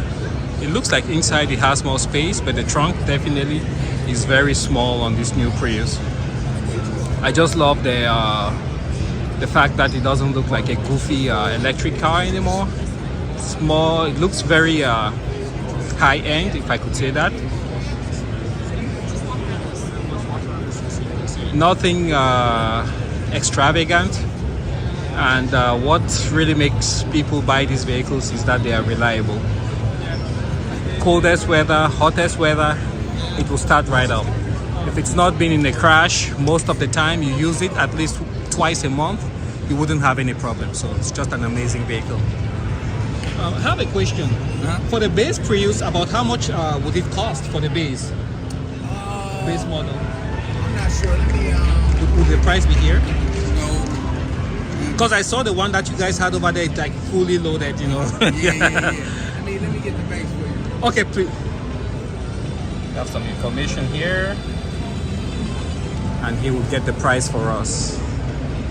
I don't know if these have hit the dealerships yet. I was leaving Miami as of yesterday. There still wasn't, I don't think the local dealership had one in Hollywood, Florida.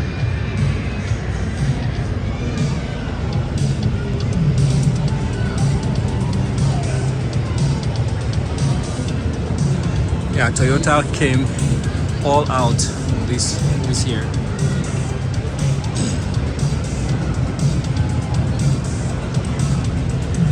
Sadly, my favorite camera shop, B&H, they're closed today, but they're open tomorrow. I would have loved to stop there. On my way to Penn Station, I walk right in front of the store. So between Penn Station and here, they're just around the corner, right here. Oh, this is a Prime, so this is gonna be expensive. I hope I didn't send him on a wild goose chase, because I'm sure I can get that price on the internet. Let's see here.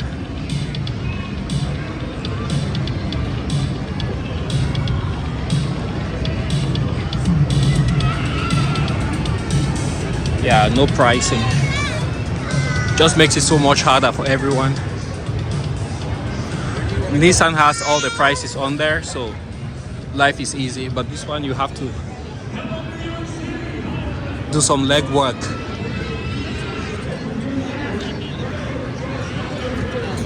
This is the children's corner. They have games for kids.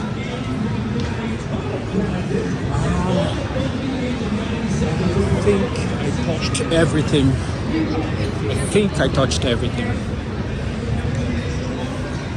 I think I did. Here are the usual Stellantis trucks. The Rams. There you have a 3500, top of the line. I wonder how much that one runs for. It's a limited. There you have a TRX. Oh, hell yeah.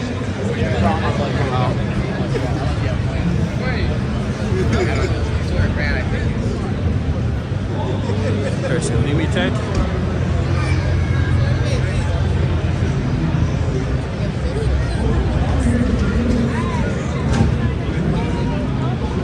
Lexus, yeah, we did not do the left side of Lexus. Let's finish it up. GX, LX.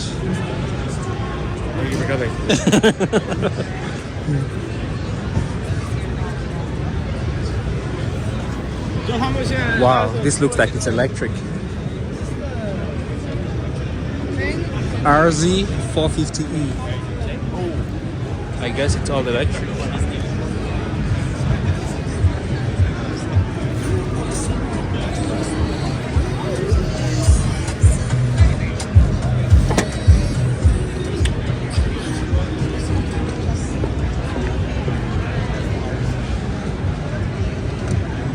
NX350.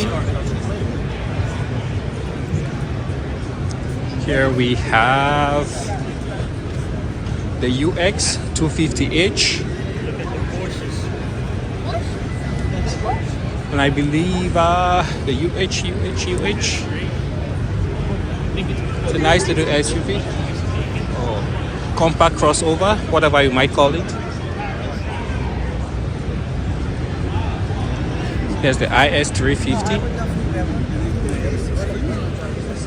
very popular in Miami. I see lots of these out there. Check out the engine. It's a very popular car, lots of interest. Good afternoon, New York City. Welcome to the Lexus Display. My name is David. It is our pleasure to be in your home, and we love having you in ours. It's so iconic with that tail light. Around the display to answer questions, provide information, hopefully give you a great experience with the show. You are our priority. So don't be shy. There are a lot of things that we can help make easier and more informative. So if you can't find one of us, we always encourage you to stop by the information desk. Our team will do our very best to help make the day more informative, helpful, more enjoyable. Whatever it is we can do, we will gladly do it. We have really premium feel inside. Show floor, so if you're new to the Lexus brand, we will walk you around, explain what each of the vehicles are. It's got airbags in the back. Priorities are, what's important to you. We'll help you figure out which vehicles accommodate your needs. The paint is gorgeous. We've got our performance and down to it's got a spoiler there. With our it's all-wheel drive. In that red that everyone cannot help but be drawn to, that infrared color. We've got the LC convertible next to it. The performance RCF. Oh, BMW is here. Oh, I totally missed this. What did they bring? Oh my gosh, look at that. That grill. That's the sensing technology.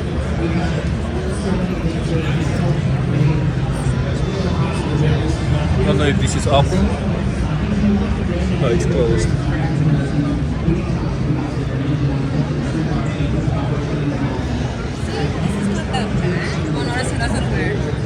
Yeah, the BMW electrics, they have this huge chipmunk teeth grill. They just launched it like a week ago. So that's a M60 iX. That's the i7.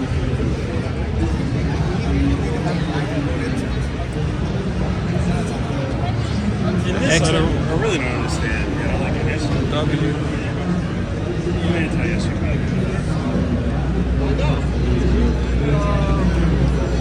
Oh, Genesis is here. Almost missed it. Oh yeah, let's look at BMW. It's Genesis G70. I think they brought a car that they call a coupe, but it actually has 4 doors. It has the same. Let's take a look around here.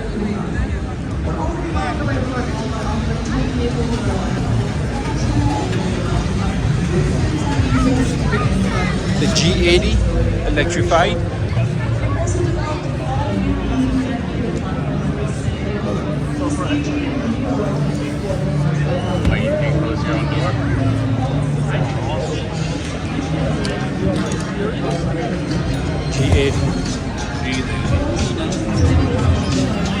Yeah, this is pure luxury here. This is a G90. It's 4-wheel drive or all-wheel drive. I'm not sure, but I think it's all-wheel drive. It's got a camera there. It's got the sunroof. And check those seats at the top. They got something there. I don't know what it is. Check this out. Yeah, this is really, really, even the lights, they're so bright.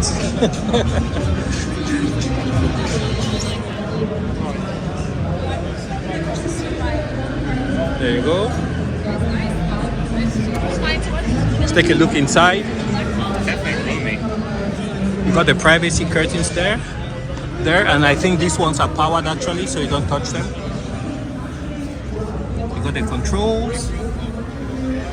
Back there is just amazing. Take a look at that screen. Hey, bro. I feel in my lower back. Is it comfortable? Yeah, oh yeah. Is it massaging? Huh? Is it massaging? It's massaging, yes. Yeah. Oh my goodness. Sit down, sit down. Oh, let me see how you control it. Hey, my brother. Oh, yes. Wow. Oh, yeah. This is pure luxury. There you have USB. It feels like wood, carbon fiber, I'm not sure. It's just so luxurious. Look at the leg room. And this, I don't know, it feels like maybe it's aluminum. Yeah, it's cold. That's aluminum. Got the mood lighting there. I don't know what that does. I think this might be to open the door. Oh, sorry. Go ahead. It's got a massive screens. 3.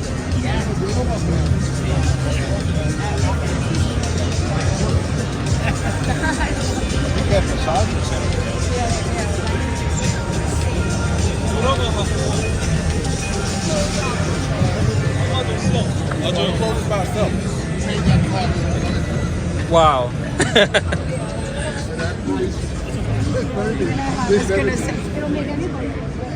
How much is it? $98,700. I could buy a house for that much.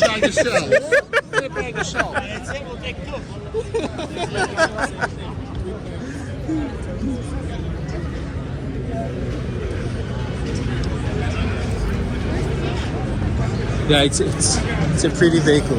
It's very wide. It's got a camera up front. Genesis.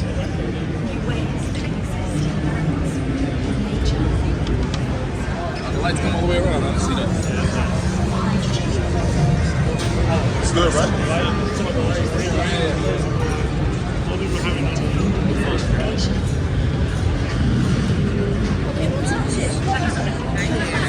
Why is she laughing at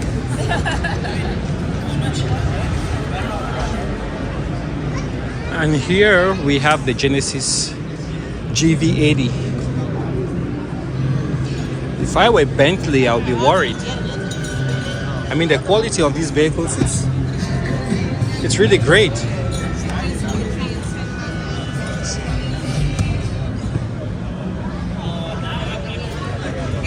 I mean, it has everything I would expect from a luxury vehicle. With my limited knowledge. These are seats. Yo, we have a lot. Oh, the middle can come down. You look, I just did it. This one doesn't close by itself, so I guess.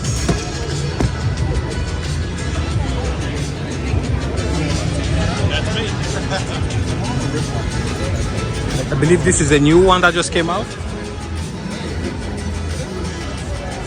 Oh, okay. Okay. I was just gonna ask, is this the new one that just came out? Yeah, this is the concept GV80 coupe. Oh, but it has 4 doors though. Yeah, so the reason why it's a coupe is the shape of the vehicle. So if you come around right here, compared to a regular GV80, the shape of the vehicle slopes down. That's where the coupe aspect of it comes to show. It's got some massive rims and tires. 23s. Wow. Yeah, it looks gorgeous. Thank you. Yeah, if I were McLaren, Lamborghini with the Urus, yeah, this guy is gonna eat your cake.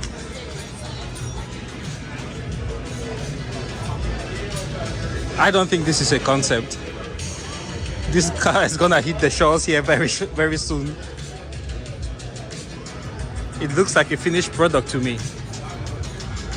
It's fantastic.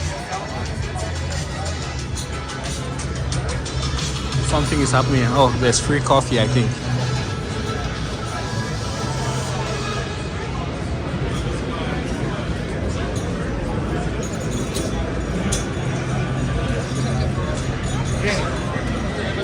So look at the lights on the side and the headlights. I don't see any other lights. Let's move over here. I don't see any other lights.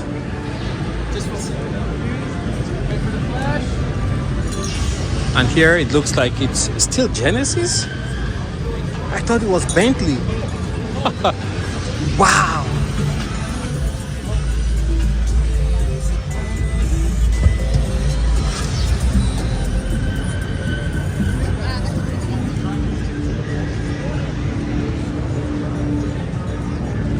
A smaller one. This is the G70.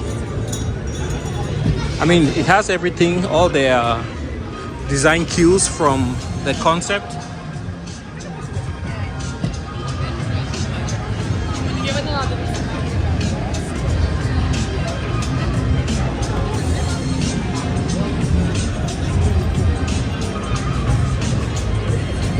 If I'm Bentley or Lamborghini, I will be worried for sure. I'll definitely be worried. These cars have come a long way, guys. This looks like it's all electric. The quality is there. It's got the lighting there. Vents.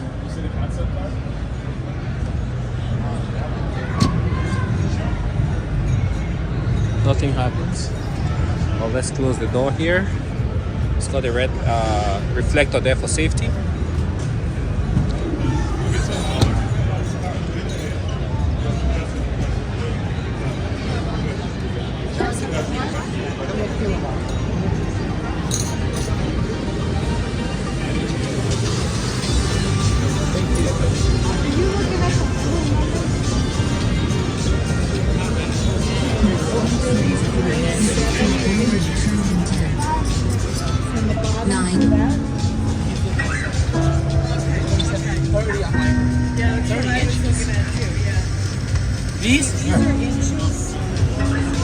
Oh, look at that. It's coming up. Wow, it's fully powered. Puts all four of them down. Yeah, these guys, they've killed it.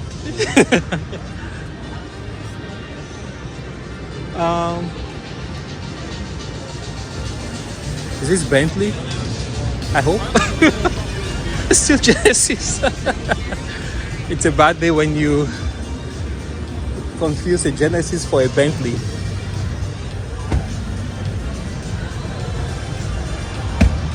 Look at the detail, like a snake skin. Look at the detail. It's just amazing.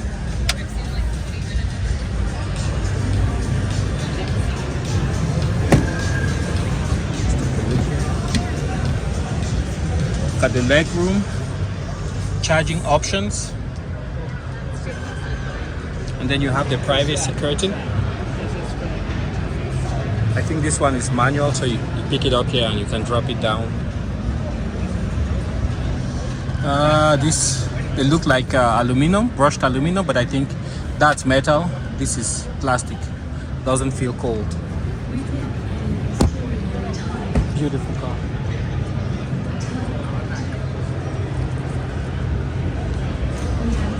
.5-liter turbo engine.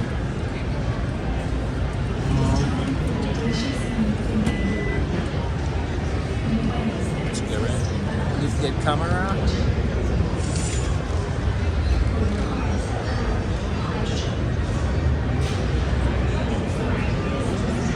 Right. It's just like a festive, very festive mood here at the Genesis booth. Lots of action, lots of traction. Oh, Porsche is here. Almost totally missed this.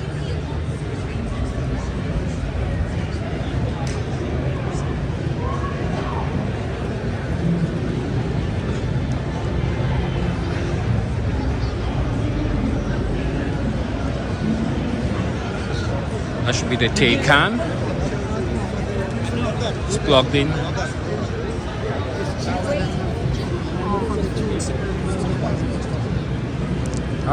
The future is electric. I think partially. Still gonna need a little ICE engine to keep these cars going the full range.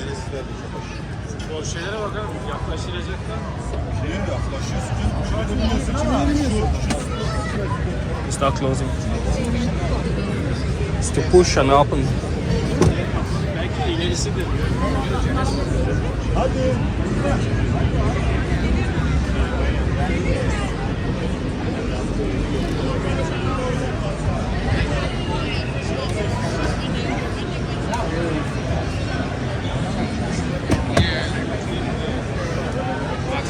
Massive screen. Because Lexus still make the GS. Here it's the ES, the IS over there, the ES here.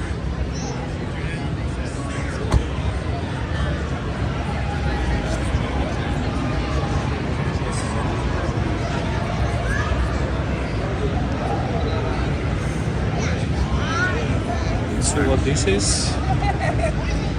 LS 500H, 354 horsepower, 3.5 liter engine, V6, 5.2 seconds from 0 to 60. It's a hybrid.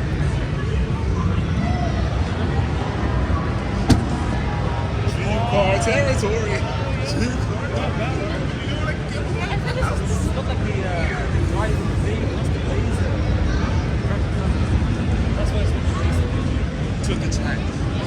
It's got heads-up display,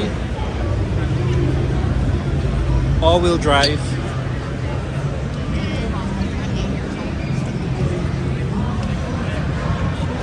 check this out.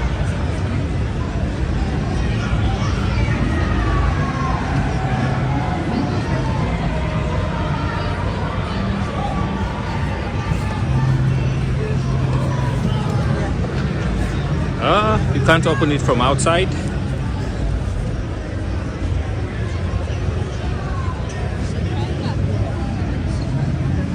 Yeah, it looks like you can't open it from out here.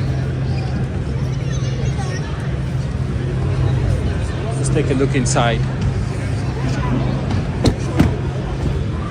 Thank you. You got some vents right there. Nice touch.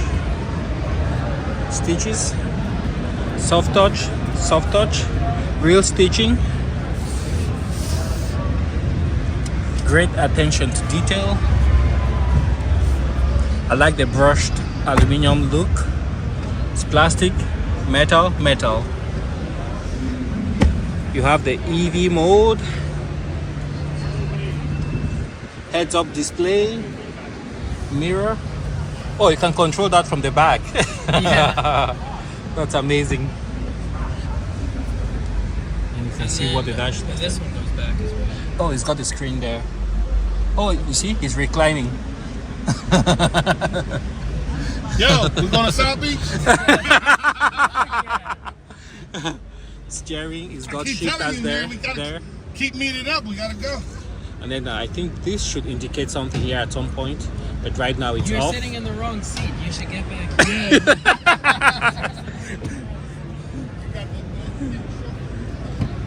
I love the paint. You can see how long this door is. It's very long. It's the extra window here with the privacy thing, the privacy curtain, but I think it's electric. So there's an airbag here. There's a vent here, I think, for the hybrid battery. The seat is really manufactured with very high quality materials. You guys can see attention to detail. And there you have, oh, does it have the massage function? I think it does. Okay. But I don't think that you can use it right now. Okay. So you see there's a screen there that he's using right now to change some functions. This door, I think you have to actually pull these doors. They don't have a button that you can press and then they shut on their own. So, bummer. But still a beautiful car. Oh, somebody was able to open it. I couldn't. Probably figured out. I'm sure they touched something and it opened.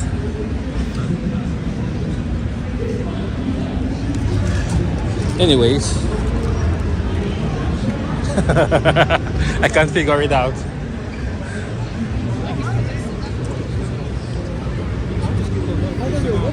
I think I've seen everything that I wanted.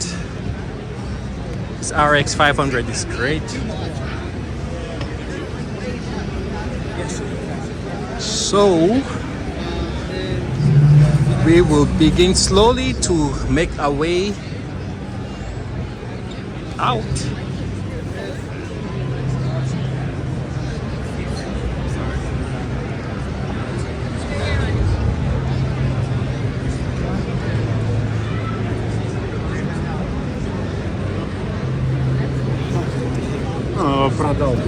Pretty sure I missed something important, but I got a flight to catch. So until next year, hope you guys enjoyed the video series. Jeep is outside and Toyota is also outside with the electric vehicles and some of the hybrids over there to the right. Jeep is here, front center.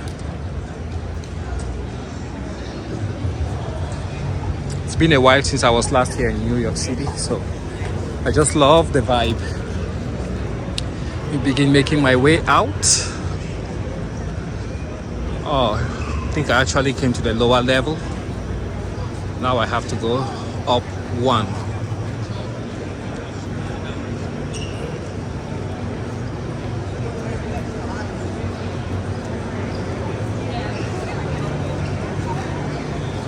And with these conventions, you end up walking a lot. So I'm really tired right now.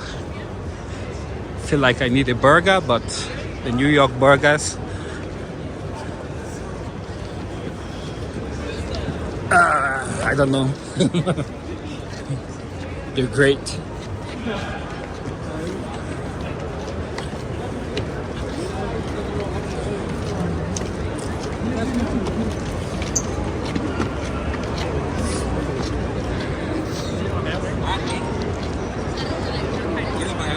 And here is the exit. Point of no return.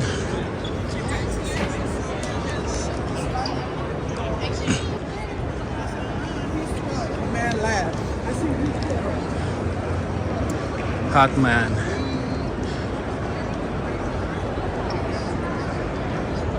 Seem to be based off of the Ford truck.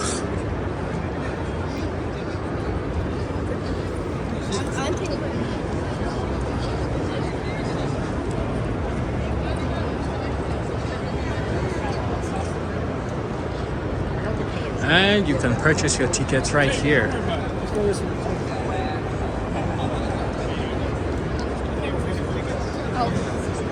Oh, guess I better get out of there.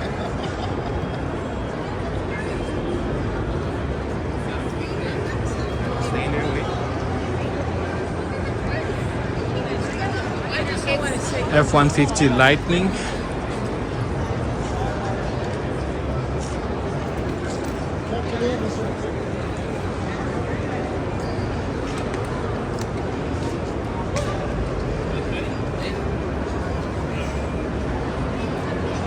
So how much time do I have? Yeah. should start making my way to the airport.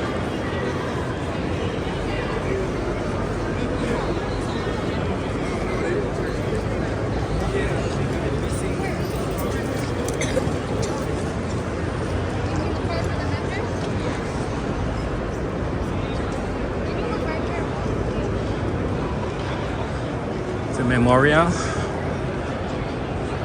So that's where the building gets its name from.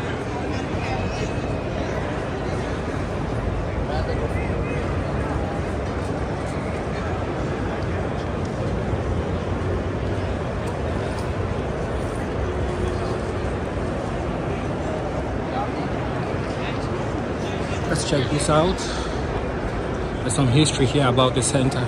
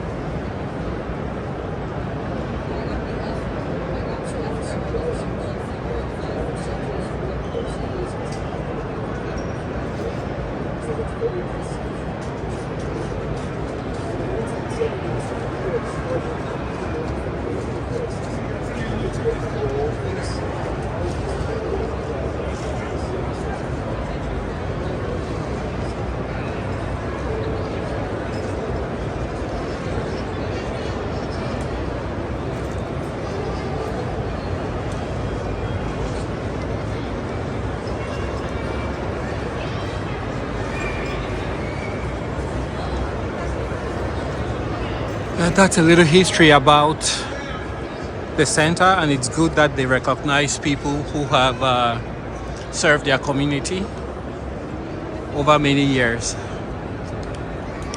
And this is also a very historic place because they said they staged vehicles here that were responding to the 9/11 attacks.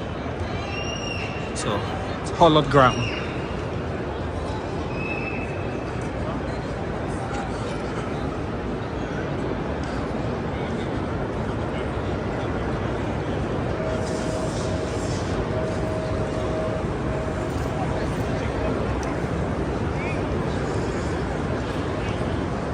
So see you guys 2024.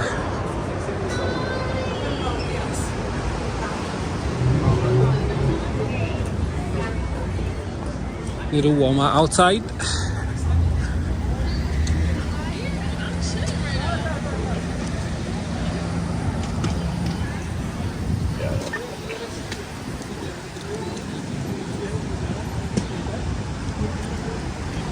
I think I have to go down 34th. 34th. I think I came out the back door.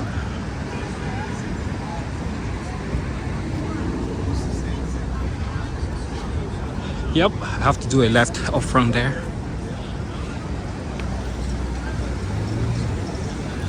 It's really beautiful here in springtime in New York. Not too cold. People outside.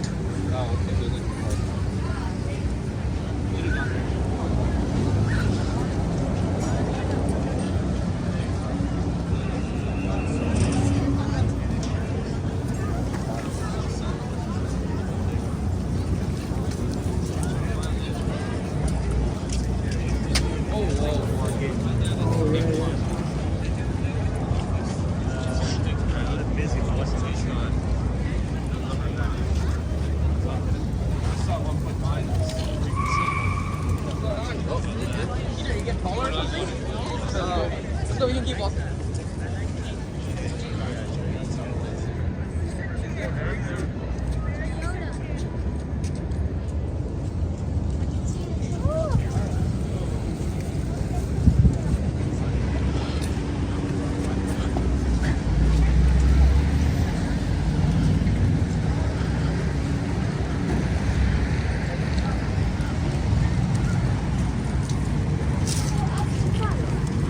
Oh man, the street food looks and smells so tasty. But look at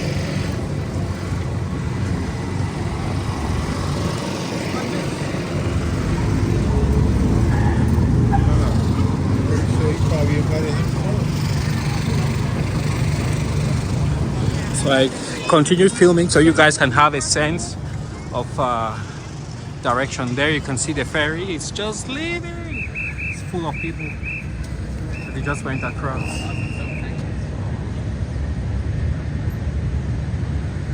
Are the Toyotas?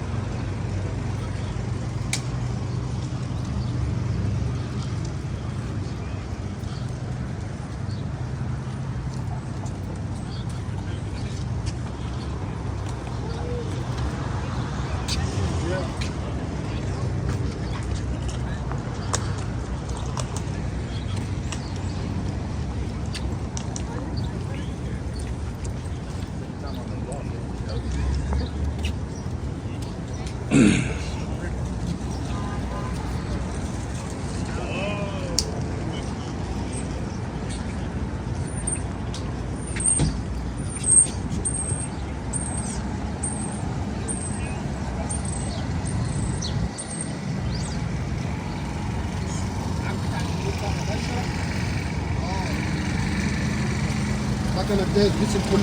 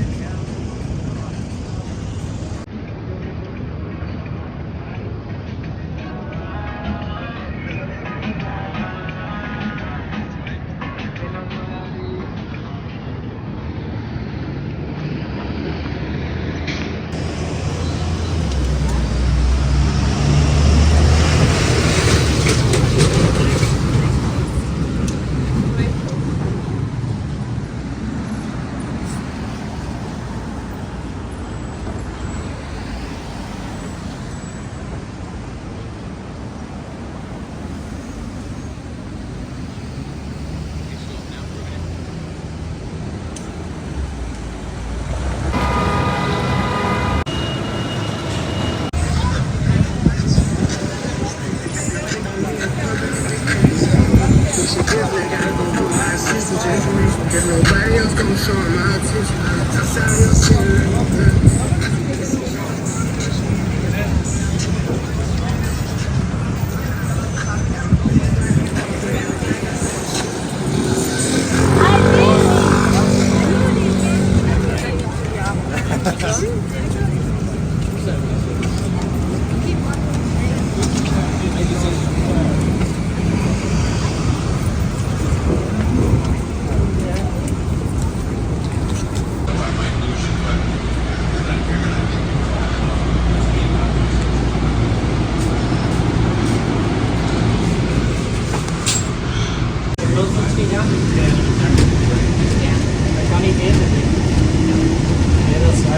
dat is eigenlijk niet weten hoe het is. Zit u op het schema?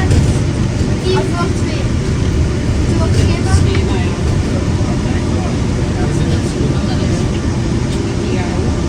Once I get the bags done, I'm going to cry.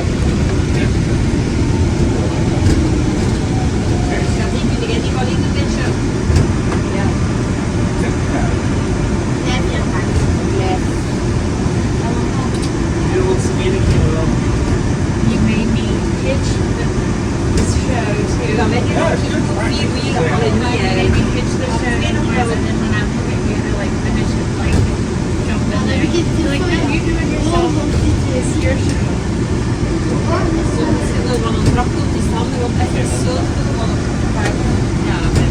And then Lawrence like helped me out, and he's like, you have your elevator pitch. You have 30 seconds. Yeah. But and then he just like totally was just like, yeah, that's not the Van Hatten, the Brooklyn, the Williamsburg. Oh yeah. Who was I talking to last night? But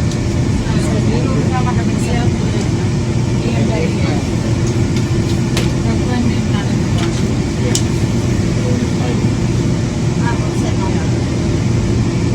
We are approaching the station. Please hold on until the train comes to complete the stop.